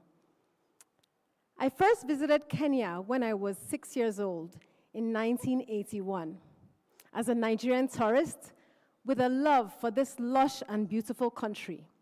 And every country that I've visited across Africa has shown me the beauty of our continent. Vibrant young people, entrepreneurial culture, children with hope, energy, and courage. So imagine my shock on moving to the United States when I turned 16 to learn that the face of Africa was a hungry child and that the face of poverty was a female farmer from Africa. This narrative represents the danger of a single story, and one that I've fought for the past 22 years to change as an entrepreneur working across Africa, promoting agribusinesses, youth leadership, economic growth, and trade. In my role as the first African CEO of the One Campaign, a 20-year-old organization, I am committed to building Africa's agency, ensuring that we are speaking with one voice and working collaboratively to shape the narrative and drive growth. And to bring around the potential to bridge this gap between Africa's poverty story and our wealth creation story. IDA 21 gives us the unique opportunity to do that at scale. IDA 21 is also one of the best buys in development with a long track record of delivering impact. And this financing is critical for enabling our vulnerable African countries in their recovery from current challenges and supporting their development priorities. IDA gets the most out of the balance sheet and allows donors to increase their reach and development impact. Every $1, as we've heard today, in donor funding contributes and generates $3.5 in financing. This is value for money. IDA's support is grounded in countries' needs, their priorities, and performance, putting IDA countries in the driver's seat in shaping their destiny. Such an ownership is critical for durable progress. IDA 21 will be transformative for three main reasons. But first, we have to make those commitments. First, for the World Bank and African presidents, transparency and accountability must become the hallmark of IDA in Africa. This requires clear milestones, robust communication, and consistent citizenship engagement, which will build the much-needed trust that we need for these funds to be used. Our work at the One Campaign is grounded on boosting African agency in global decision-making, and we're collaborating with African partners, civil society, to make this a priority. And we're going to be engaging our One activists across the world, especially in our African countries, to join the efforts to hold our governments accountable, to utilize the IDA funding to deliver impact on the ground. Secondly, IDA donors, we need you to step up. We're very clear-eyed about the challenges that you're currently facing, the political headwinds in your country. But we need you to recognize that this is a critical time to partner with Africa. And we need you to increase your commitments by at least 25% so that IDA 21 will meaningfully break the $120 billion mark. Now, Africa's civil society and private sector.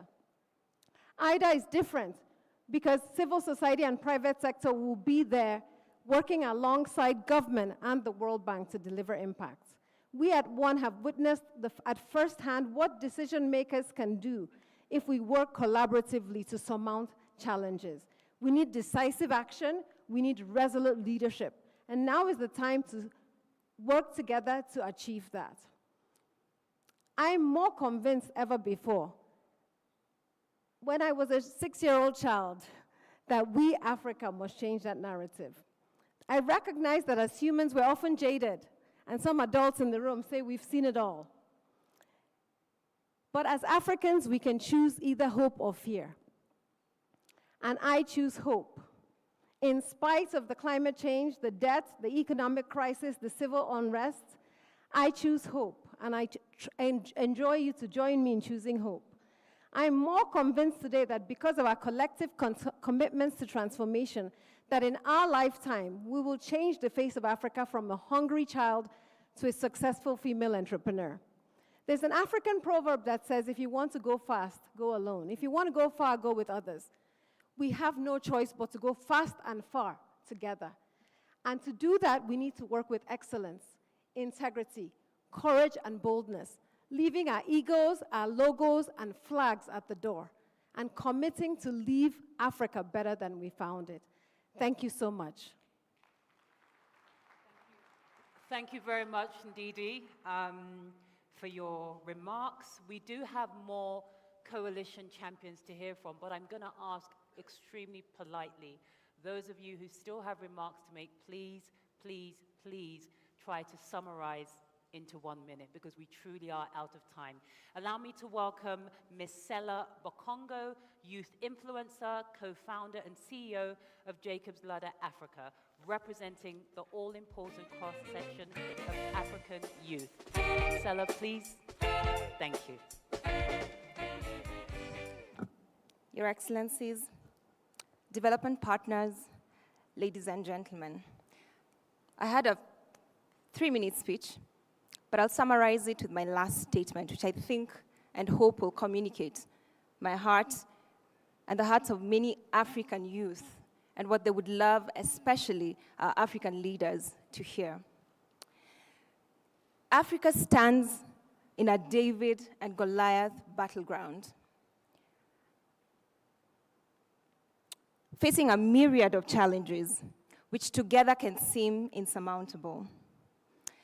You stand, our leaders, as generals leading this army.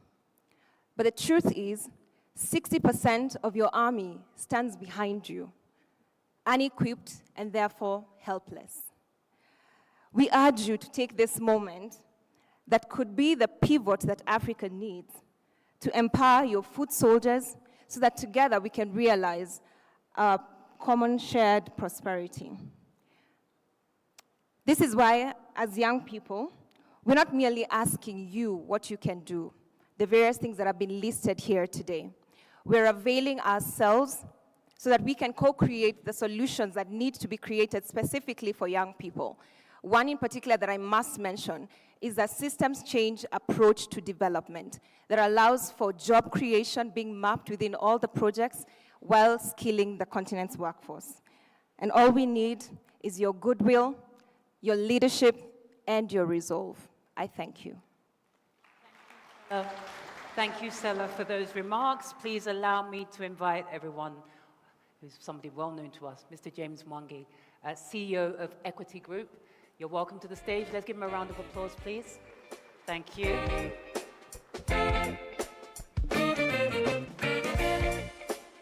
Your Excellencies, African heads of state, the World Bank President and your leadership team, it's a pleasure for the private sector to be given a chance. The private sector is a partner to the public sector and, of course, the government. We acknowledge and applaud the support the African public sector is being given. It develops the infrastructure that creates an enabling environment for the private sector. It invests in soft infrastructure like education and health, and we enhance the productivity of the African continent. But it will be necessary, Mr. President, to boost the capability of the private sector in two aspects. The private sector sweats and utilizes the infrastructure that is built with public funds. And that is the only way that you can enhance the return on the infrastructure being built in the African continent. We need the young population being educated to get jobs. The jobs are coming from the SMEs. The SMEs need to access funding. Private sector can provide funding, but SMEs require blended finance, and IDA would be a huge partner for the private financing. Secondly, the supporting the private sector leads to an integrated development approach, where you are developing from the private sector and the citizens themselves become active participants through private sector leading. Lastly, is the private sector, together with the donor community, together with the philanthropist, could use the support of VIDA as a blended finance to ensure inclusion. Nobody should be left behind as Africa transforms. And this is essentially then helps in de-risking and capacitating those at the bottom of the pyramid. Lastly, is to thank IDA, the World Bank Group, for listening to the voice of Africa. Africa knows what matters most, what the priorities are. So with listening to the voices of Africa, IDA's funds can only be more relevant to the needs of Africa. Thank you very much, Your Excellency. Thank you, James Mwangi. I would now like to welcome on stage Nia Bardea, CEO of Bridgewater Associates. Welcome to the stage. Thank you. It's amazing to be here, and thank you for having us. And a special thank you to President Ruto and the government of Kenya for hosting all of us in your amazing country. Also, my thoughts go out to all the people impacted by the recent natural disasters. Also, good to see my friend Ajay Benga, the head of the World Bank, and also thank you and the World Bank for your efforts, and recognize all the distinguished African heads of state who have gathered here today. So it's a privilege to add our support to the work that so many of you are doing to realize the potential of the African continent. But if you let me take a step back for a minute. For nearly 50 years, Bridgewater has been mapping out the cause and effect linkages that underpin the world's economies and markets. This includes short-term impacts like credit cycles, but also very critical long-term effects like deleveraging, like productivity changes. That systematic mapping helps us understand where the world is likely headed, which we use to advise our clients and to manage portfolios of over $100 billion. But more importantly, having a sense of where the world is likely headed also helps us see how different policy decisions could send the world down very, very different paths. That's why I'm here today. The dramatic long-term changes in Africa will be some of the most consequential factors in shaping what the world looks like over the next 50 years. The changes that will happen are inevitable. How those will impact the world is a complete choice. The decisions that policymakers make in the coming months will determine the outcome of that choice. Let me take a minute to just describe how we see things. Today, 1/8 of the world's working age population lives in sub-Saharan Africa. That's a little bit under 700 million people. If we look ahead, Africa's population is going to boom, growing by 30% each decade, at the same time that the entire, basically, rest of the world has a population decline. That means that 3/4 of the world's working age population growth will come from the African continent, and as a result, in my lifetime, 1/3 of the overall working age population in the world will be here on the continent. This changes the reality, and it means that the continent will have a massive levered effect on what the world will look like. If this increase in population corresponds with a significant increase in productivity, like Ajay just described, we will activate untapped human potential that will spur a huge source of growth for the entire world. If, however, we continue down the current path, and the continent and the world will be destabilized, with global inequality rapidly growing. Many more people in the continent, in the most critical age brackets, in the area most impacted by climate change, we've just heard from several leaders describing that today, will not have the opportunity to realize their individual and collective potential. To make this tangible, Ajay talked about 600 million people in sub-Saharan Africa. That's half of the population that don't have access to electricity today. In some countries, that number is 25%. And that's what the rest of the world, that number is 90%. So let's just be clear, shrinking population on one side of the world, facing the biggest productivity boom of a generation with artificial intelligence and machine learning, while at the same time, here in this part of the world, the booming population is facing a productivity stagnation largely cut off from the most basic ways of advancement. This will impact everyone on and off the continent, and to avoid that train wreck and to harvest a huge population in Africa, instead of the net outflows, we need to dramatically increase the investments in education and infrastructure and healthcare in the continent now. Bridgewater is excited to partner with heads of state and Ajay Banga and the World Bank, with Global Citizen, with other great investors and economists to help understand the issues and make good decisions. I look forward to seeing many of you later this year to discuss and to move these subjects forward. Thank you very much. Thank you very much, Nir. Lastly, I would like to call on stage Mr. Hugh Evans, founder and CEO of Global Citizen. Mr. Evans, welcome to the stage. Please keep your remarks to the minimum, if possible. Thank you. Thank you, and good afternoon, Your Excellencies.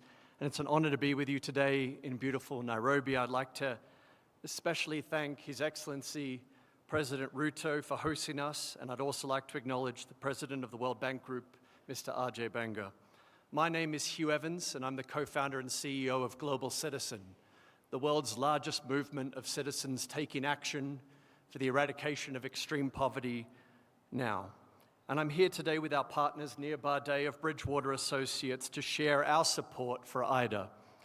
Global Citizen's work on the continent began in 2018 when we hosted Mandela 100 in Johannesburg, where we brought Beyonce and Jay-Z and 500,000 global citizens to Johannesburg, South Africa, to celebrate the life and legacy of Madiba. This first campaign brought 5 African heads of state to Johannesburg and ultimately mobilized $7.4 billion in the fight to eradicate extreme poverty. And since then, we've been honored to be welcomed by the governments of Ghana, Nigeria, and Rwanda, who've supported the expansion of Global Citizen across the continent. And now there are over 500,000 global citizens who have taken more than 8 million actions for the eradication of extreme poverty. Today marks a significant new chapter in our efforts and our partnership with the continent. And over the last 2 years, we've met with heads of state across the continent, including President Chikwera of Malawi, President Paul Kagame of Rwanda, President Akufo-Addo of Ghana, and President Masisi of Botswana, and our host, His Excellency, President Ruto. In all of these meetings, we've seen a common theme, and that common theme has been the massive population shift that we see across the continent and the need, as Nir Barday just said, for urgent public investment to ensure this booming population is an asset for the continent and for the world. That's why I'm honored today to announce that Bridgewater Associates and Global Citizen will host an economic summit on October 9th and 10th in Abidjan, Côte d'Ivoire, and we're grateful for the support of His Excellency Alassane Ouattara, President of Côte d'Ivoire, represented by the Prime Minister Robert Begle Mambe, as we gather heads of state, finance ministers, private sector leaders, and civil society, all to support the IDA 21 replenishment. Thank you, for Your Excellencies, for the opportunity to share this announcement with you today, and we look forward to seeing many of you in Abidjan on October 9th and 10th. Thank you. Thank you very much, Hugh. On that note, let's give the IDA champions a round of applause. Thank you. And now we are going to move to a photo session. Ladies and gentlemen, I would like to invite our heads of states onto the stage. I believe I'm going to be given assistance and help by protocol persons. We would like to invite our heads of state, so if you're not a head of state, you don't come up to the front for this photo opportunity, with the help of Michael and Chief of Protocol. So if you could please, heads of state, just come towards the steps here so we can get this photo, and then we're going to have closing remarks from His Excellency, the President of the Republic of Kenya. Please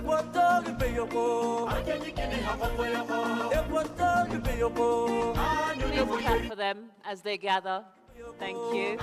Thank you. Thank you.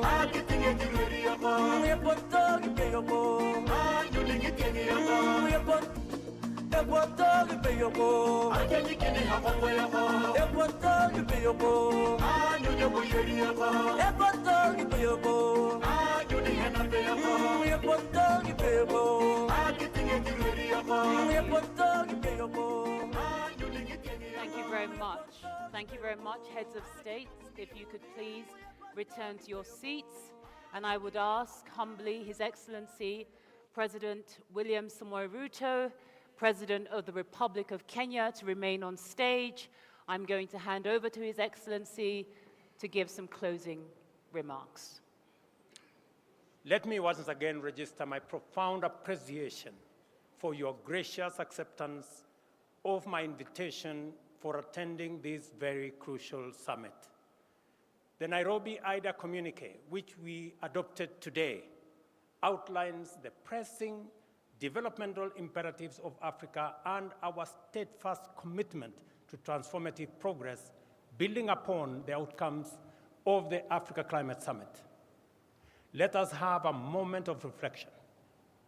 In September 1973, Kenyatta International Convention Center, the building where we are today, was opened and it hosted the first annual meeting of the World Bank and IMF in Africa.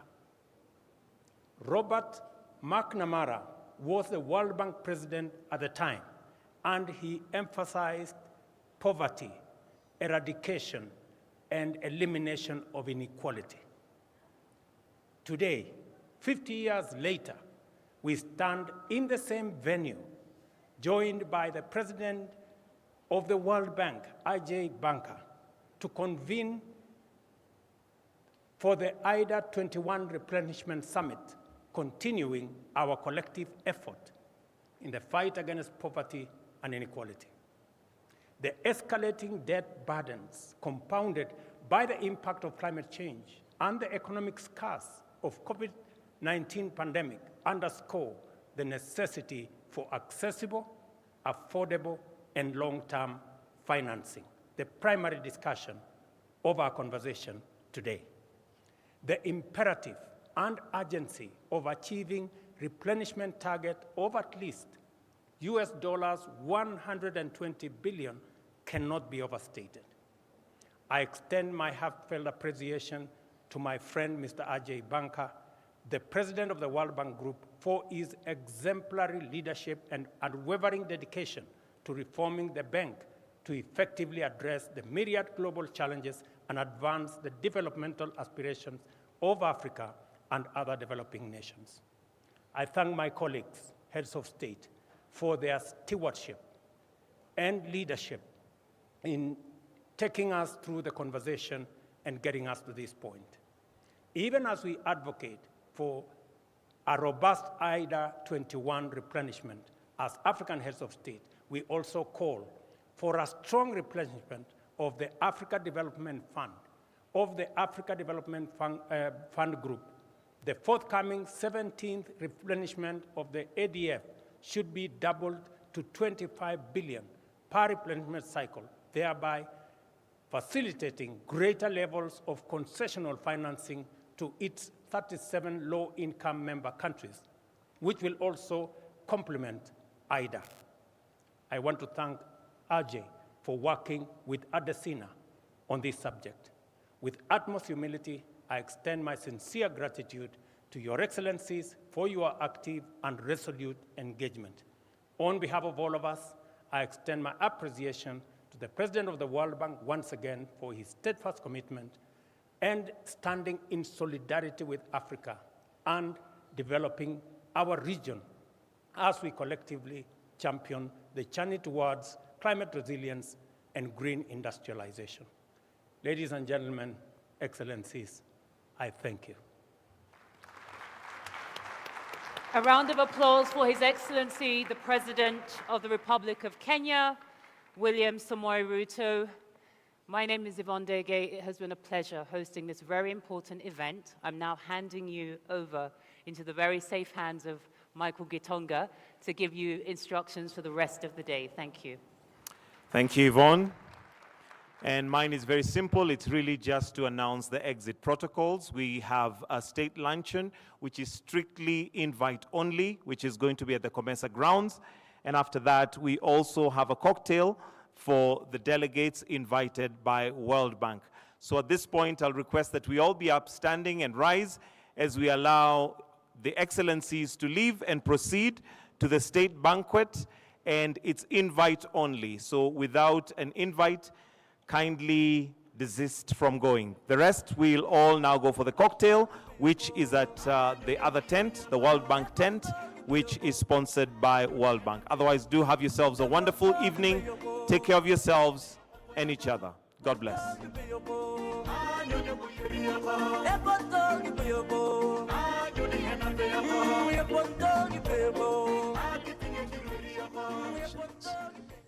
The Nairobi Declaration is finally out, a document that outlines the African position when it comes to dealing with the international development.